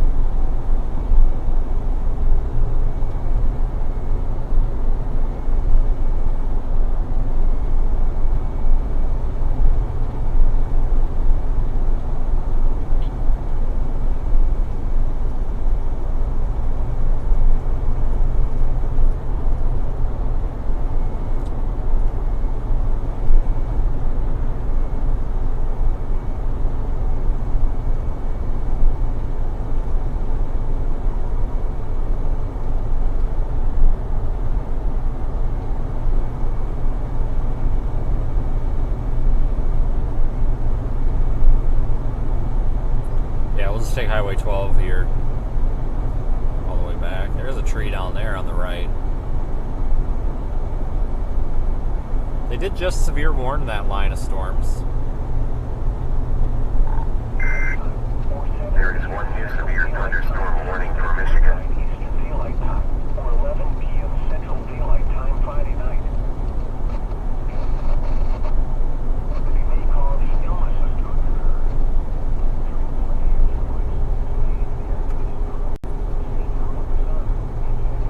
Let's see what our drive time is to Coldwater. Lots of little trees down in this town.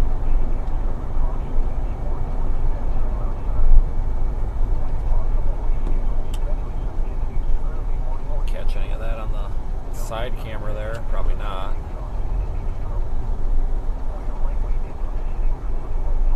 Continue on US 12 West for 7 miles.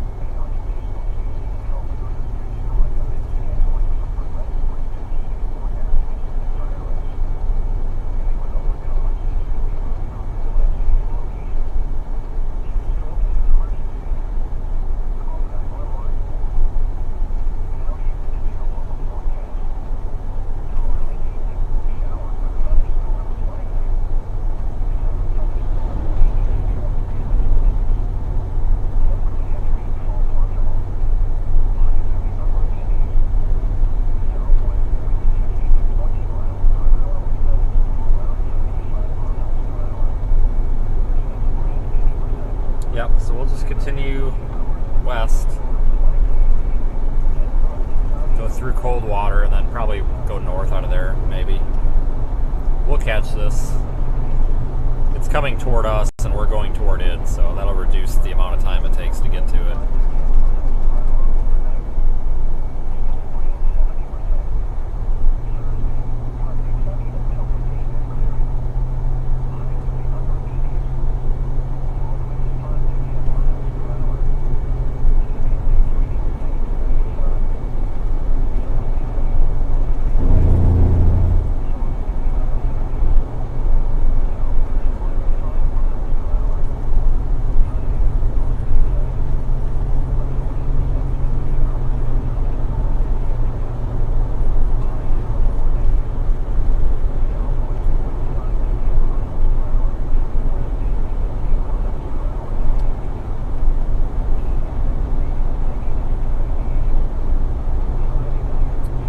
I've seen a couple of trees down, like in people's yards.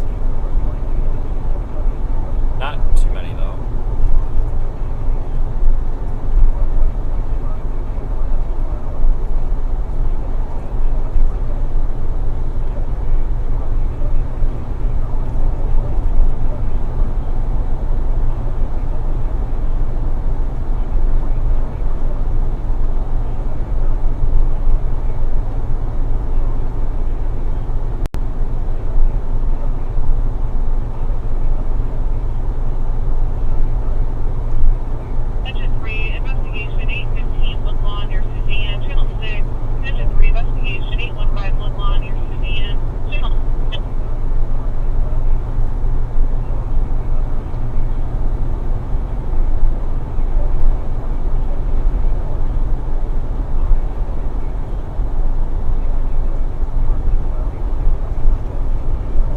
Large severe thunderstorm warning, though. Very long. That's the storm we're headed to, and we'll get there. And it's moving toward us at 60 miles an hour, and we're moving toward it at 60 miles an hour, so we'll just meet in the middle somewhere. Probably meet it at Coldwater. I think we're equal distance from Coldwater as the storm is.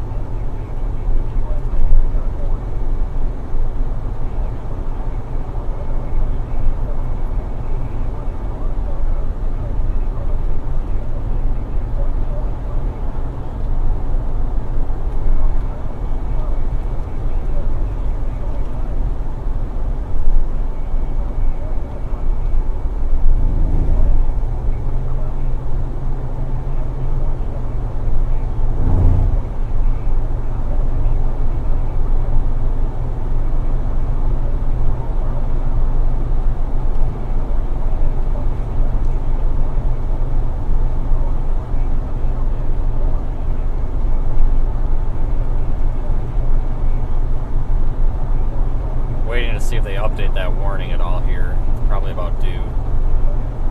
Probably about due to do that. 35 minutes left on that.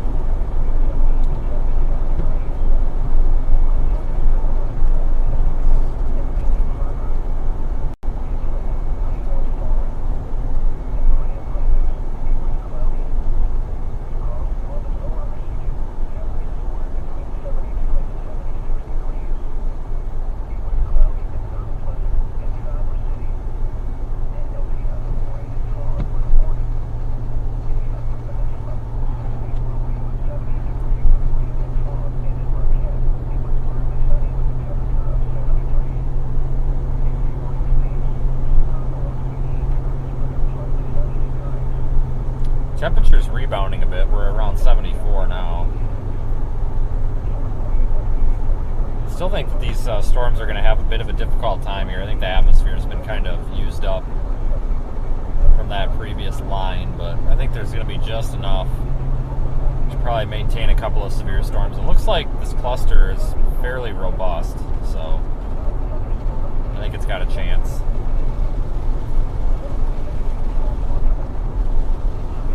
Good thing we started coming back this way when we did.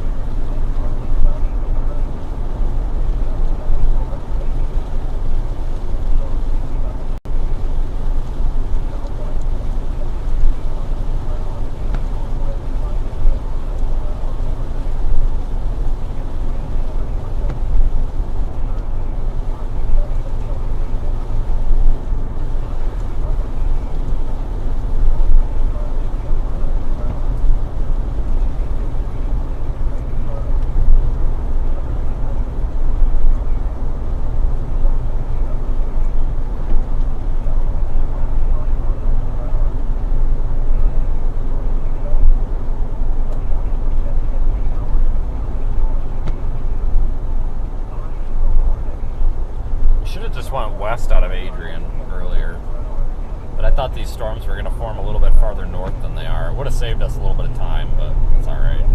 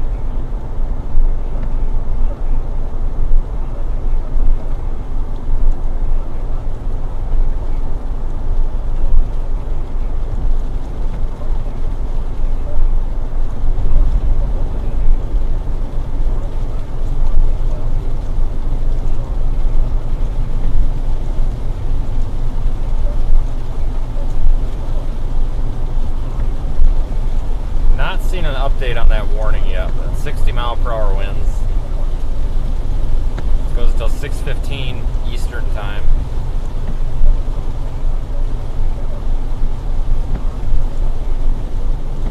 We got to go through this little rain shower here.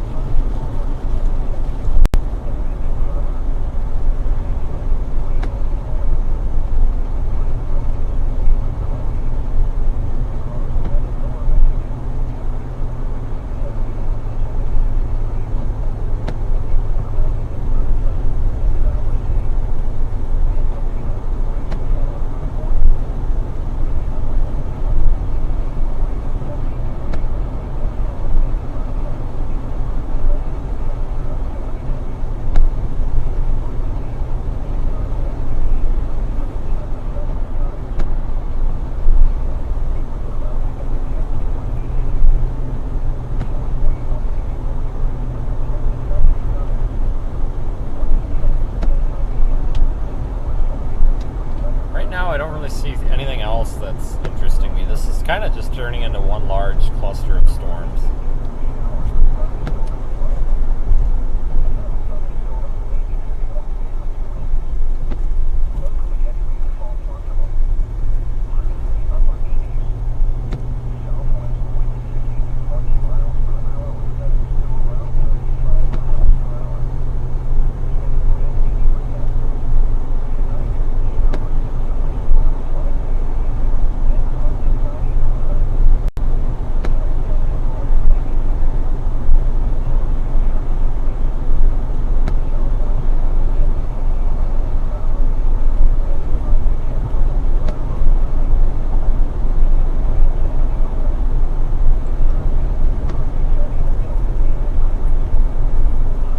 After this storm regardless, but I'm not really sure what to think about it yet.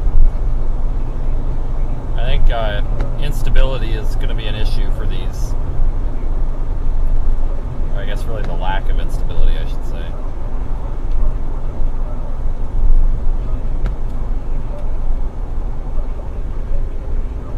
That first round was able to get through here pretty efficiently, but it took it left a lot of cool air in its wake. You know, we're hovering around 74 depending on where we're at as we drive around.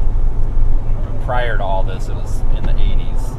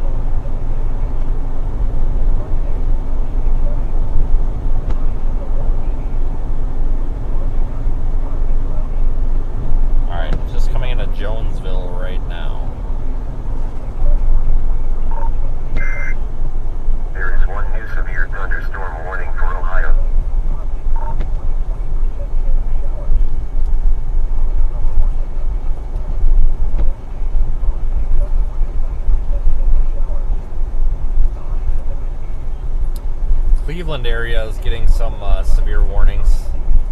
What's left of that line that came through earlier. It's just moving through that area right now.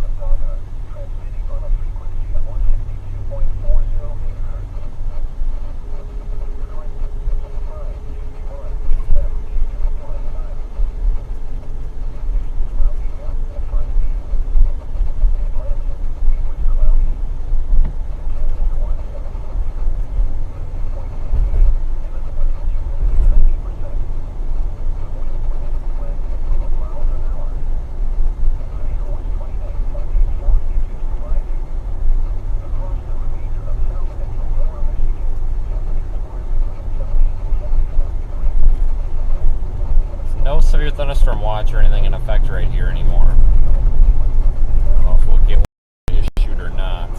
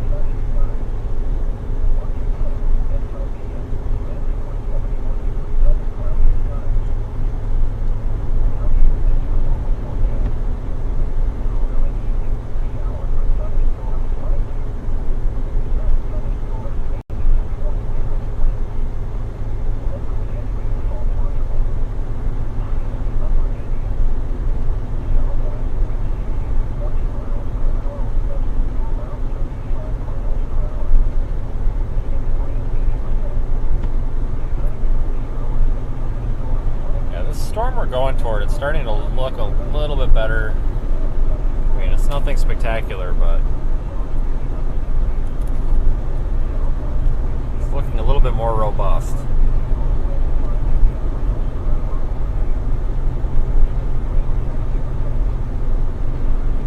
I'll stop in the next town here and get fuel.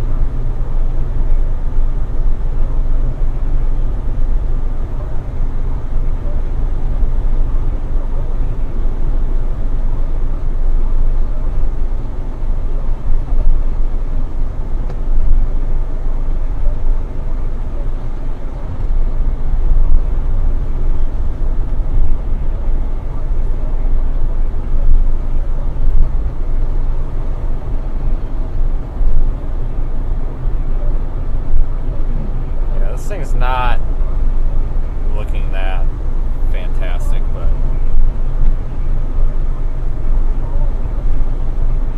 it's definitely worth going to take a peek at.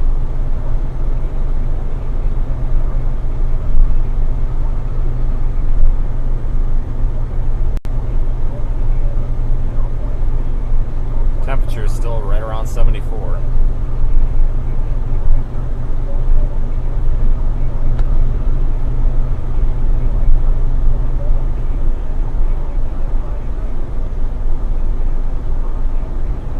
Still in a slight risk for severe weather.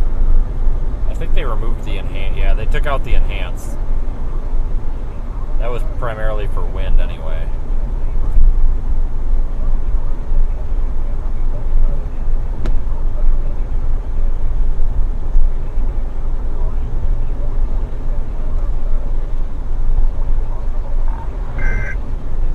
There is 1 minute of your thunderstorm warning for Ohio.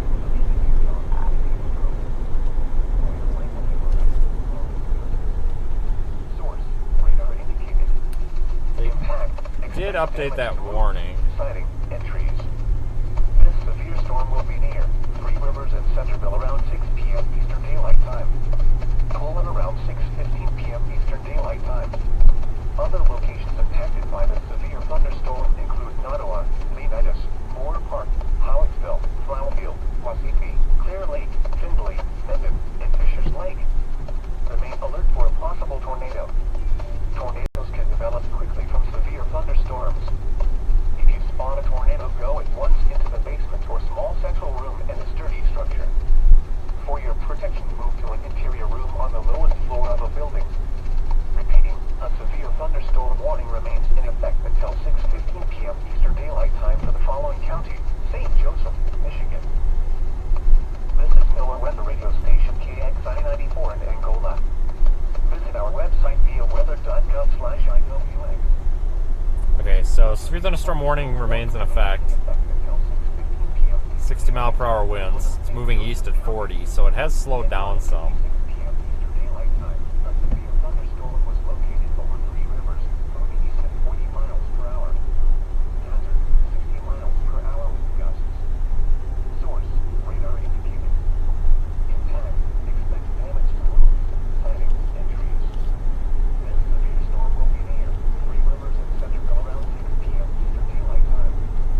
We are not that terribly far from it.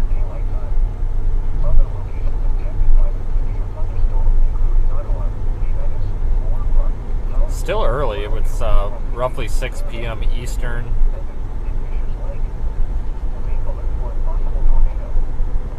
And 5 p.m. Central.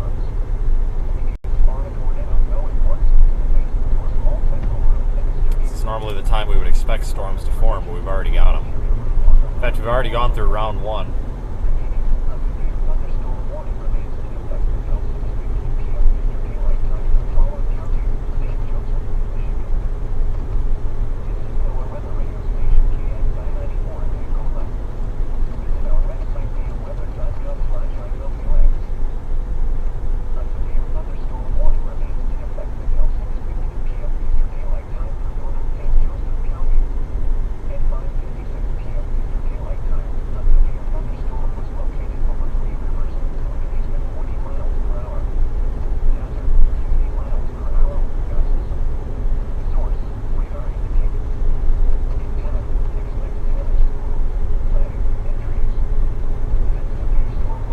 Having to go west of Coldwater at this rate. There's a good road that goes due west out of there, so we'll have a good shot at getting in position for this. We just might have to go a little farther than expected. There is 1 new severe thunderstorm warning for Colorado.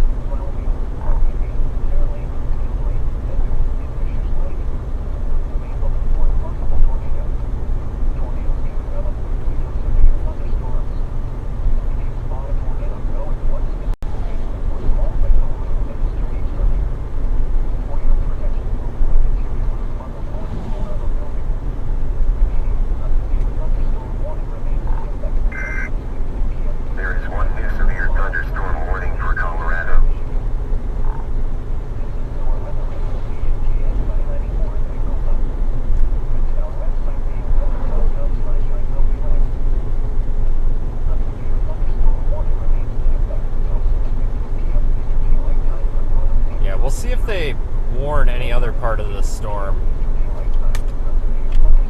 like maybe the area south of the warning and even north of the warning is starting to intensify. So I think this is our, this thing's going to be another potential strong wind producer here as it rolls through.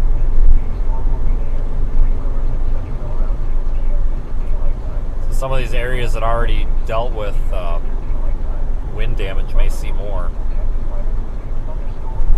Continue on US 12 West for 35 miles.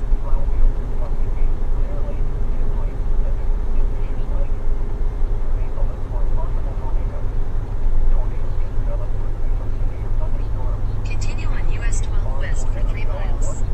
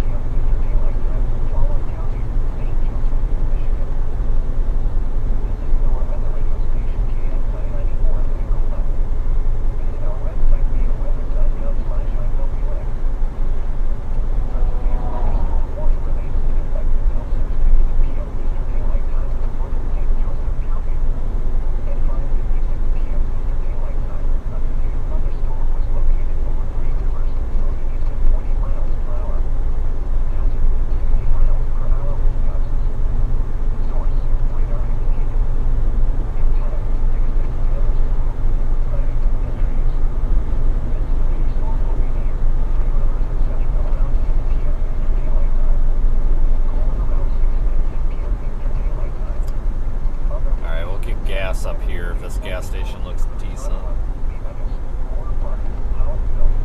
Should be one right up here a ways.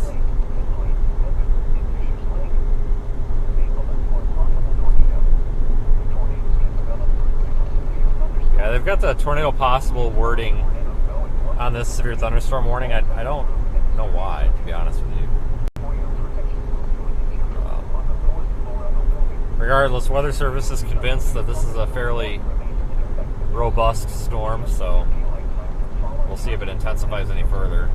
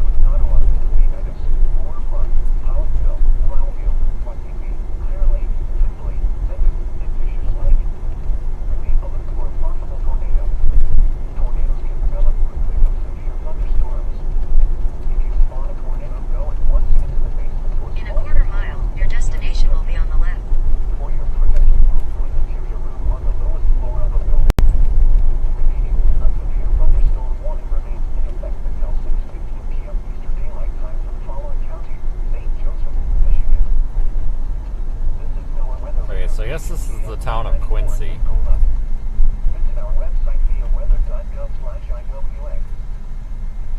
A severe thunderstorm warning remains in effect until 6:15 p.m. Eastern Daylight Time for northern St. Joseph. That gas station is tiny and it's got one pump, so we'll go to the next one. A severe thunderstorm was located over 3 rivers. I just know it's going to happen. It's going to say, please see cashier, and it's, you know, 60 miles per hour. so that's the feeling I'm getting. Source, radar indicator. Head west.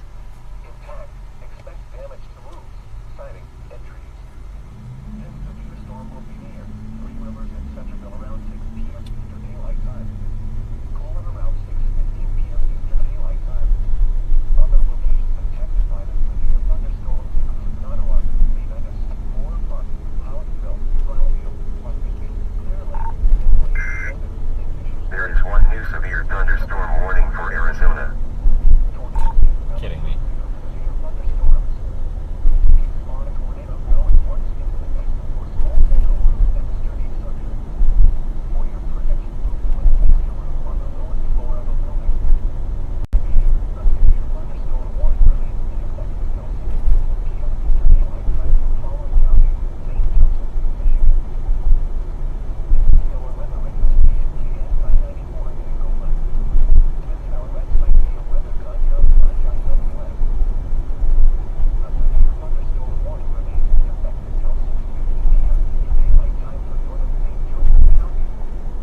see what these gas stations are like. God, gas is kind of expensive up here, isn't it?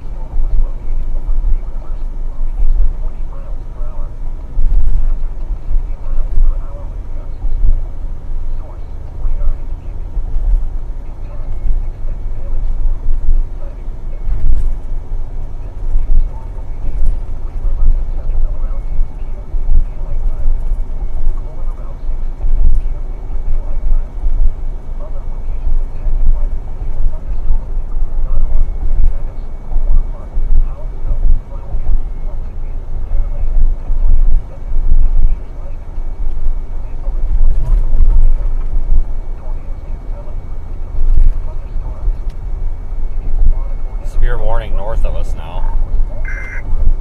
There is one new severe thunderstorm warning for Michigan. I think we'll continue with the initial plan here, though. Going west.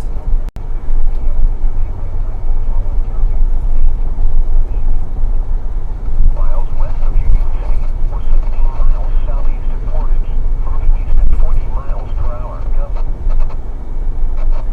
Per hour with severe thunderstorm warning remains in effect until now. Impact. Expect damage to roofs, siding, and trees. Locations impacted include Albion, Marshall, Homer, Union City, Burlington, Fulton, Marengo, Athens, Chester, Pine Creek. For your protection, move to an interior room on the lowest floor of a building. Intense thunderstorm lines produce brief tornadoes and widespread significant wind damage. Although a tornado is not immediately likely, it's best to move to an interior room on the lowest floor of a building. The storm may cause serious injury and significant property damage.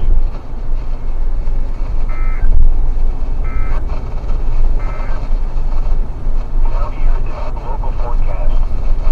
Early evening showers with thunderstorms likely. Some thunderstorms may be severe with winds.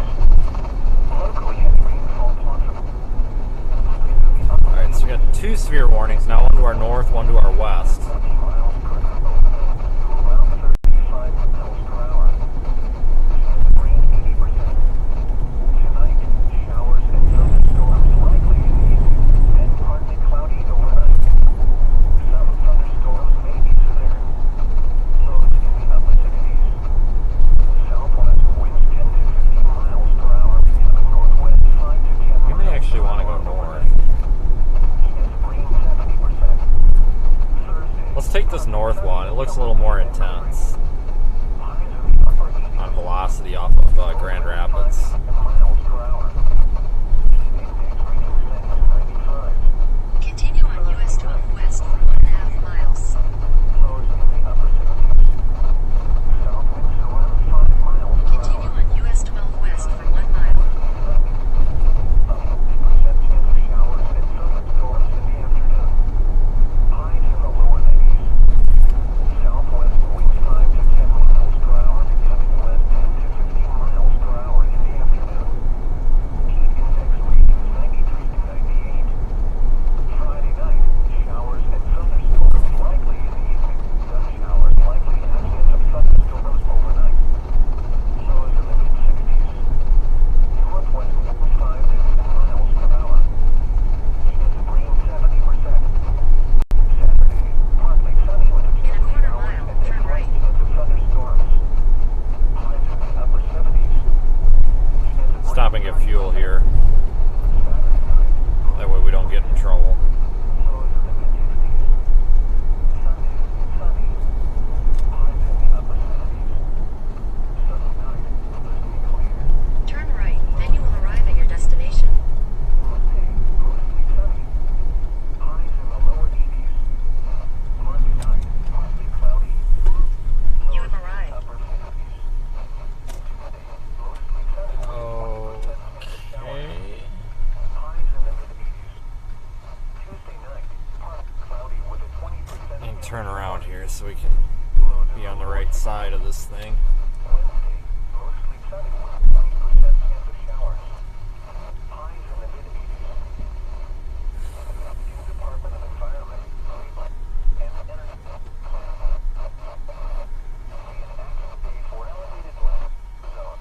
Alright, so So we don't really need gas, but I've learned my lesson before. It's probably best to just get it and have it.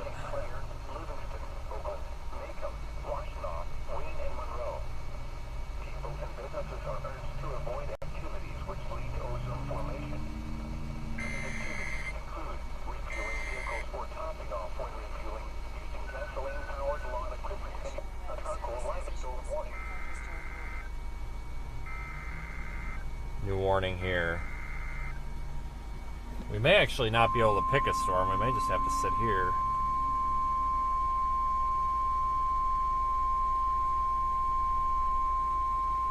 The National Weather Service in northern Indiana has issued a severe thunderstorm warning for northern St. Joseph County in southwest. There is one new severe thunderstorm warning for Michigan.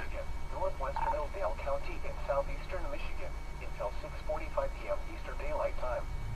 At 6:11 p.m. Eastern Daylight Time, a severe thunderstorm was located near Colon. There is one new severe thunderstorm warning for Pennsylvania. 65 miles per hour. Hazard, 60 miles per hour with gusts.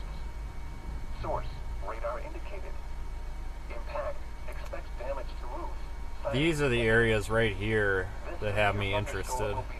Cold water around 6:20 p.m. Eastern Daylight Time. More intense part of the line right here. Other locations impacted by the severe Move over this area. Ottawa, Girard, Baroque, Allen. We could go to Girard. That'd probably be a good plan. South Butler, and Waelti. The main alert for a possible tornado. Tornadoes can develop quickly from severe thunderstorms.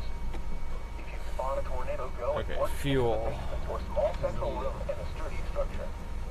For your protection, move to an interior room on the lowest floor of a building. Repeating, a severe thunderstorm warning has been issued until 6:45 p.m. Eastern Daylight Time for the following counties in Michigan: Branch, Hillsdale, and St. Joseph.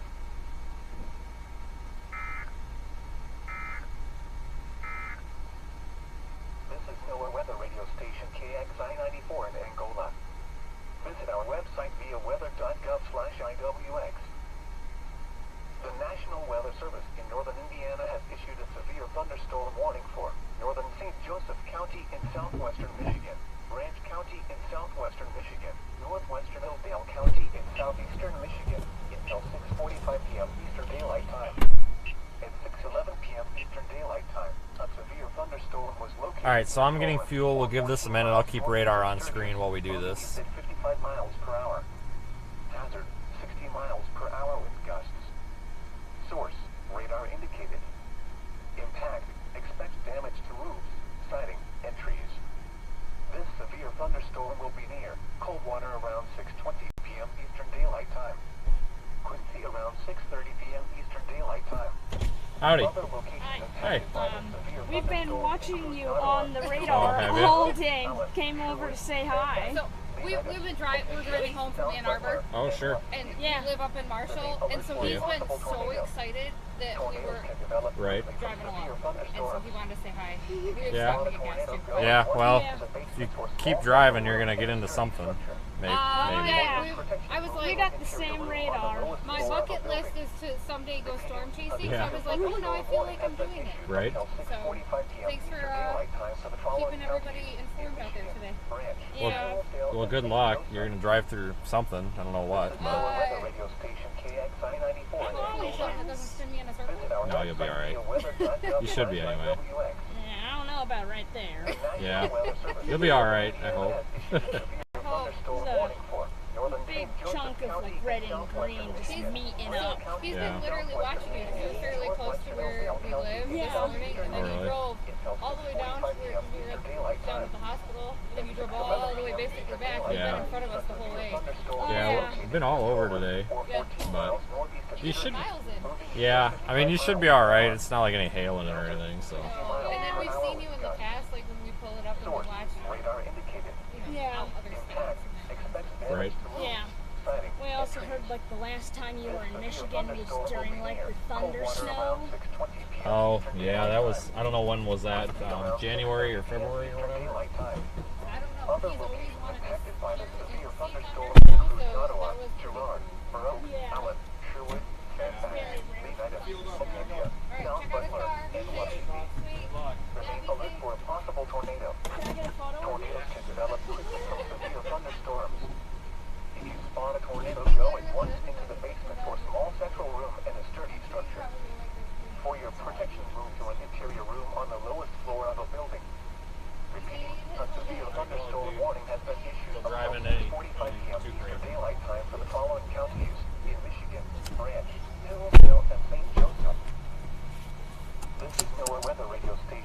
I still don't know what I'm doing. Visit our website via weather.gov/IWX. The National Weather Service in northern Indiana has issued a severe thunderstorm warning for. We should probably go to this. County in southwestern Michigan, Branch County in southwestern Michigan. Yeah, we gotta go north. County in southeastern Michigan until 6:45 p.m. Eastern Daylight Time. We gotta go north. 11 p.m. Eastern Daylight Time. A severe thunderstorm was located near Colon, or 14 miles northeast of Sturgis, moving east at 55 miles per hour. Hazard, 60 miles per hour with gusts. Source, radar indicated. Impact, expect damage to roofs, siding, and trees. This severe thunderstorm will be near Coldwater around 6:20 p.m. Eastern Daylight Time.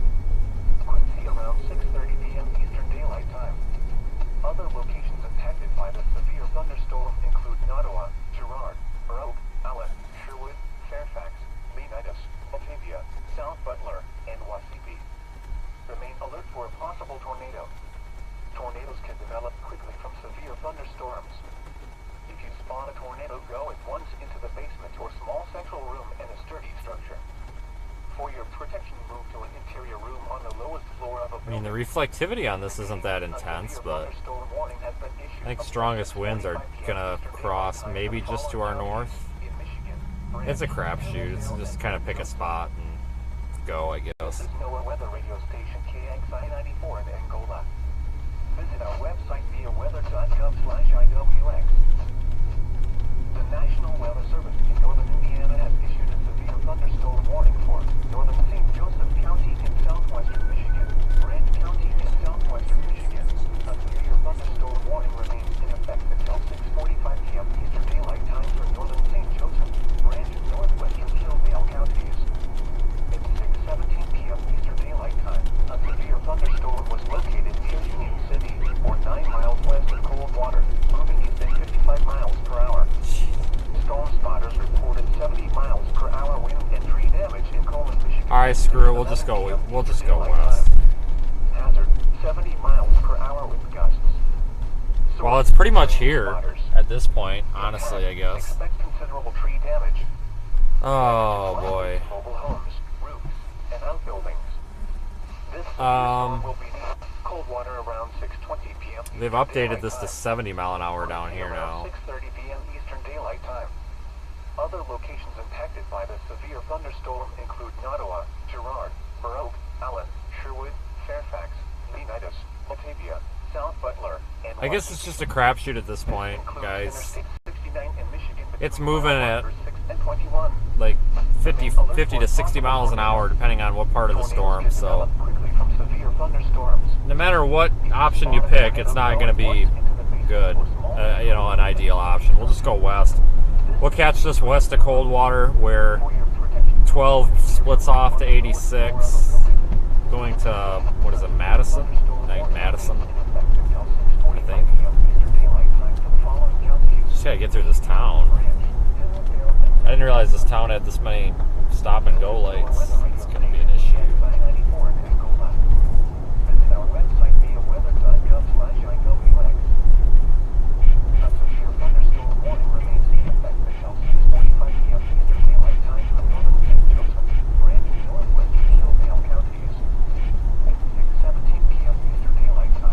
Hopefully we can get through town in a decent time.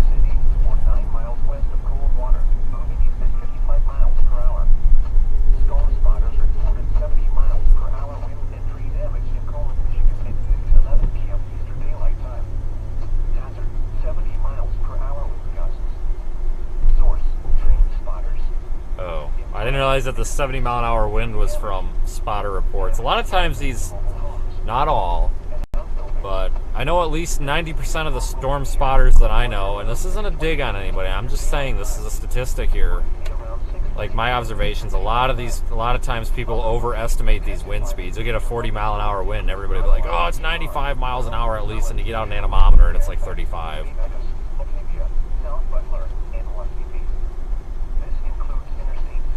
So we have to be a tad cautious with that. I mean, I still think that northern end, like that part that's coming out of Athens, might actually be a better, more intense part, but just the speed that it's going, we'd be coming in at the last minute, barely get a chance to see anything if there was something, so we'll just stay with this. It's kind of, they're kind of equally not the best option, if that makes sense.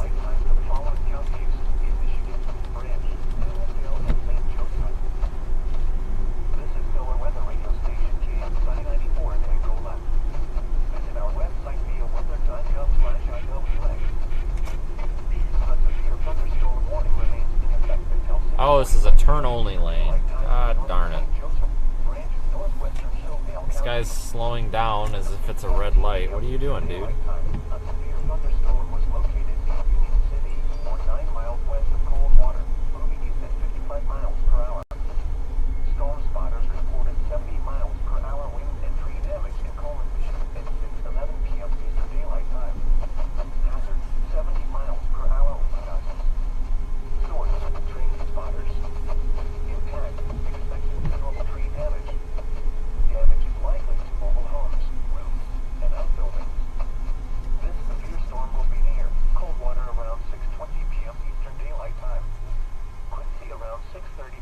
The WPC, the Weather Prediction Center, are the ones that really monitor these flood risks.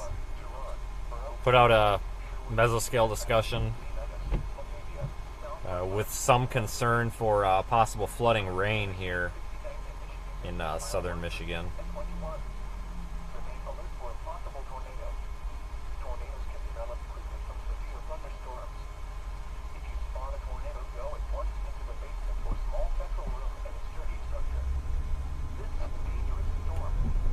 Definitely tell the sky's a lot darker in this direction.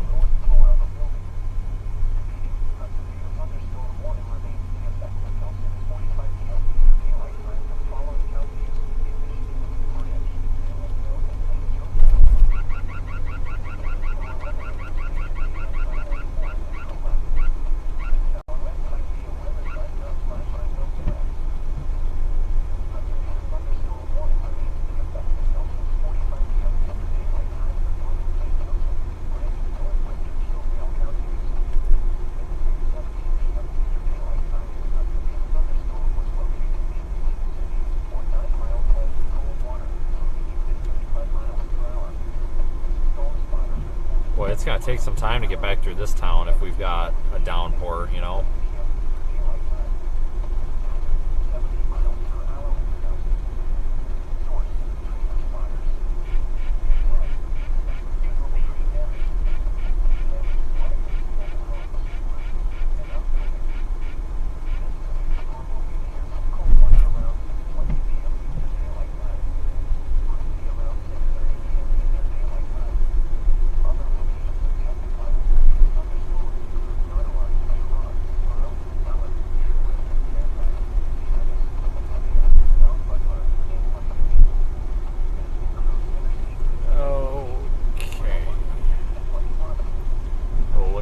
About to get the leading edge of this darn thing, and we're going to be stuck in town, aren't we? Son of a gun.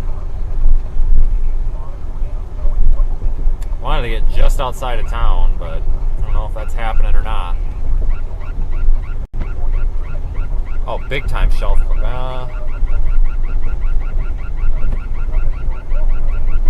Oh, big time shelf cloud. Look at that. Look at that, guys.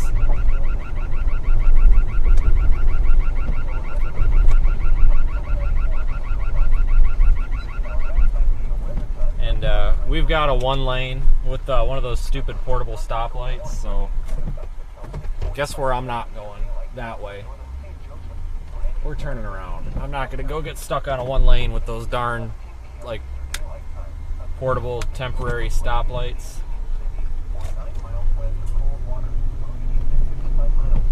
Let me spin you around here quick.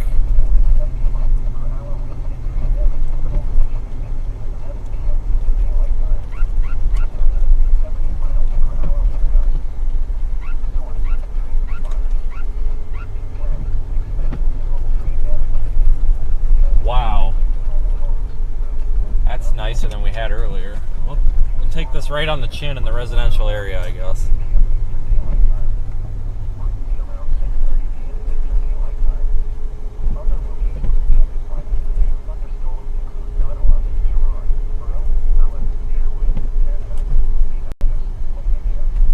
This sign here says no parking at any time. There is one new severe thunderstorm Alright, warning trolls. for North I'm gonna Dakota. park at any time. You can call the cops and have them send a ticket to my mailing address. I'll pay it. This might be worth it. We'll get moving in a minute.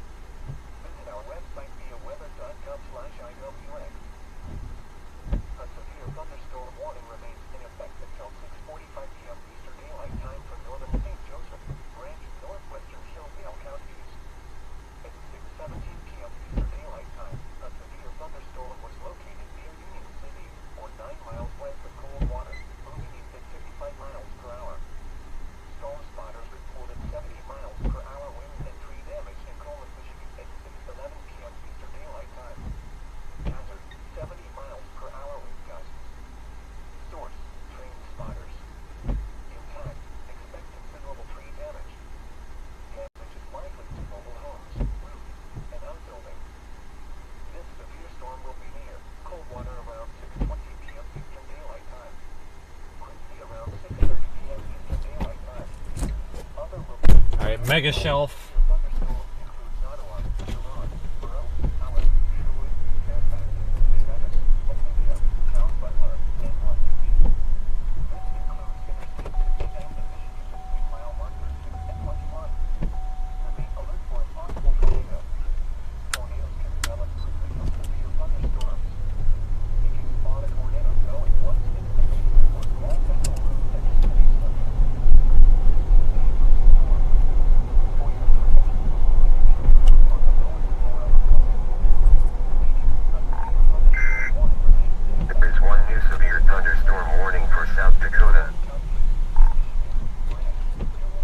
Oh, traffic, now is not the time. There's like no traffic coming through here, and then it's time for us to do something, and now all the traffic's coming through here. Give me a break. We should have just stayed on the east side of town, but hold on here. I think we'll get a view again here in a moment.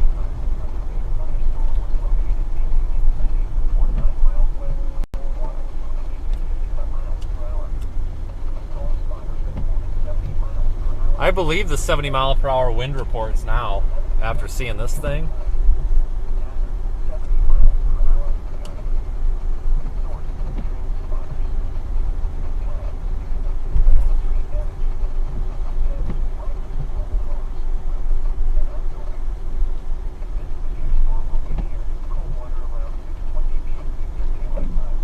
We just hit a tree branch, that's cool.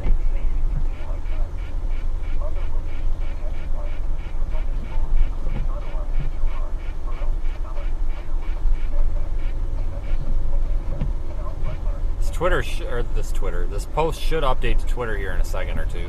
Once we get out of town, I'll get you another view of it.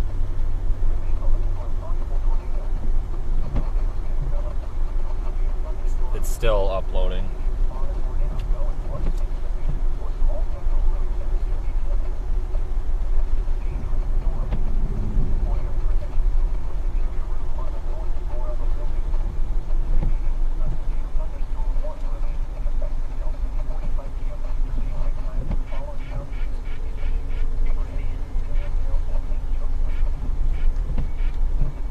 I think it just posted.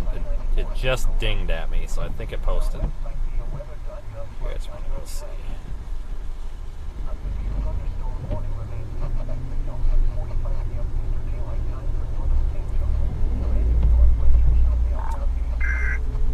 There is one new special marine warning.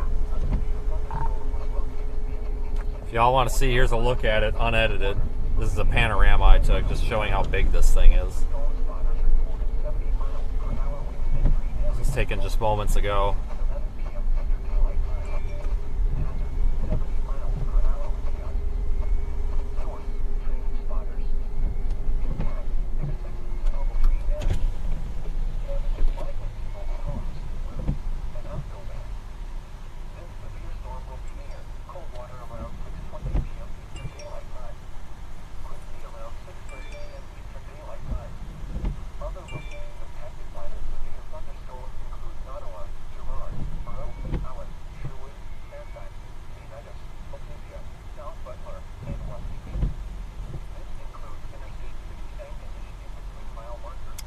Great time for a red light.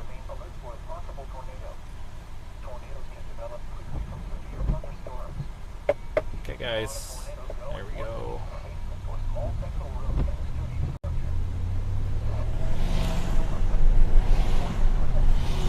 If we get a chance here at actually moving in the left lane, we'll be alright. Just we can't get going here, it seems like, with the traffic. Just can't get going. The right lane's moving. I guess we'll go over there. We'll follow the Pizza Hut guy. Those guys always drive really fast, so they'll probably clear the way for us.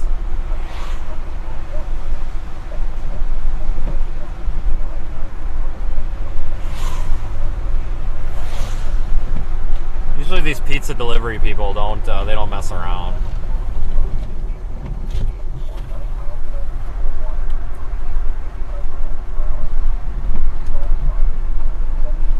All right, maybe not.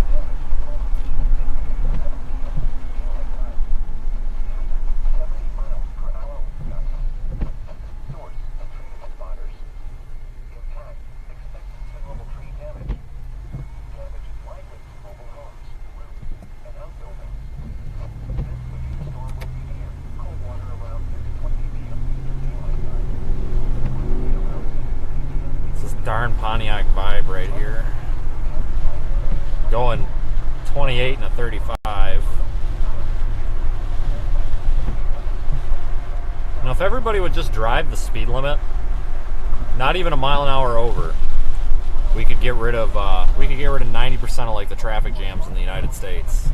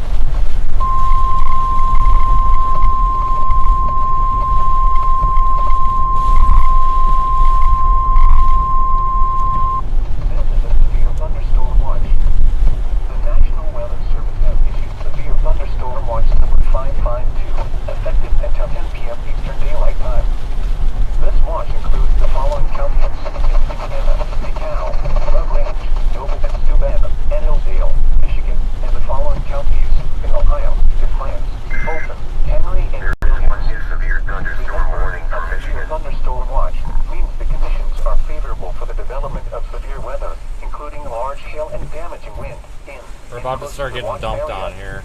While severe weather may not be imminent, persons should remain alert for rapidly changing. That up there is the back or the underneath of the shelf cloud, so we'll get through town here. Weather radio, commercial radio and television outlets, or internet sources for the latest severe weather information.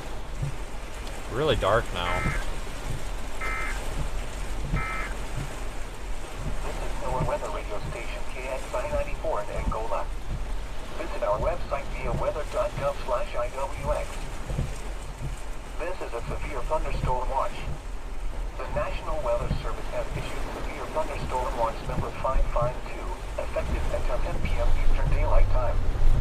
This watch includes the following counties in Indiana, DeKalb, LaGrange, Noble, Savannah, and O'Neill, Michigan, and the following counties in Ohio, France, Fulton, Emory, and Williams.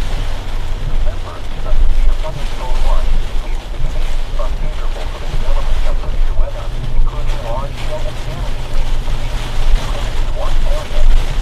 While severe weather may not be imminent, persons should remain alert to rapid weather conditions and listen to the latest statements and possible warnings. Stay tuned to NOAA weather radio, commercial radio, and television outlets, or barely made it. severe weather information. A severe thunderstorm warning remains in effect until 6:45 p.m. Daylight time in northern St. Joseph, Grant, Northwest, and Hillsdale counties. At 6:17 p.m. Daylight time, a severe thunderstorm was located near 6.9 miles west of cold water, 55 miles per hour.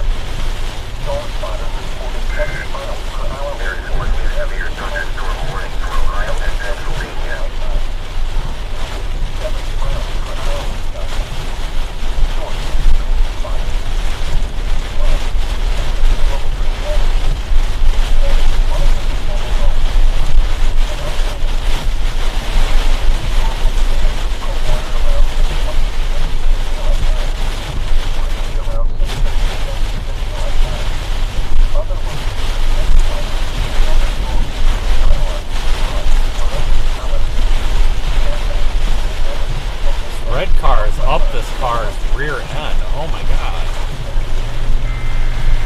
Jeez, dude.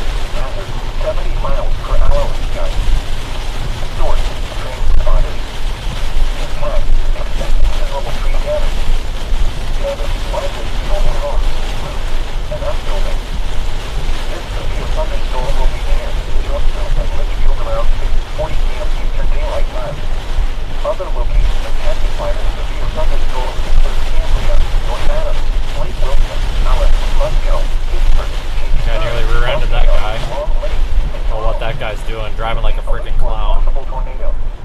Tornadoes can develop quickly from severe thunderstorms. If you spot a tornado, go at once into the basement or small central room in a sturdy structure. This is a dangerous situation. The storm is producing widespread wind damage across northern Branch County. Keep shelter now, inside a sturdy structure, and stay away from windows. A severe thunderstorm warning has been issued up till 7 p.m. Eastern Daylight Time for Squall County, Waelti, Michigan.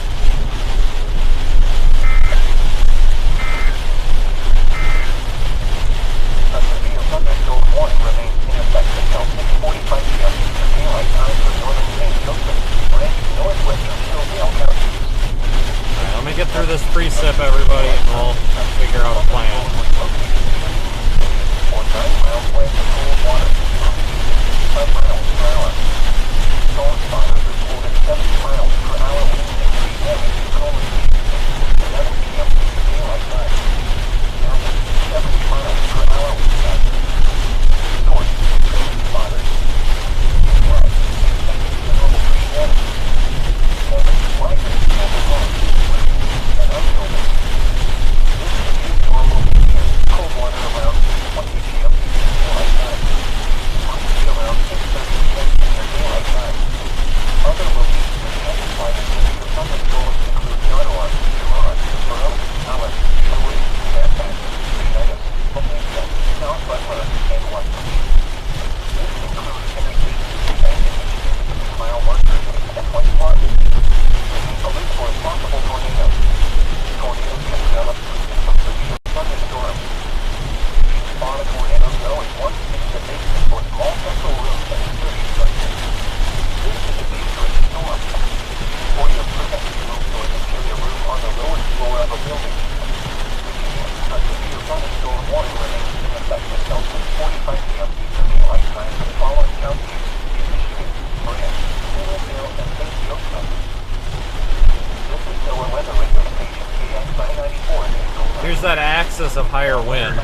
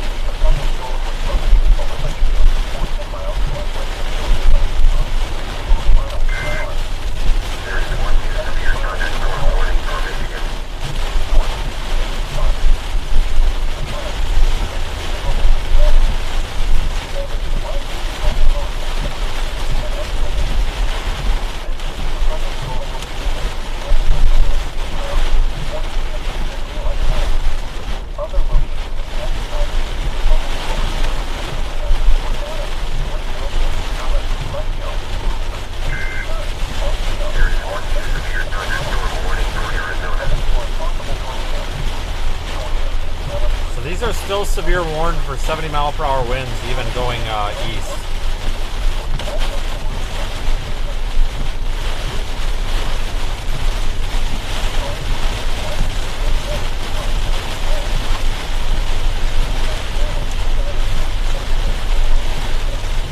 Almost looks like power might be out here. I don't see anybody's lights on. Ah, never mind. There's some over there.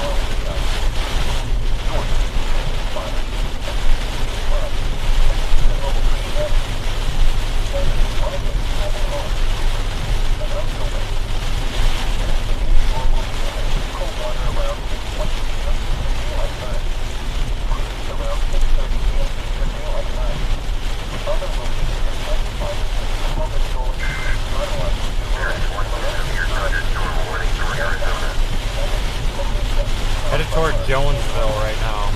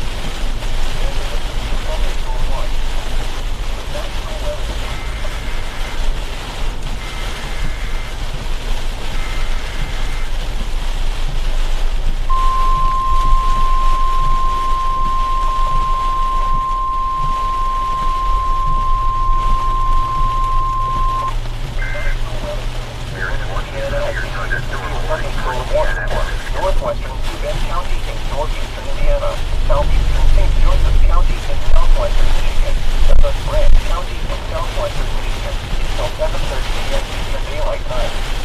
At 6:45 p.m. Eastern Daylight Time, a severe thunderstorm was located near Centerville, 47 miles northwest of Sturgis, moving at 45 miles per hour. Hazard, 60 miles per hour with gusts at any size hail. Source, radar indicated. Impact, expect damage to roof, planning, and trees. This severe thunderstorm will be near, surface around 6:50 p.m. Eastern Daylight Time. Crossing around 7:05 p.m. Eastern Daylight Time.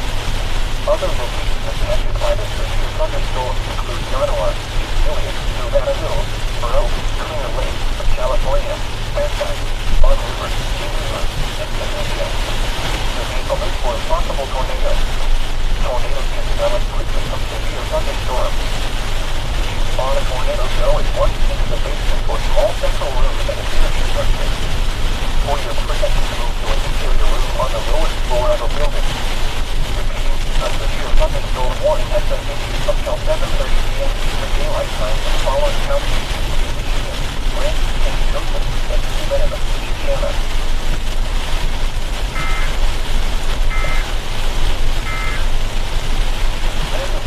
Thunderstorm watch. The National Weather Service has issued severe thunderstorm watch number 552, effective at 7 p.m. Eastern Daylight Time.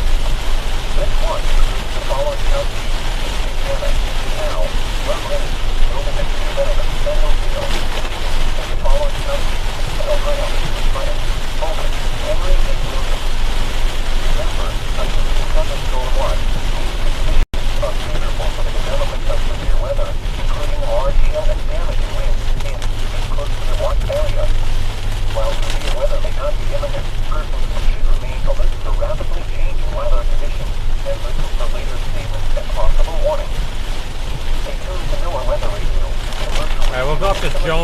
then probably drop south because this line is intensifying here. This up here is still our main axis of wind, but this line's going to start sagging south, and we'll still see some embedded intense pockets in that south line, or south edge.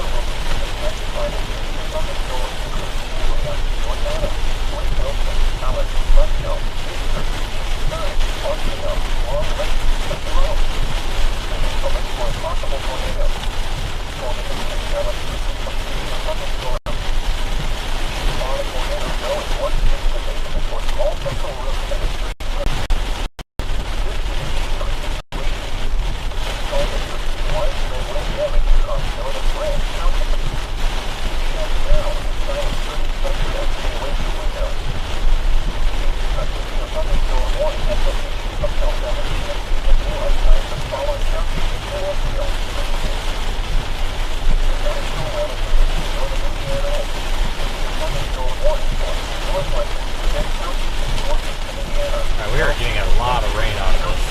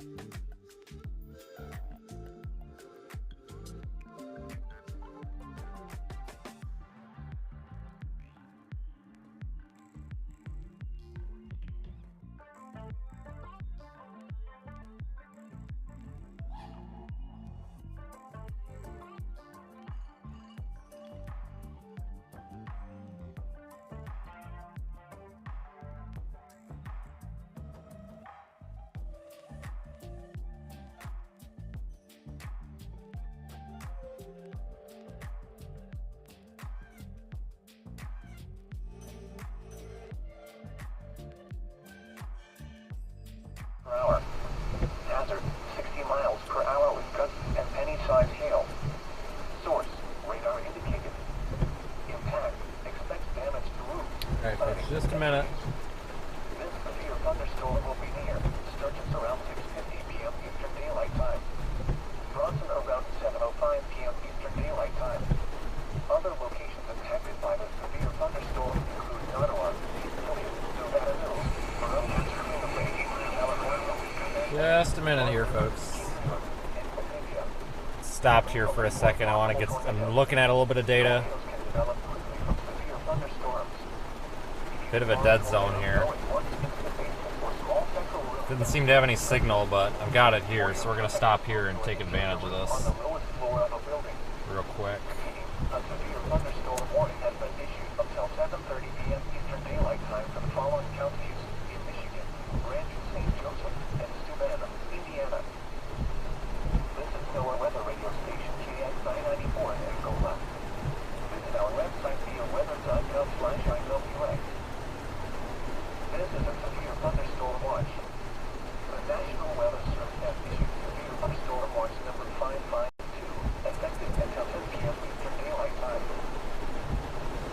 This watch includes the following counties in Indiana: Just a minute here. Noble and Steubenville, and Hillsdale, Michigan, and the following counties in Ohio: Defiance, Fulton, Henry, and Williams. Remember, a severe thunderstorm watch means the conditions are favorable for the development. Got our Boeing segment that's going to continue off to the east. I think I'm going to go back west and then drop south and try to catch this somewhere near the interstate. We'll try to go for all that back there. Hold on here, we're getting another warning, I guess. Let's see what this is.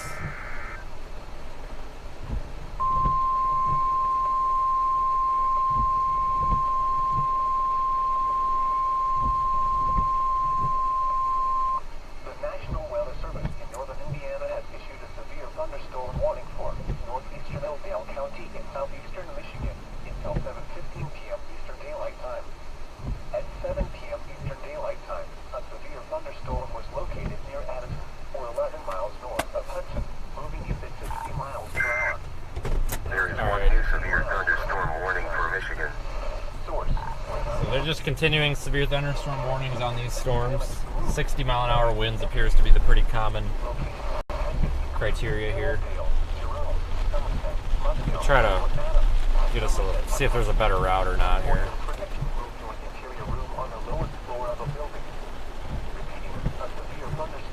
Like the leading edge of this line is struggling a little bit. In 600.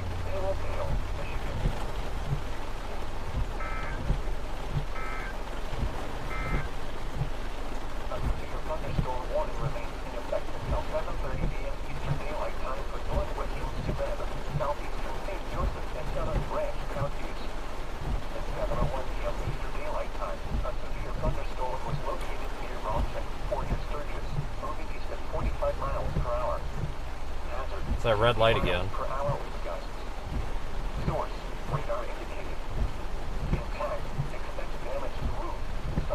Yeah, they've removed all those tornado possible indicators. Head northwest on Old Street toward West Chicago Street, then turn left onto West Chicago Street. Turn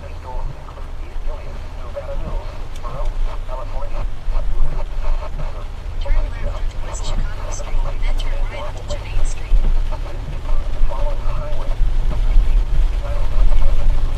Down here to, what is that, Highway 49 and drop south, I think.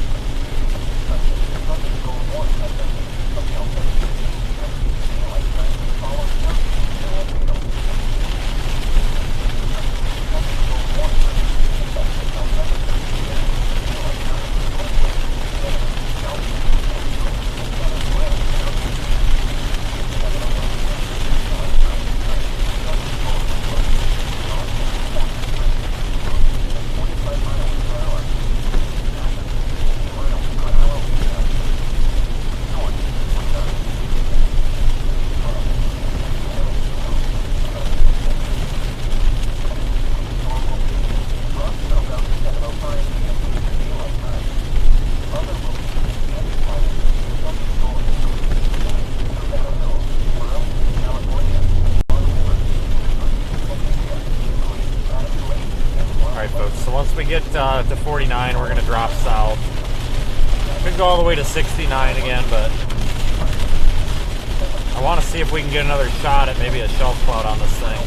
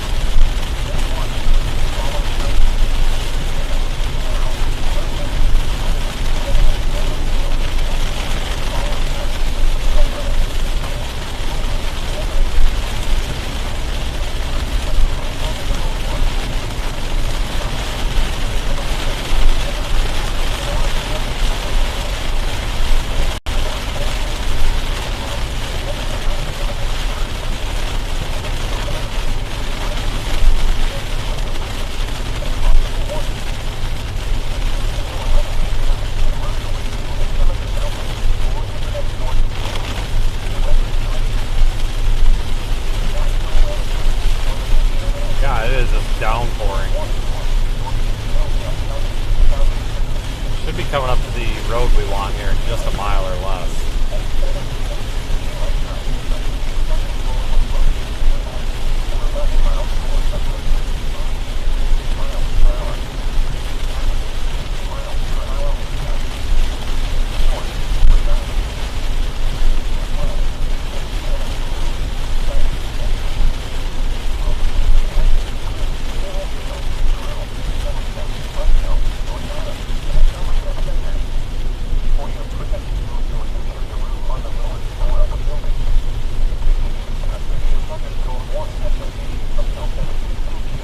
Here's our south option.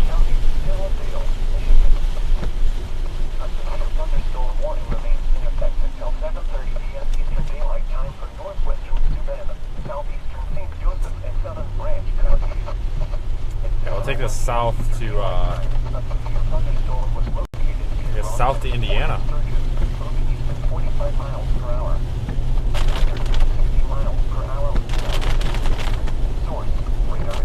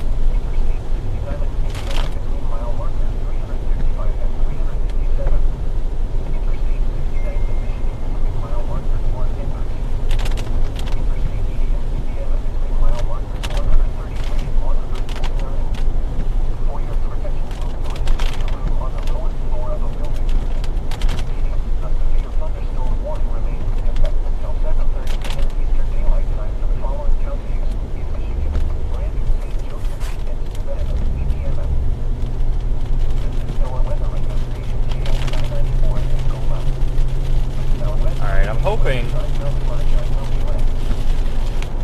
we're here. We're gonna go all the way down 49 to here, and I'm hoping we can maybe see a shelf cloud back on this part of the line if we look up this way.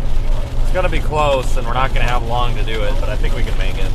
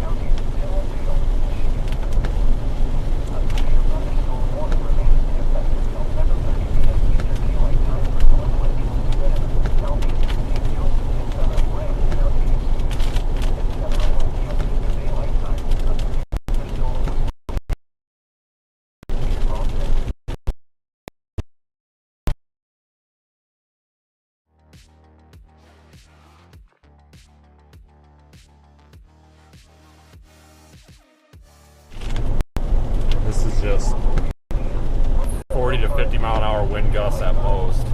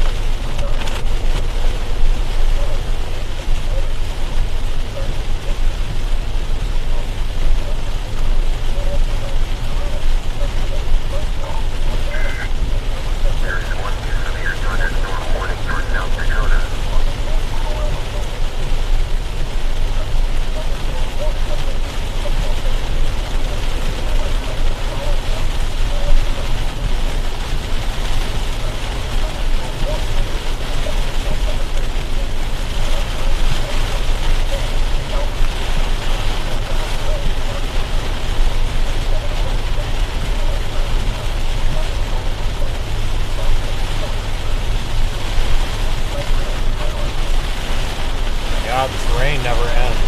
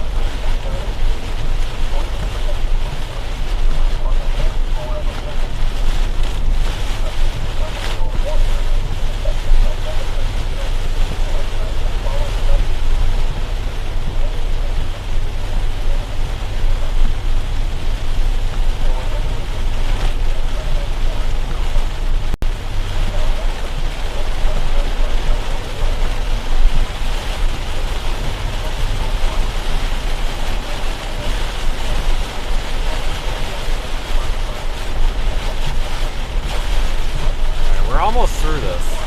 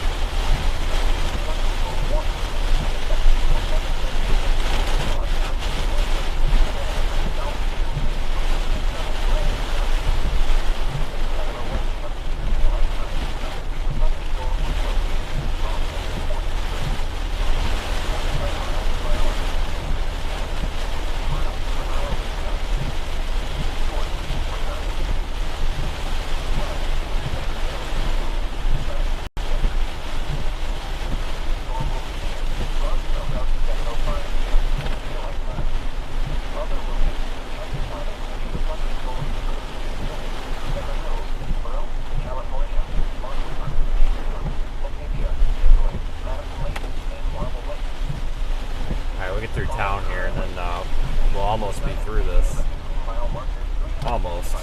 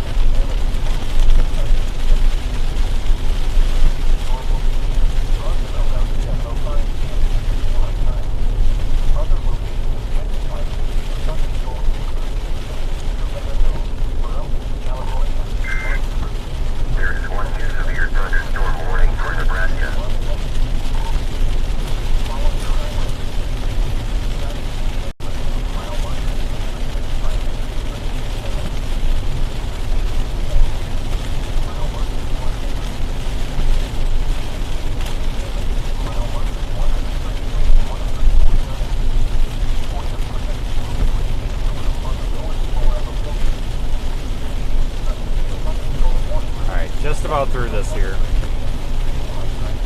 Almost to Camden.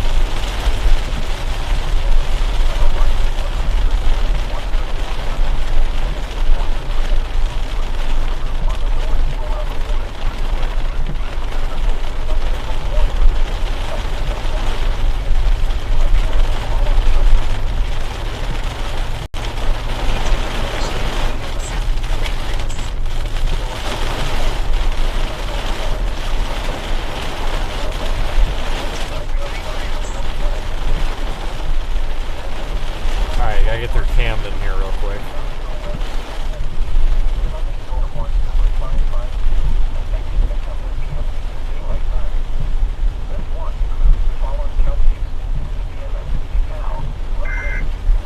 There is one new severe thunderstorm warning for Wyoming.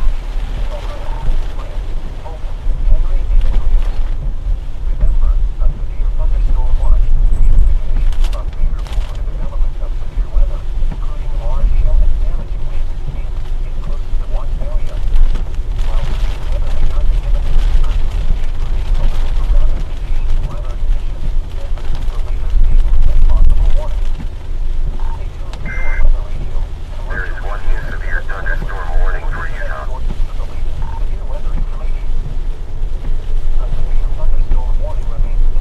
Alright, starting to see some signs of this letting up a little bit. So once we get down there toward Highway 20 in like 10 miles, we may have a shot at seeing something off to the right. Shelf cloud or something like that. There is one new severe thunderstorm warning for Ohio.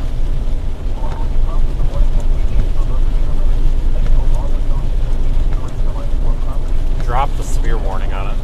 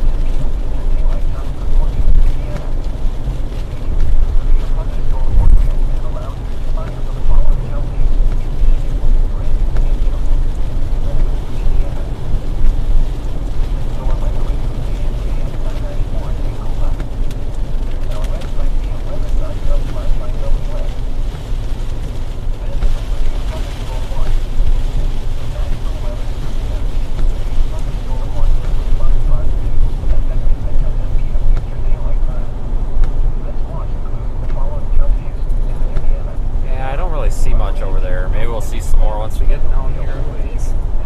It's definitely darker over there, though. It doesn't look like summer. It almost looks like fall. It's really cold.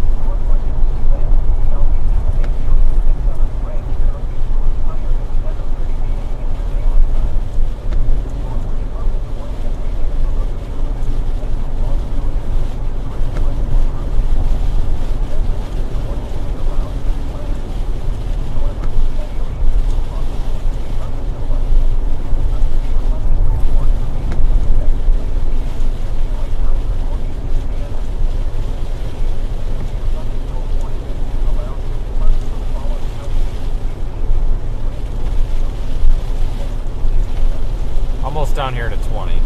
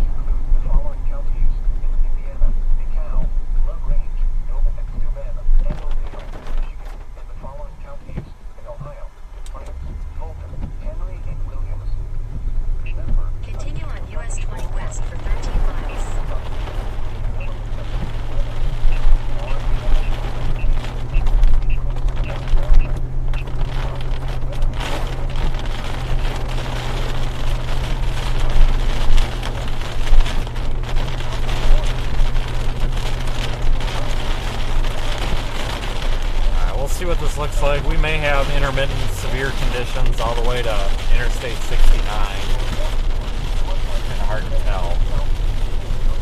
Not really a lot of structure here, is there? Even if we look off to our north.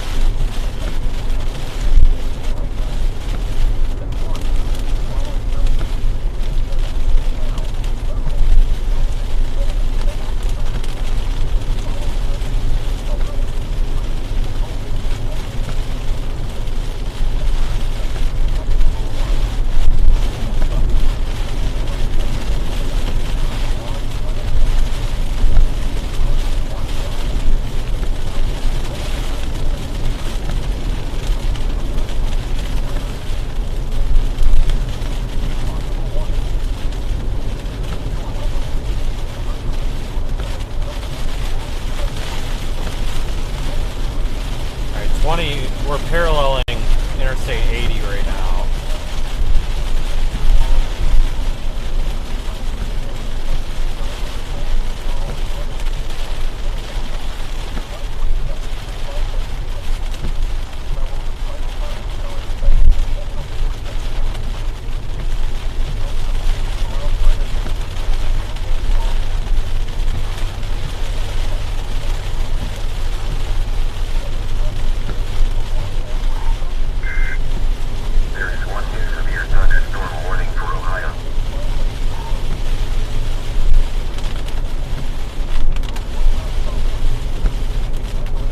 Severe warnings persisting all the way over there near Youngstown.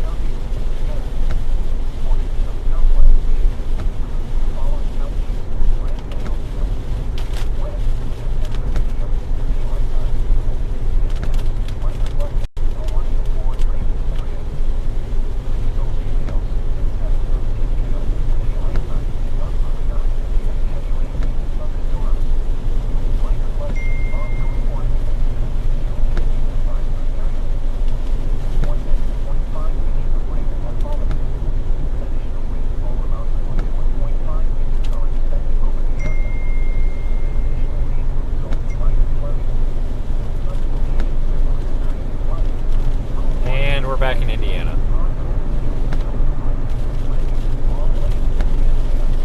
Again.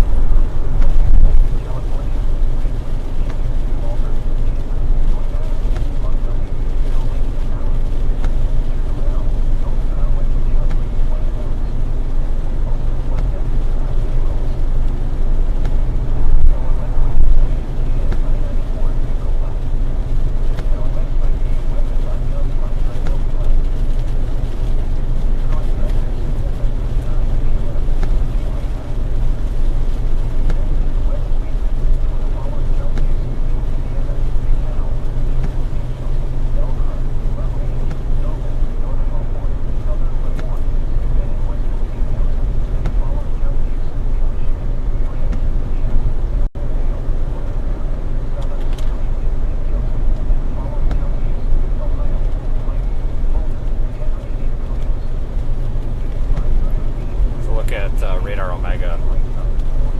It's got quite a bit of kind of garbage convection going on. Nothing too organized.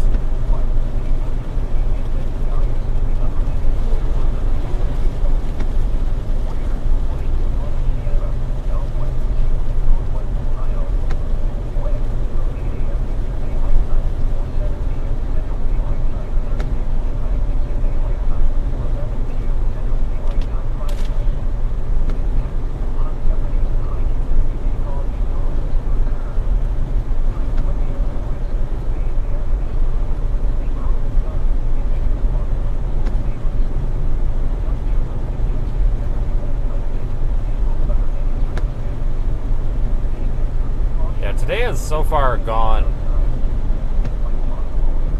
yeah, roughly how I expected it to.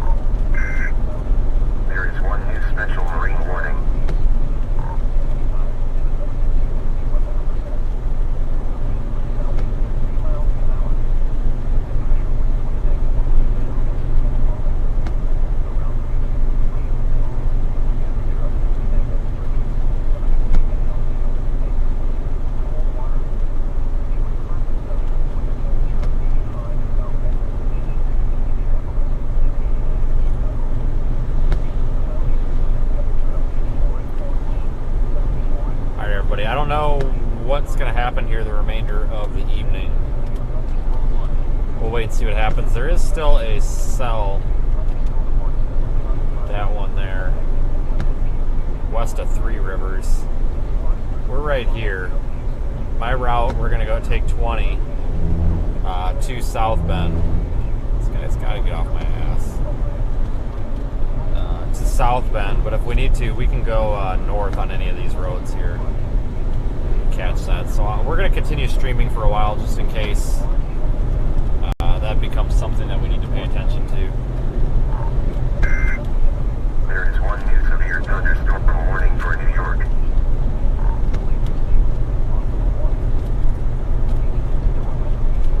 Other than that, we'll see how it looks when we get on the other side of this thunderstorm here. Or area of rain showers, I guess what I should call it.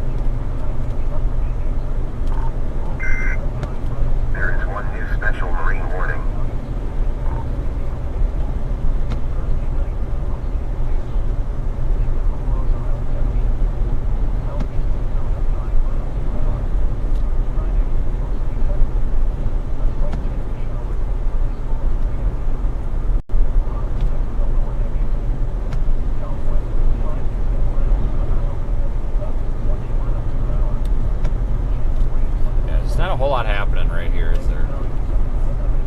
Not with this part of this cluster. This second round this second round's a mess. Yeah. That doesn't surprise me because, like I talked about earlier, the instability is just not there.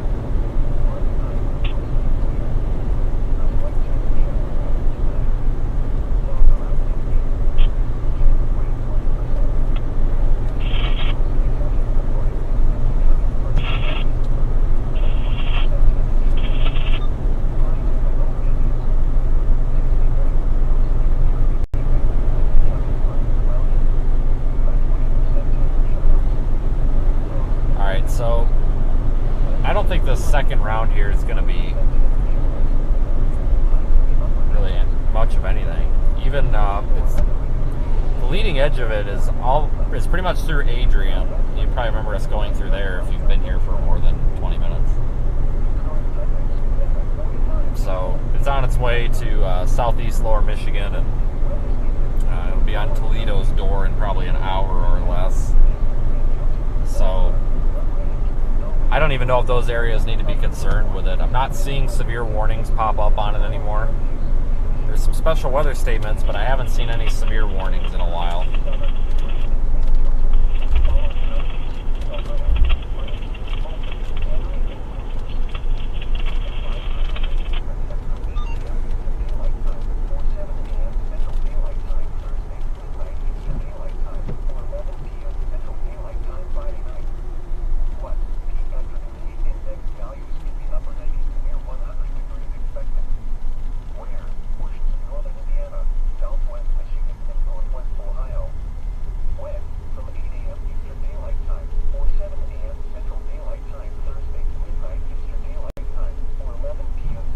Pretty view out here, though.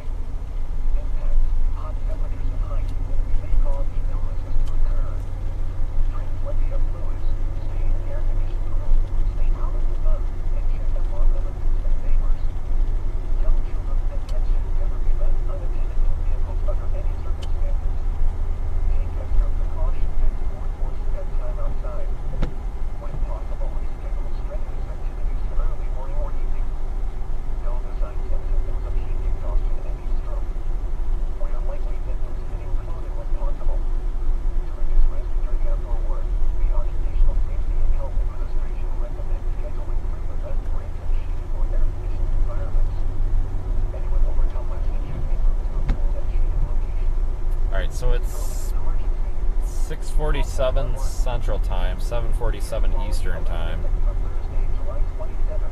Everything so far has gone as forecast. You know, our initial round of storms was severe, but nothing too spectacular, which is what we expected. The timing was right on. And our second round is not so great, which is kind of what we expected. So that leads me to believe that there's probably not going to be anything too significant the rest of the evening, but that might change. And like I said, I'm still waiting on this little super, or I shouldn't, it's not a supercell, but we're here. I'm still waiting on that one there, because that thing's kind of on its own. I wouldn't expect it to be like a massive threat. Thunderstorm warning for North Dakota. A massive threat to anybody, but it could be like an elevated cell that maybe produces some downburst winds and thunder and lightning, and it could be worth our time. We'll know pretty soon, I think. Take the second exit onto US 20 West, West Mountie Street. I think by the time we get to LaGrange, we'll know if it's something we want to mess around with or not.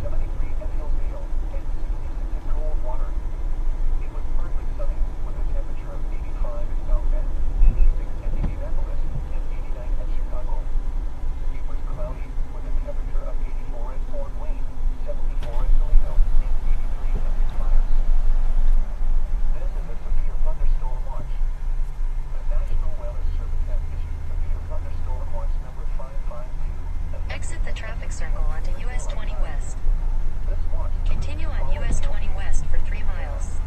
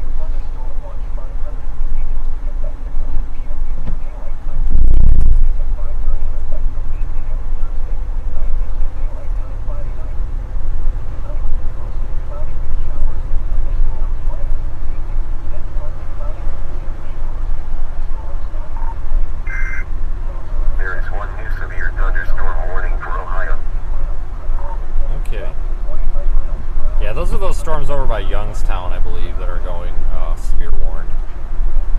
The 60-mile-an-hour wind on those, pretty routine. We don't chase Michigan very much, Ohio or Michigan. Honestly, not even Indiana. These just aren't, I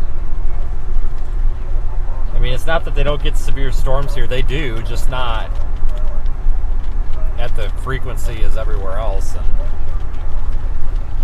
this area just doesn't get visited too often.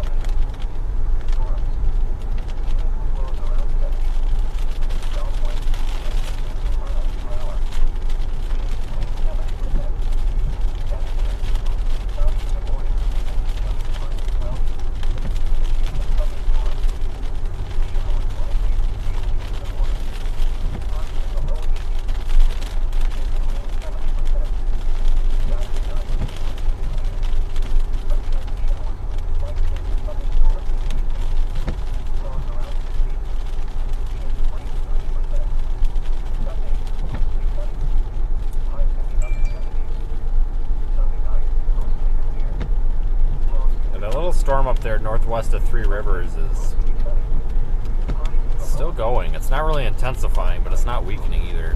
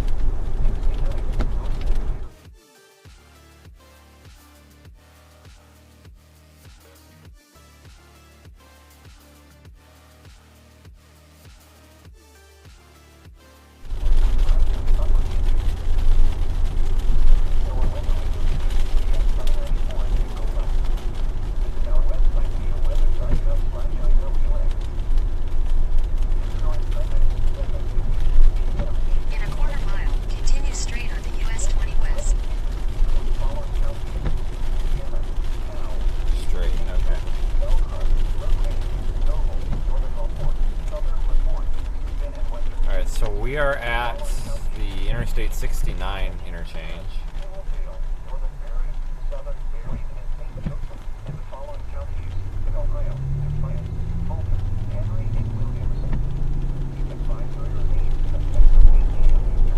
Continue straight onto US 20 West. Continue on US 20 West for 70 miles.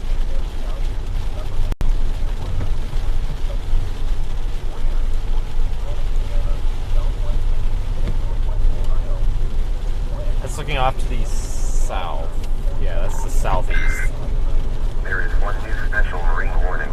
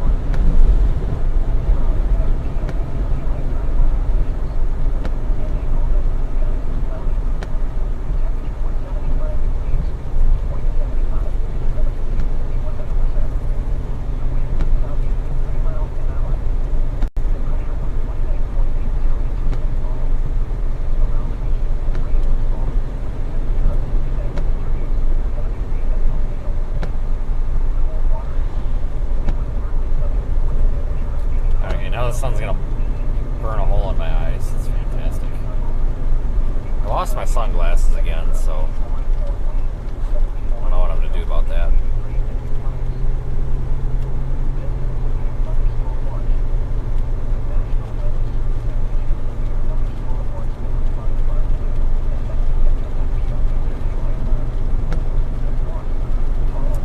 Now it looks like Riley's back in the chat. No surprise there. Swear to God, I see one more frickin' alt account from you. I think I'm stupid, but I'm not. Go back to Reddit. Like I don't have a list of all your little secondary accounts there. Gotta watch who you talk to. You got somebody telling me all your little alt accounts, buddy. That's all I'll say about that. See you later.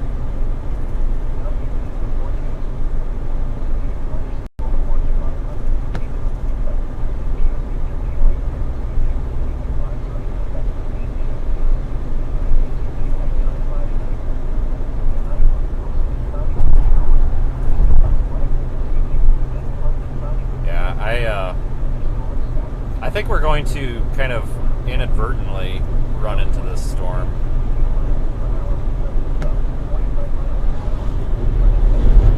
It's moving. I think we're actually going to, we're not going to have a choice. I think we're just going to catch it. No matter what, so. We'll probably go, I guess we could go north out of LaGrange.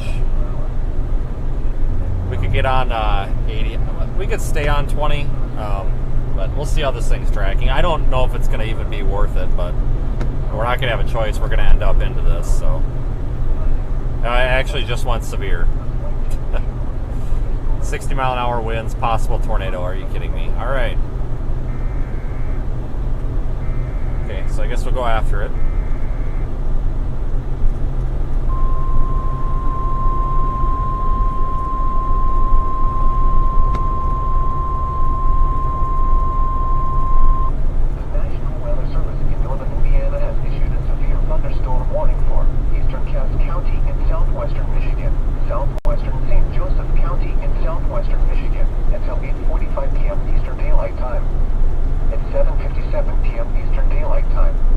Thunderstorm was located near Chrysopolis or near Delrajek, moving southeast at 30 miles.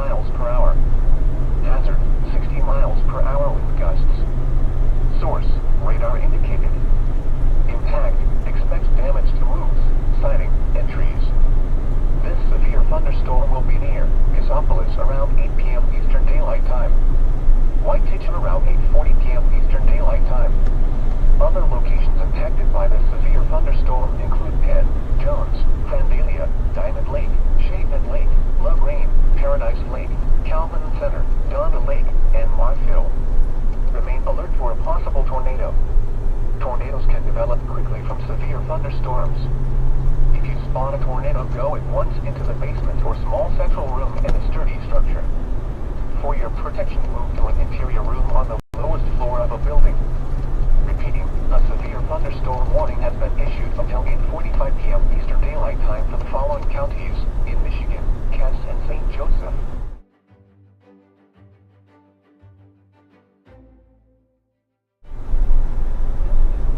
So that's good timing. Just mentioning that I wasn't sure if it would be or not be severe when it got to us, and it looks like if it keeps up its current intensity and track, it probably will be severe.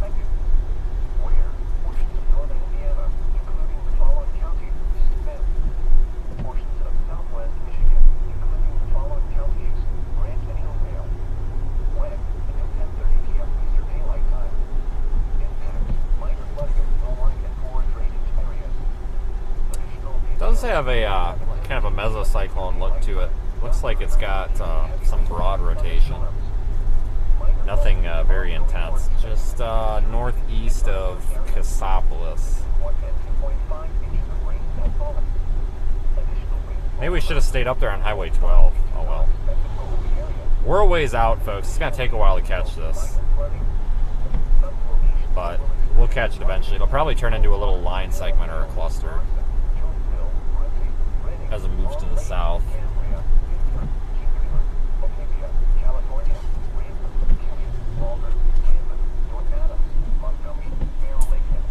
Okay, I guess you're turning, or what are you doing?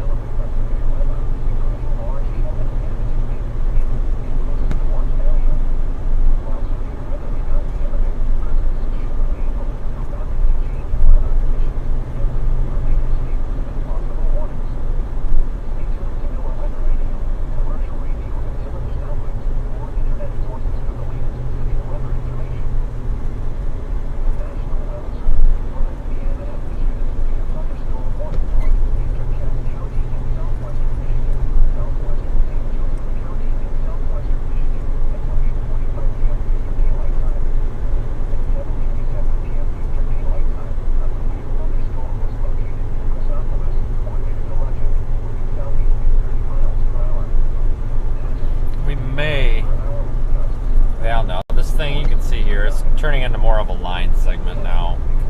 It was kind of a little small isolated cell, and now it's kind of a line segment, so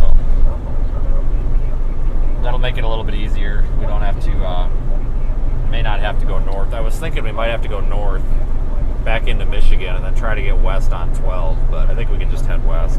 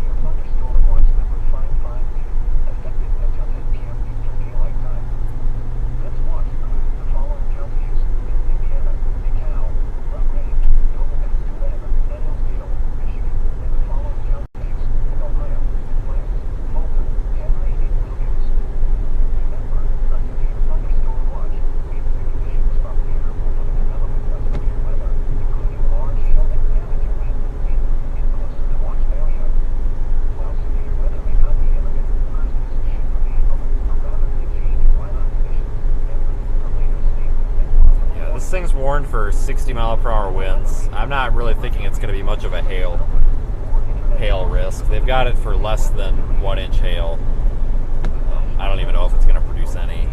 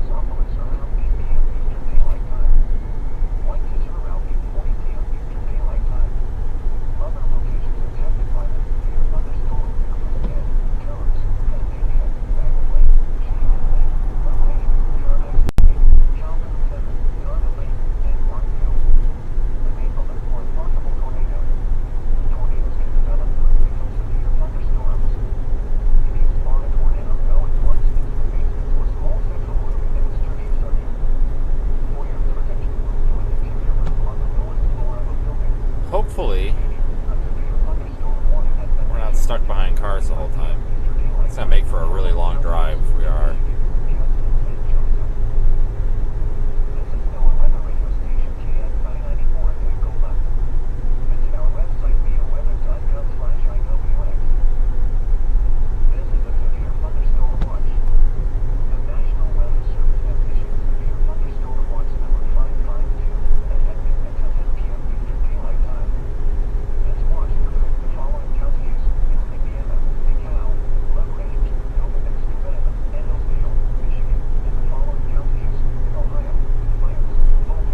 Yeah, there is a risk for some severe storms tomorrow in the Northeast.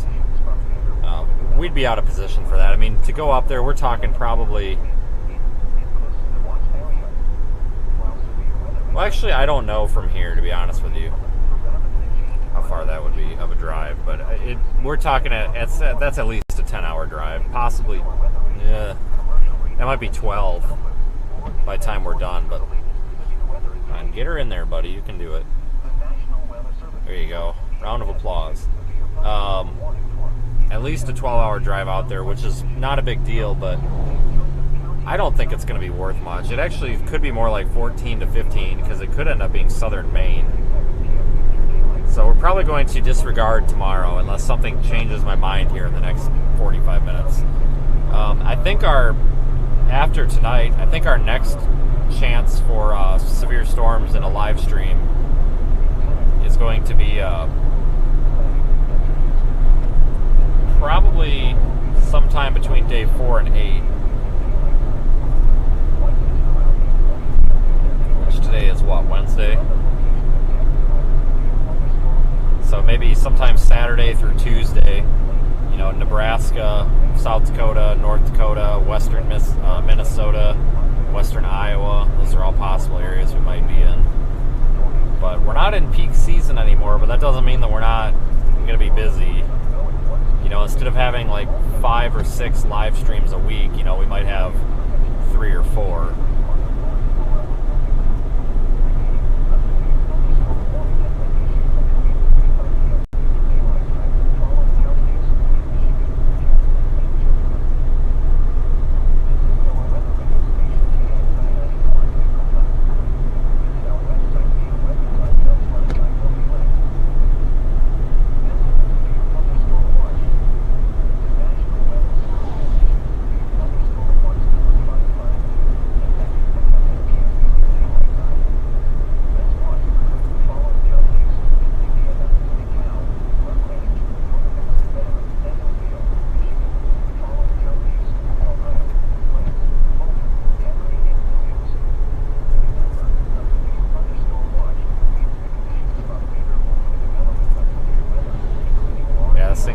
Turned into a full-blown linear cluster segment thing. See the evolution at the beginning of the loop there where it's more isolated. Now it's starting to form a line.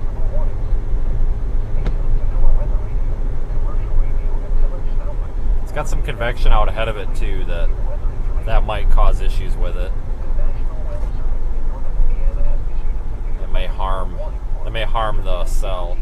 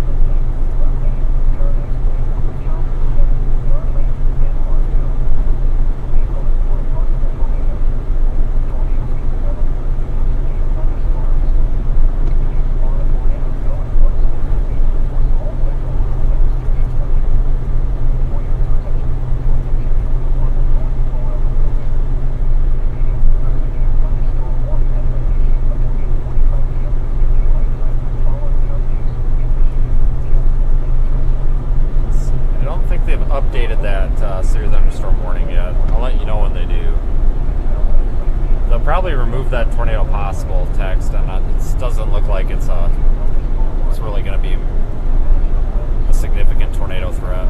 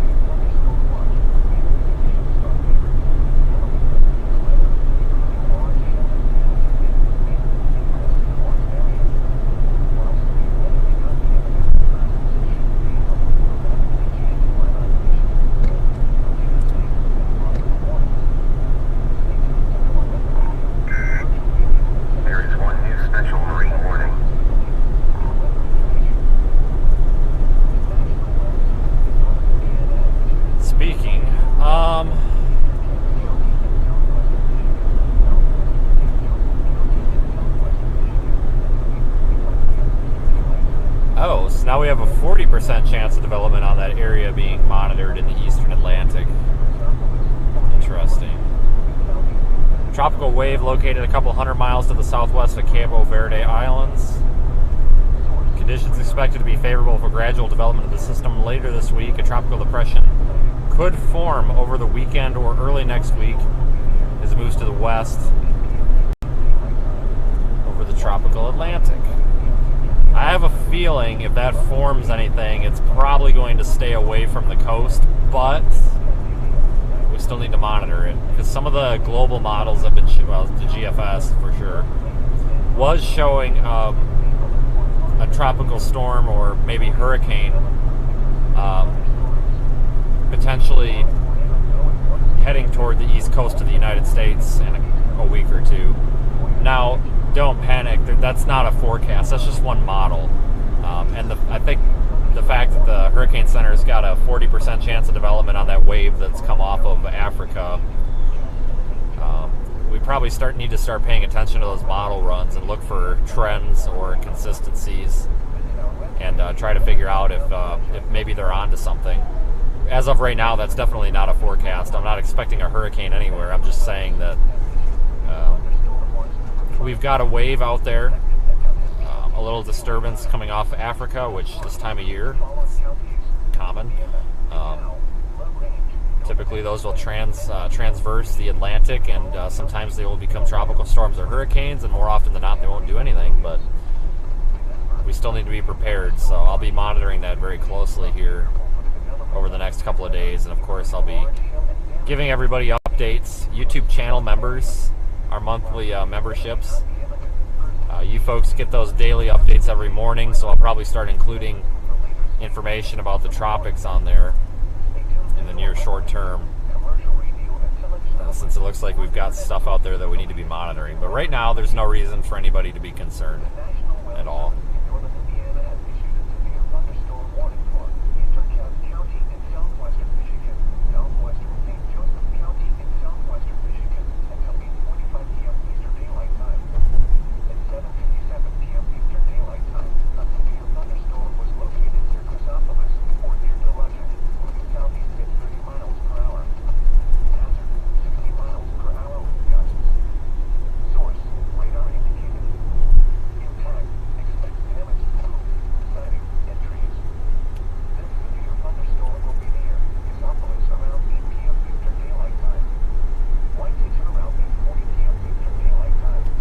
as always, we'll be out for hurricanes, tropical storms.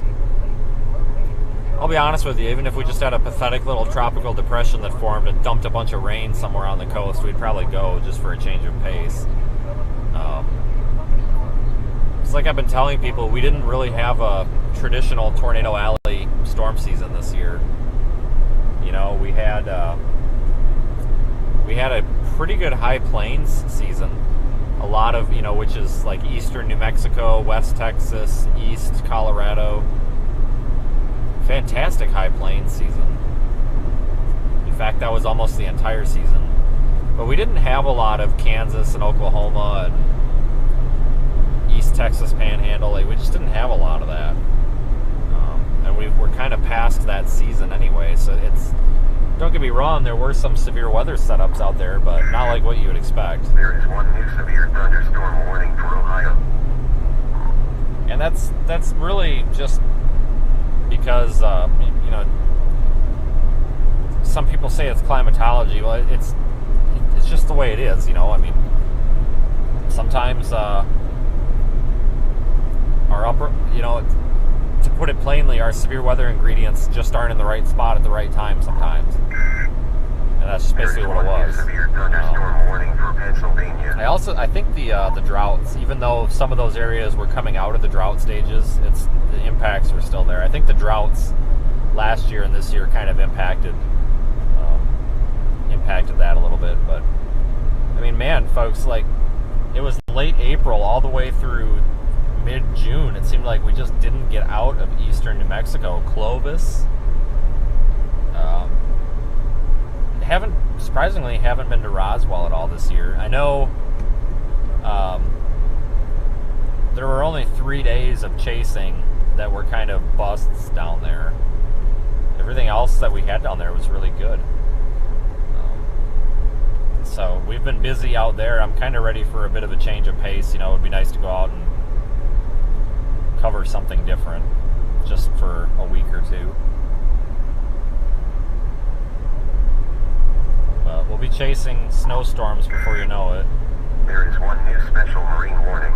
And that's horribly depressing to think about. I cannot stand winter. I like snow, but I don't like the associated cold weather. That's why I like I like covering snowstorms, but the drive to and from is always awful.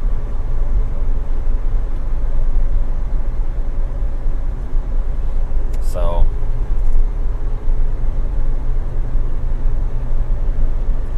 but we can get hurricanes, as early as sometimes June or July. That's pretty rare, but or as late as November. Last year we had a hurricane, the Category 1 hurricane on the east coast of Florida. That was that October 19th or something? It was the middle of October. I know that. And on that day, there was actually a blizzard in South and North Dakota. So, you get all sorts of weather extremes. Those transitional seasons, I shouldn't say transitional seasons, but those transitional periods, so I consider the end of September, like the 3rd or 4th week of September, through the 1st week of November, and then the 2nd week of February through the 2nd week of March. Those two transitional times where you're kind of going from kind of sort of fall, summer into the cold climate, and then you're kind of coming out of winter, but you're kind of going into spring. You're kind of in between those two transitional periods. That seems to be when we get these real extremes for weather. There is one new severe thunderstorm we'll get warning for Arizona. a blizzard simultaneous with a hurricane, or a flash flood and a tornado outbreak while we've got an ice storm going on. Just weird stuff like that. 9 times out of 10, I'll go cover the severe weather. Rarely will I pick the cold and snow over the summertime weather. But we do this every year, and it's a never-ending cycle. It's just going around in a circle. You get all excited for May, because May is typically peak season. Oklahoma, Texas Panhandle, Kansas, Real good places to chase, really pretty, relatively easy. One day after another. And then it passes by faster than you can believe, and then you deal with the summertime stuff, and now we get into kind of the off season like we're in now, and then winter, which sucks. And then it's back to the southeast, and it comes and goes. You know, there's no reason to really talk about or get excited for peak season, in my opinion, because it shows up and then it's gone. And it's back just as quick as it was gone. I mean, there's always something to do out here as long as you pay attention to the weather patterns, you can find something to go after.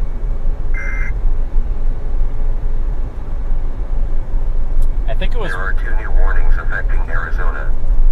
I think it was 1 year ago today that the floods in Kentucky happened.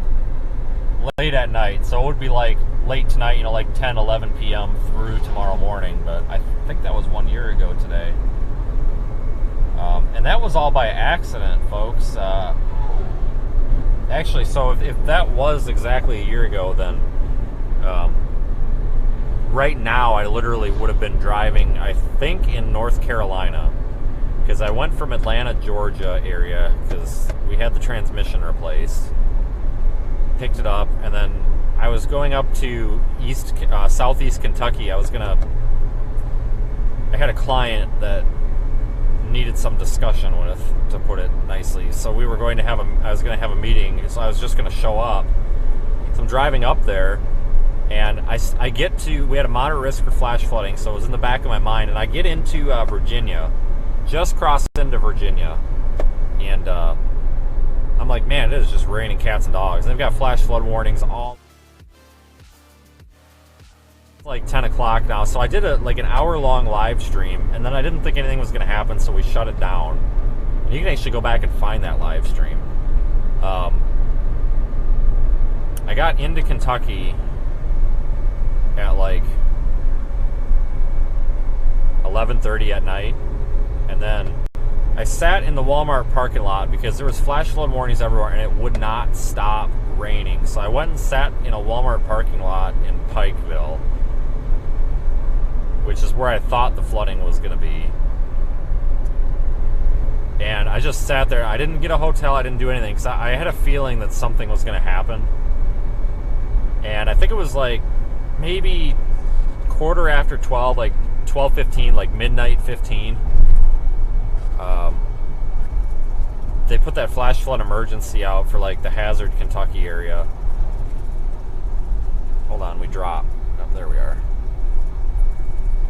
And they put that flash flood emergency out. And I'm like, well, better go. So we went down. A couple of, like 3 or 4 of us went down and drove around Hazard, Kentucky for a while. And I couldn't, there was some minor flooding. And I'm like, this isn't that big of a deal. And we drove around and checked some of the hills and valleys, and you could tell that it was significant. And we found one road that was just, I mean, the water had to be up 30 feet at one point, and it was probably about 17 to 18 feet deep at the bottom of this stream crossing, and water was going down. But there was trailers and homes, just cars being washed down here, and people, and it was a mess. And we were trying to figure out where all this debris was coming from because it didn't look like there were any houses up there. Well, somebody gave us bad information. Somebody told us there was like 1 or 2 houses up there. Well, no, there was more like 15 to 20 houses up there, and they were just all washing down the river. And this little stream was normally like 8 inches deep, and that night it was anywhere from 6 to 25 feet. I mean, just copious amounts of rainfall.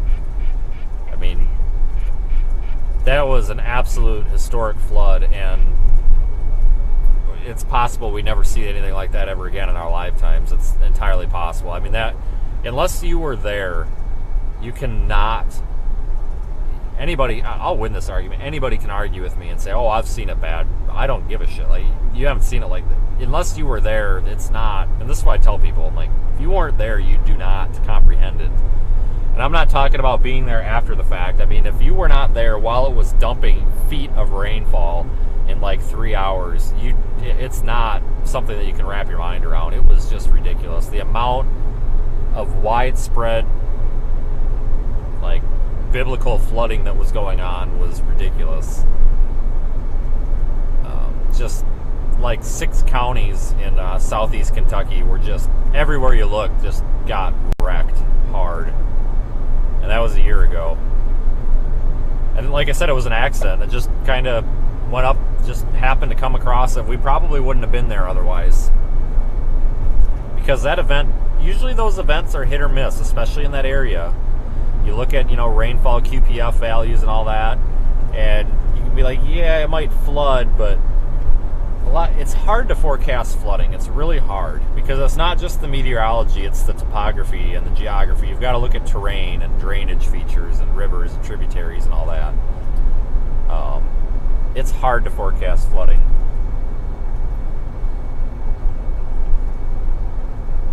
And I think we spent about 2 weeks there after it. But I was just there yesterday. I went and drove around in that area, and there's debris and trailers that were flooded and like floated away and moved and just wrecked, and haven't even been touched yet. I mean, it's just a mass amount. You cannot comprehend the amount of damage caused by all that. I mean, it was really bad. There's no other way to put it. It's just really bad. And no, that was not streamed. There's no phone service there, like, at all. And at the time, we only had 2 carriers, so we did not stream the flood. No.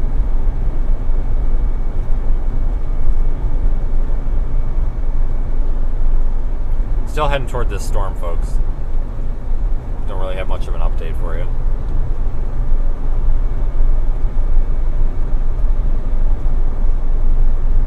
But here, I'll circle on the map, so real quick.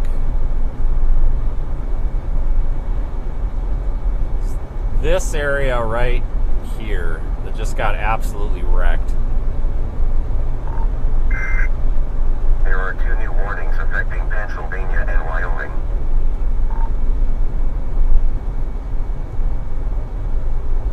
So hopefully we don't see anything like that for a while. We had St. Louis last year. That was a big deal. We had Mayfield, the Mayfield flooding just 2-3 weeks ago.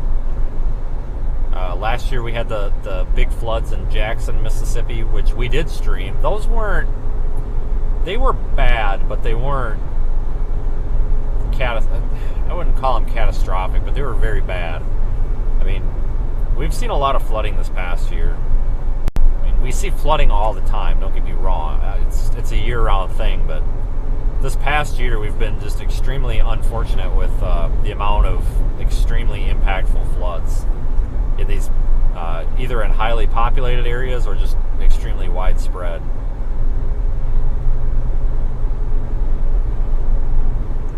So last year was kind of the year of the floods, it seemed like. Yeah, because St. Louis, that was a big deal also. That made the news, but a flood in a very urban area like that, even though it's horrible, you get that much water in an urban area, you're going to have significant problems, don't get me wrong. And they did. That was catastrophic, but it didn't, I don't think it seemed as bad to the people that were not there as some of the other events like the Eastern Kentucky floods, because those, St. Louis is much better equipped when it comes to public safety to deal with something like that. They have more people to help, they have more equipment, infrastructure is better, so I don't think, people that are there, yeah, it was just as horrible as the floods in East Kentucky, but to the outsiders, I don't think it seems as bad, because it gets taken care of much quicker. There's a bigger response to it. When you get these rural areas that flood, like East Kentucky out there, there's just no resources out there to deal with it. So the effects are that much worse. And that kind of goes with any type of severe weather, whether it's, you know, a blizzard or a tornado, straight line winds, hail, anything like that. These urban areas that have better logistics and resources to deal with it, yes, the impacts can be just as bad, but typically they're not as long lasting and they're somewhat minimalized because there's stuff there to deal with it. But you get in these rural areas and there just isn't.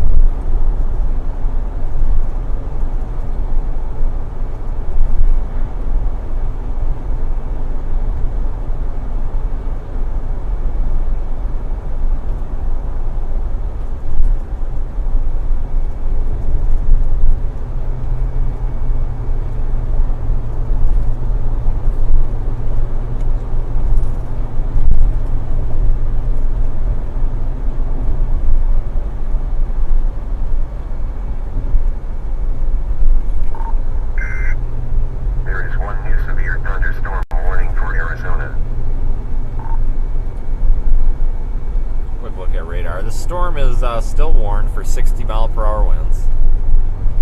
Nothing too much to write home about,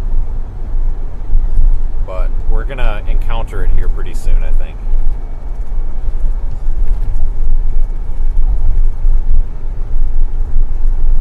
But we'll see how tropical season is this year. It was, I would say, storms that actually impacted the United States. You know, we really only had the two. We had, I think, right? Because we had, what did we have? We had Nicole in October, and then we had Ian. When was Ian? Was that September?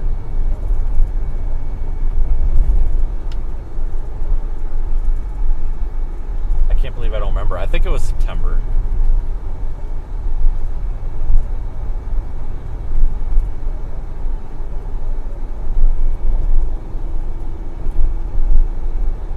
But Nicole wasn't very impactful. Ian was. I mean, that was about as bad as you can get.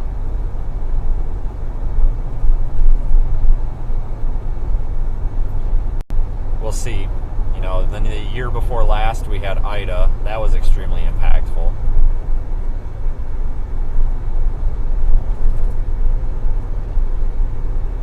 We had Tropical Storm Fred that year also. That basically landfalled on, what is it, Port St. Joe or something? It's like that little like key that's on the west side of the Big Bend, like the Apalachicola Bend.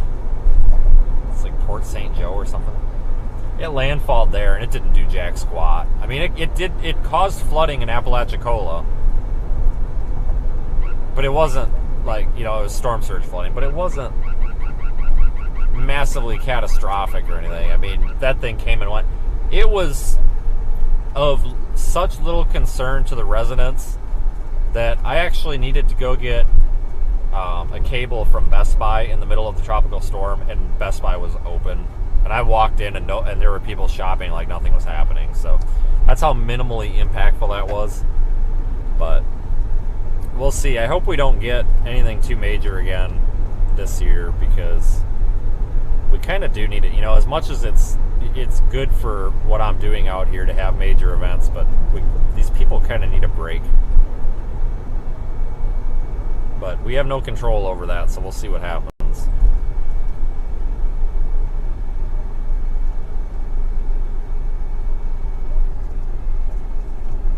We'll be there though, no matter what. And then I think the the big winter storm of last year too was the Buffalo blizzard. You know, that lake effect snowstorm. We had like 6.5 feet of snow or something. That was a big deal. I remember streaming for 3 days. Like, that event was just it just didn't stop snowing.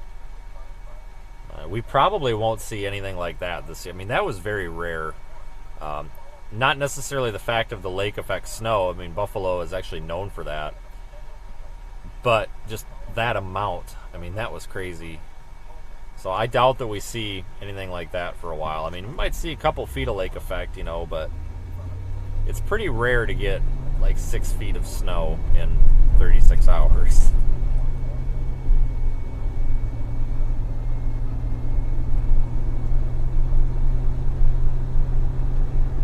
Yeah, that was the time that I learned that Niagara Falls is not one waterfall, it's like 3. Did not know that.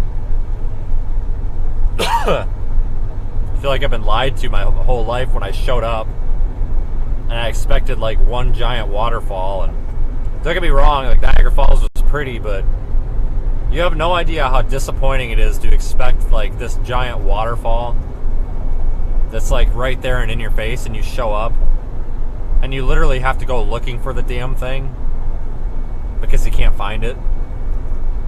Not that it's not pretty, like no offense to anybody, but I expected something like 20 times more significant than it was, and I show up and I think I even said on the live stream, I took one look at it and I said, that's it? And then somebody in the chat said, oh, well that's one of 3, and I'm like, okay, well then we went and found the second one. I don't think we saw the third one or whatever, but I'm like, you've got to be kidding me, like, that's it? Like my whole life I thought it was this giant, like, you know, thing the size of a frickin' Eiffel Tower or some shit like that. No, here it's this, like, I felt like I could have taken a canoe off the damn thing. And no offense to anybody, like, I don't want anybody to get hurt feelings over that. It's just not what I saw in my mind when I pictured it. It just looked a lot more significant on TV, I guess, let's put it that way. But that's how a lot of things are, like Mount Rushmore. That, when you look at that, I mean, it's cool, but you look at it and you're like, that's it? You know, I think these things get so hyped up, and like you get this unrealistic, you know, image in your head of what something might be, and then you see it, and you're just like, that's it.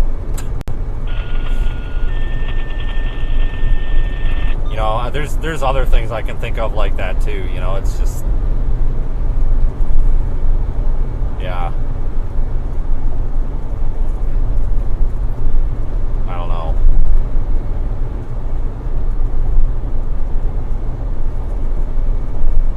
Yeah, that damn Niagara Falls, that I felt like I got ripped off. I mean, it was very pretty. I would totally go back again, and I'm glad that I went because I've never been there before. I don't think Don had, because we had Don with. I don't think he had been there before either. Because I don't think he knew that it was 2 of them, or 2 or 3 or whatever. I don't remember. But, so it wasn't just me, but I remember you could hear the damn thing. Like, you could hear the waterfall, and, like, we're looking around, and there's a sign that's like, oh, this is waterfall number 1 or whatever, and I'm like, where the hell is it? Like, there's no way that's it. I'm like, oh, that is it. Okay, cool, great. But it was freezing cold. I mean, it was so cold, and, you know, the mist or the spray from it was in the air, and I totally misjudged how cold it was. I did not put my heavy winter coat on. And we were out of the car for about an hour and 10 minutes, and I didn't realize how cold I was until I got back in the car, and my hands were so cold that I could not put the key in the ignition to start the car. Like, I could not grip the key. That was bad. I didn't realize how cold I was until I got back in the warm car, and I actually had to turn the heat off for a minute, because like, I was warming up way too fast. Like, I could not feel anything. It was terrible. I'm lucky I didn't, like, literally freeze my fingers or something.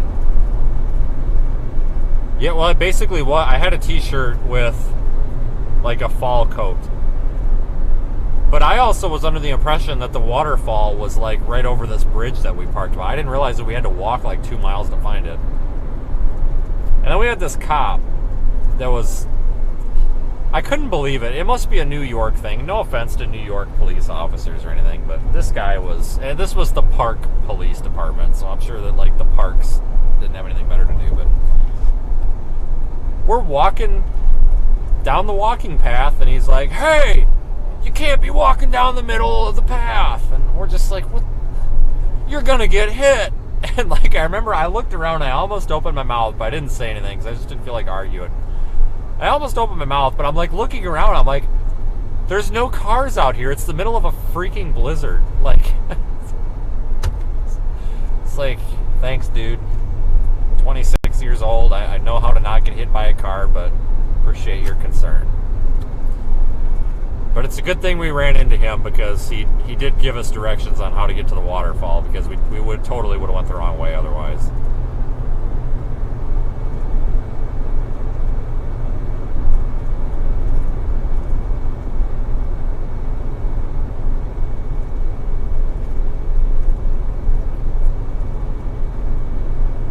we get past these trees, we might have a view of this thing.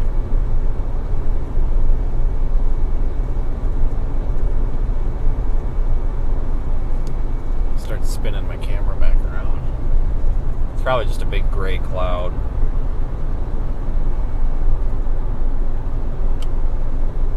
There's a rooftop view.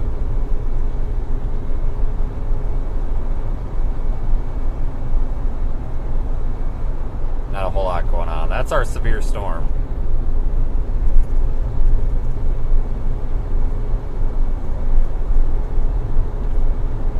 Yeah, our diehards, the ones that have been around here for a while, remember that. That was, you know, that was probably, I'll be honest with you, that was probably the most fun that I've had on a Storm Chase live stream ever. Just that entire trip. You know, there was always something going on. The snow was just... That was just incredible, that amount of snow, to see it. That was a lot of fun. I do enjoy snowstorms. I really do.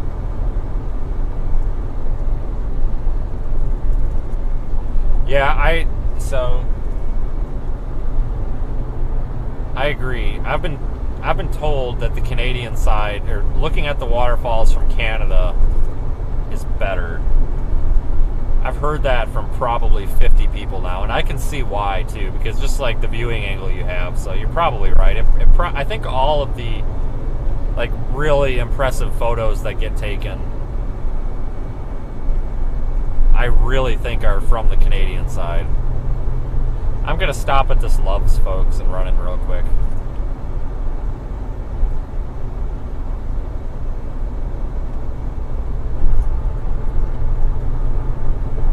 But that's what I like about what we do here. You know, we can do all sorts of cool live streams and everything.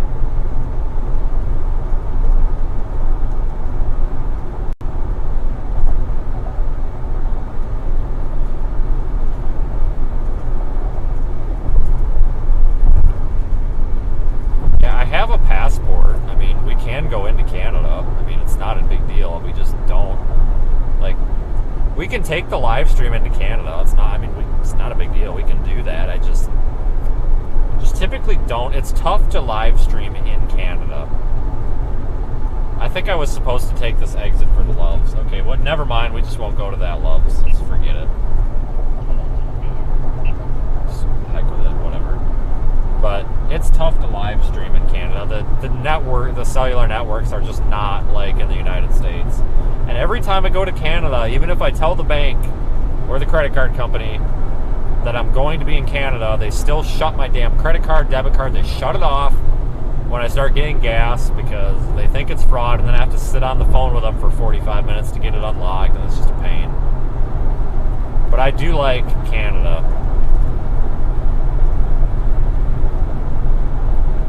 But the radar coverage is not good at all. I mean, it's tough to chase up there. It really is.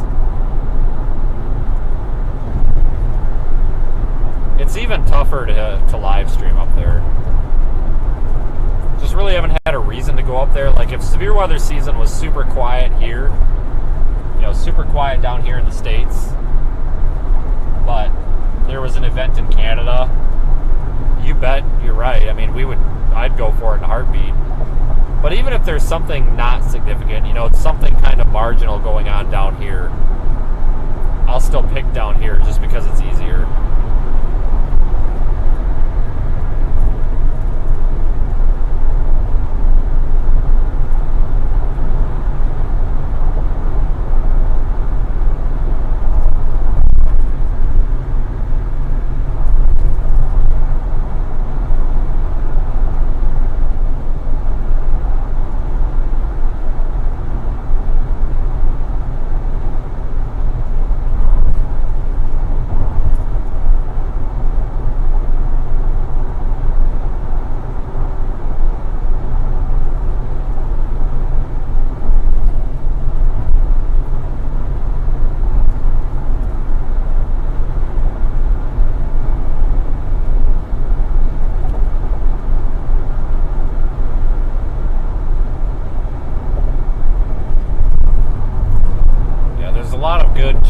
opportunities in Canada. I mean, the terrain up there is very similar to like South Dakota, Special marine warning. Nebraska.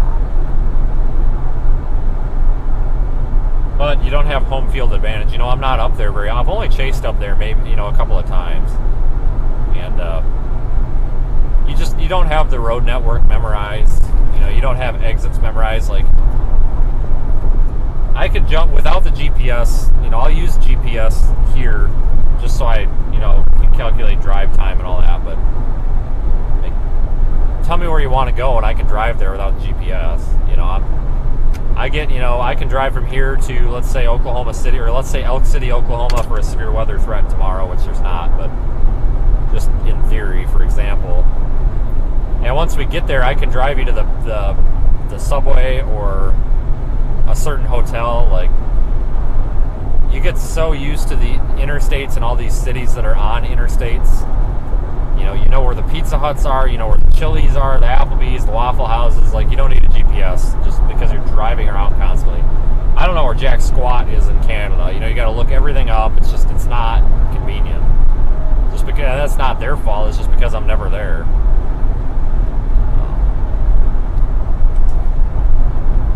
I just don't have. Some people just go nuts. Oh yeah, we got to go to Canada. And I'm like, oh, whatever. I'll go up there if I have to, but I'd rather not. Nothing against it. I mean, I like it up there. It's very pretty. But it's just not convenient for me.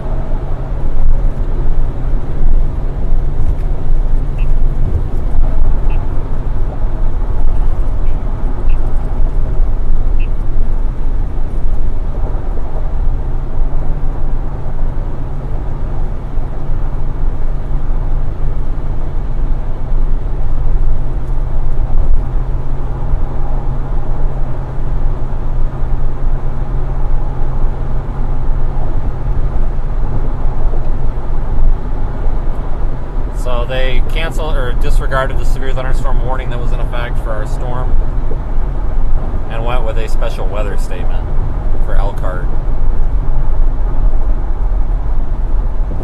As soon as we get past some of these trees, I'll use the roof camera to show you.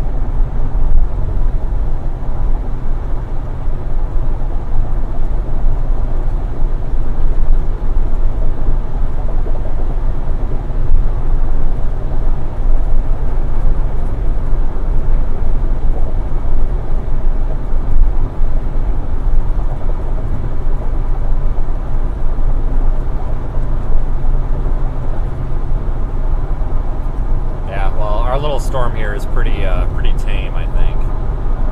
We'll probably just keep on going.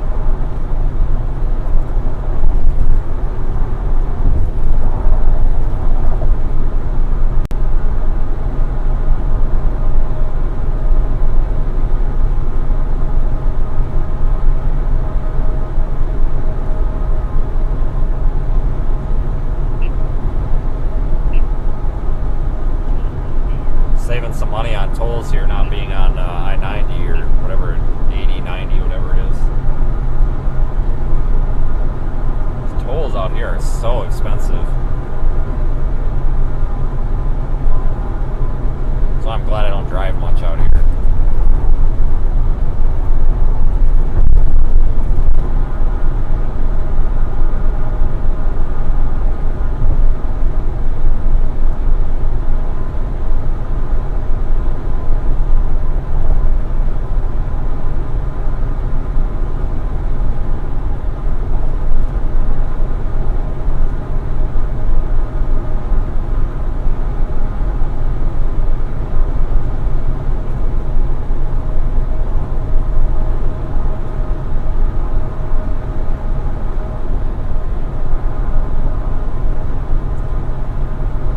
part of 20 not far up here this winter. Well, when was? I don't remember when it was, but we had kind of a short fused snowstorm up here. This might have been in like December, January ish. We started off chasing storms in Kentucky. We had some severe storms in Kentucky.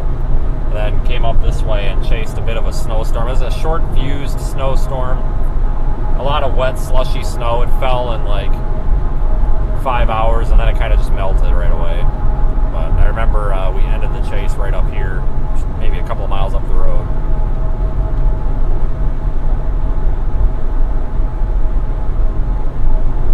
I don't know much about the tolls, whether they're digital with all of them or the pick.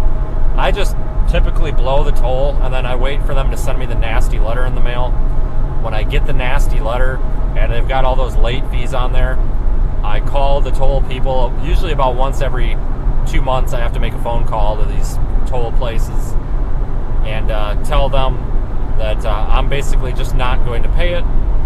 I'm not paying your late fees. I'll gladly pay the toll at the regular rate, but I refuse to pay your late fee. And then I say this line. I say, quote, I will just file bankruptcy and you will not get a dime. Which, I'm out of state. They can't do much about it. And they won't send it to collections then. And then they say, okay, well, we'll waive the late fees as long as you pay the toll. I'm like, okay, great. Here's my credit card. And then I pay them. I know that's kind of crappy, but when we're chasing a tornado warning, I don't have time to sit there and count change. That's just all it comes down to. Just go right. If my toll pass doesn't work in that state, I just go through it, and we just deal with it when we get the nasty letter in the mail. I mean, I have the Easy Pass from Kansas, or the K-Tag, which works in Kansas, Oklahoma, Texas. I think it works in severe thunderstorm warning for Colorado and Kansas and Nebraska. It works in a couple of other places also, but there's some states that it does not work in, and those are the states I have to wait until you get the bill in the mail. And they put their $80 fee on it, and then you basically just call them and be like, hey, I'm not paying this. I'll pay the toll, but I'm not paying this fee. This is daylight robbery. And I've never not had them waive the fee. I've done this probably 50 to 60 times in 10 years, and they never, ever not waive the fee. You just have to ask. I think they just put that fee on there to like scare you into doing something about it. And if any of the trolls out there want to say, you're a lawbreaker, no, I'm not.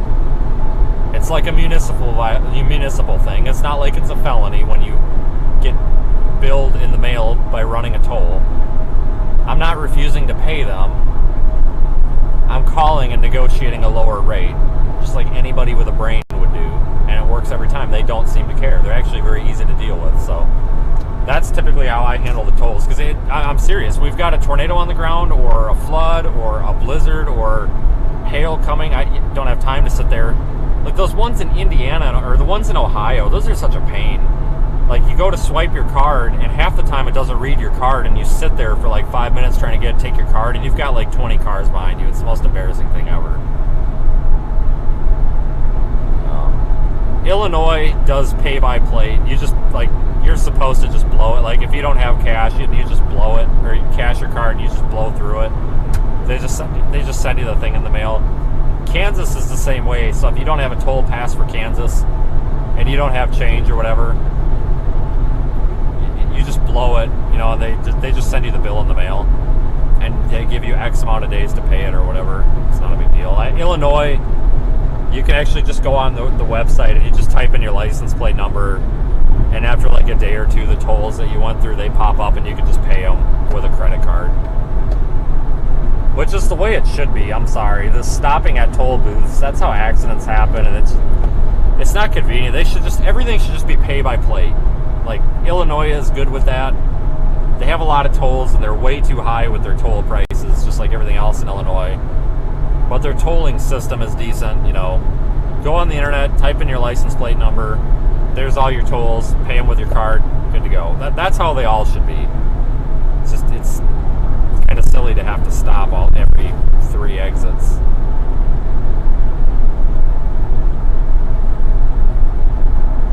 I agree, it would be nice if one toll pass worked everywhere.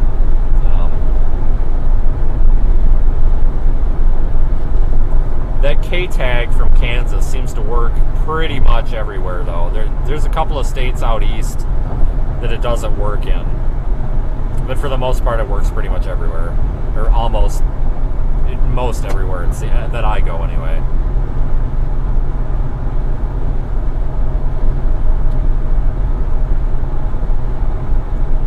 But that's why I kind of like, at least the way that Illinois has the tolls set up, because you just drive through them. It's pay by plate, which is the way it should be.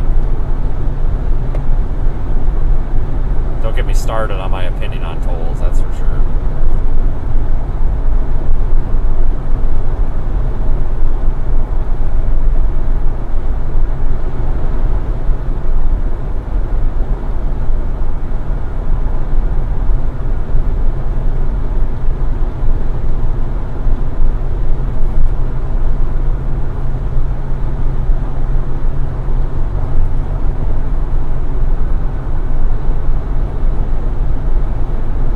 Live stream up for a little bit here, folks, until we clear everything.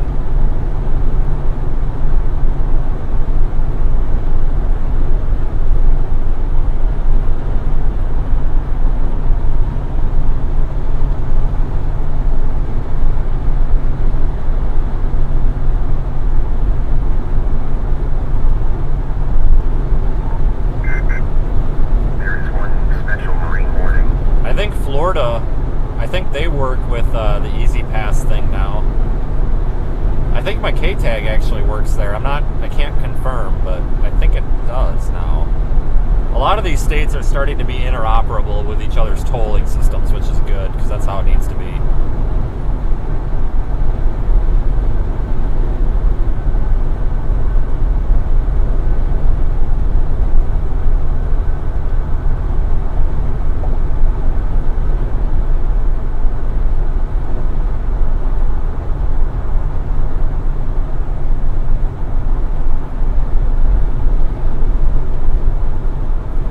Drive on a lot of toll roads like Indiana and Ohio, Pennsylvania, New York. I think New York's a toll road, isn't it? Yeah, it is. You know, those, I drive on those occasionally, but not often. I don't really pay that many tolls a year. I really don't. Oklahoma's got some tolls. Kansas does. Texas has a few. There is one new special marine warning. Well, Kansas only has the one, but it's not that often that I have to deal with tolls. Most of the roads that we're on don't have them. So the majority of interstates are definitely not tolled.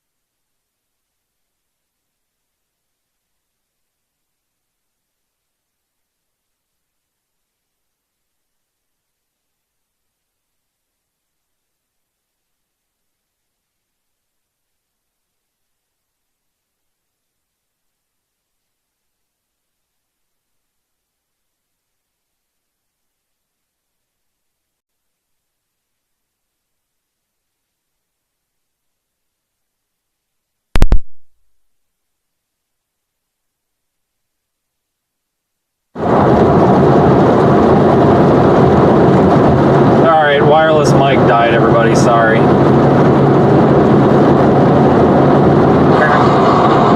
Apparently we didn't have a charge. Alright, wireless. We'll go back to the camera for a minute. Crap mic or crap audio on the camera. But folks, I think we're going to get out of here for the night. See on radar, we've still got a strong thunderstorm here that's going to move to the southeast. Goshen, Elkhart, northeast Louisiana. Your warnings here and there with that.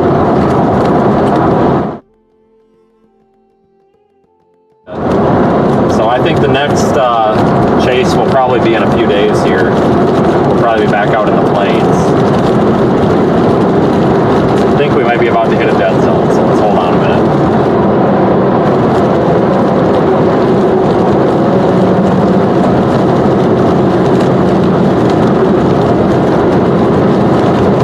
Might be about to deal with the dead zone again. So we're dropping bit rate. Now let's move back.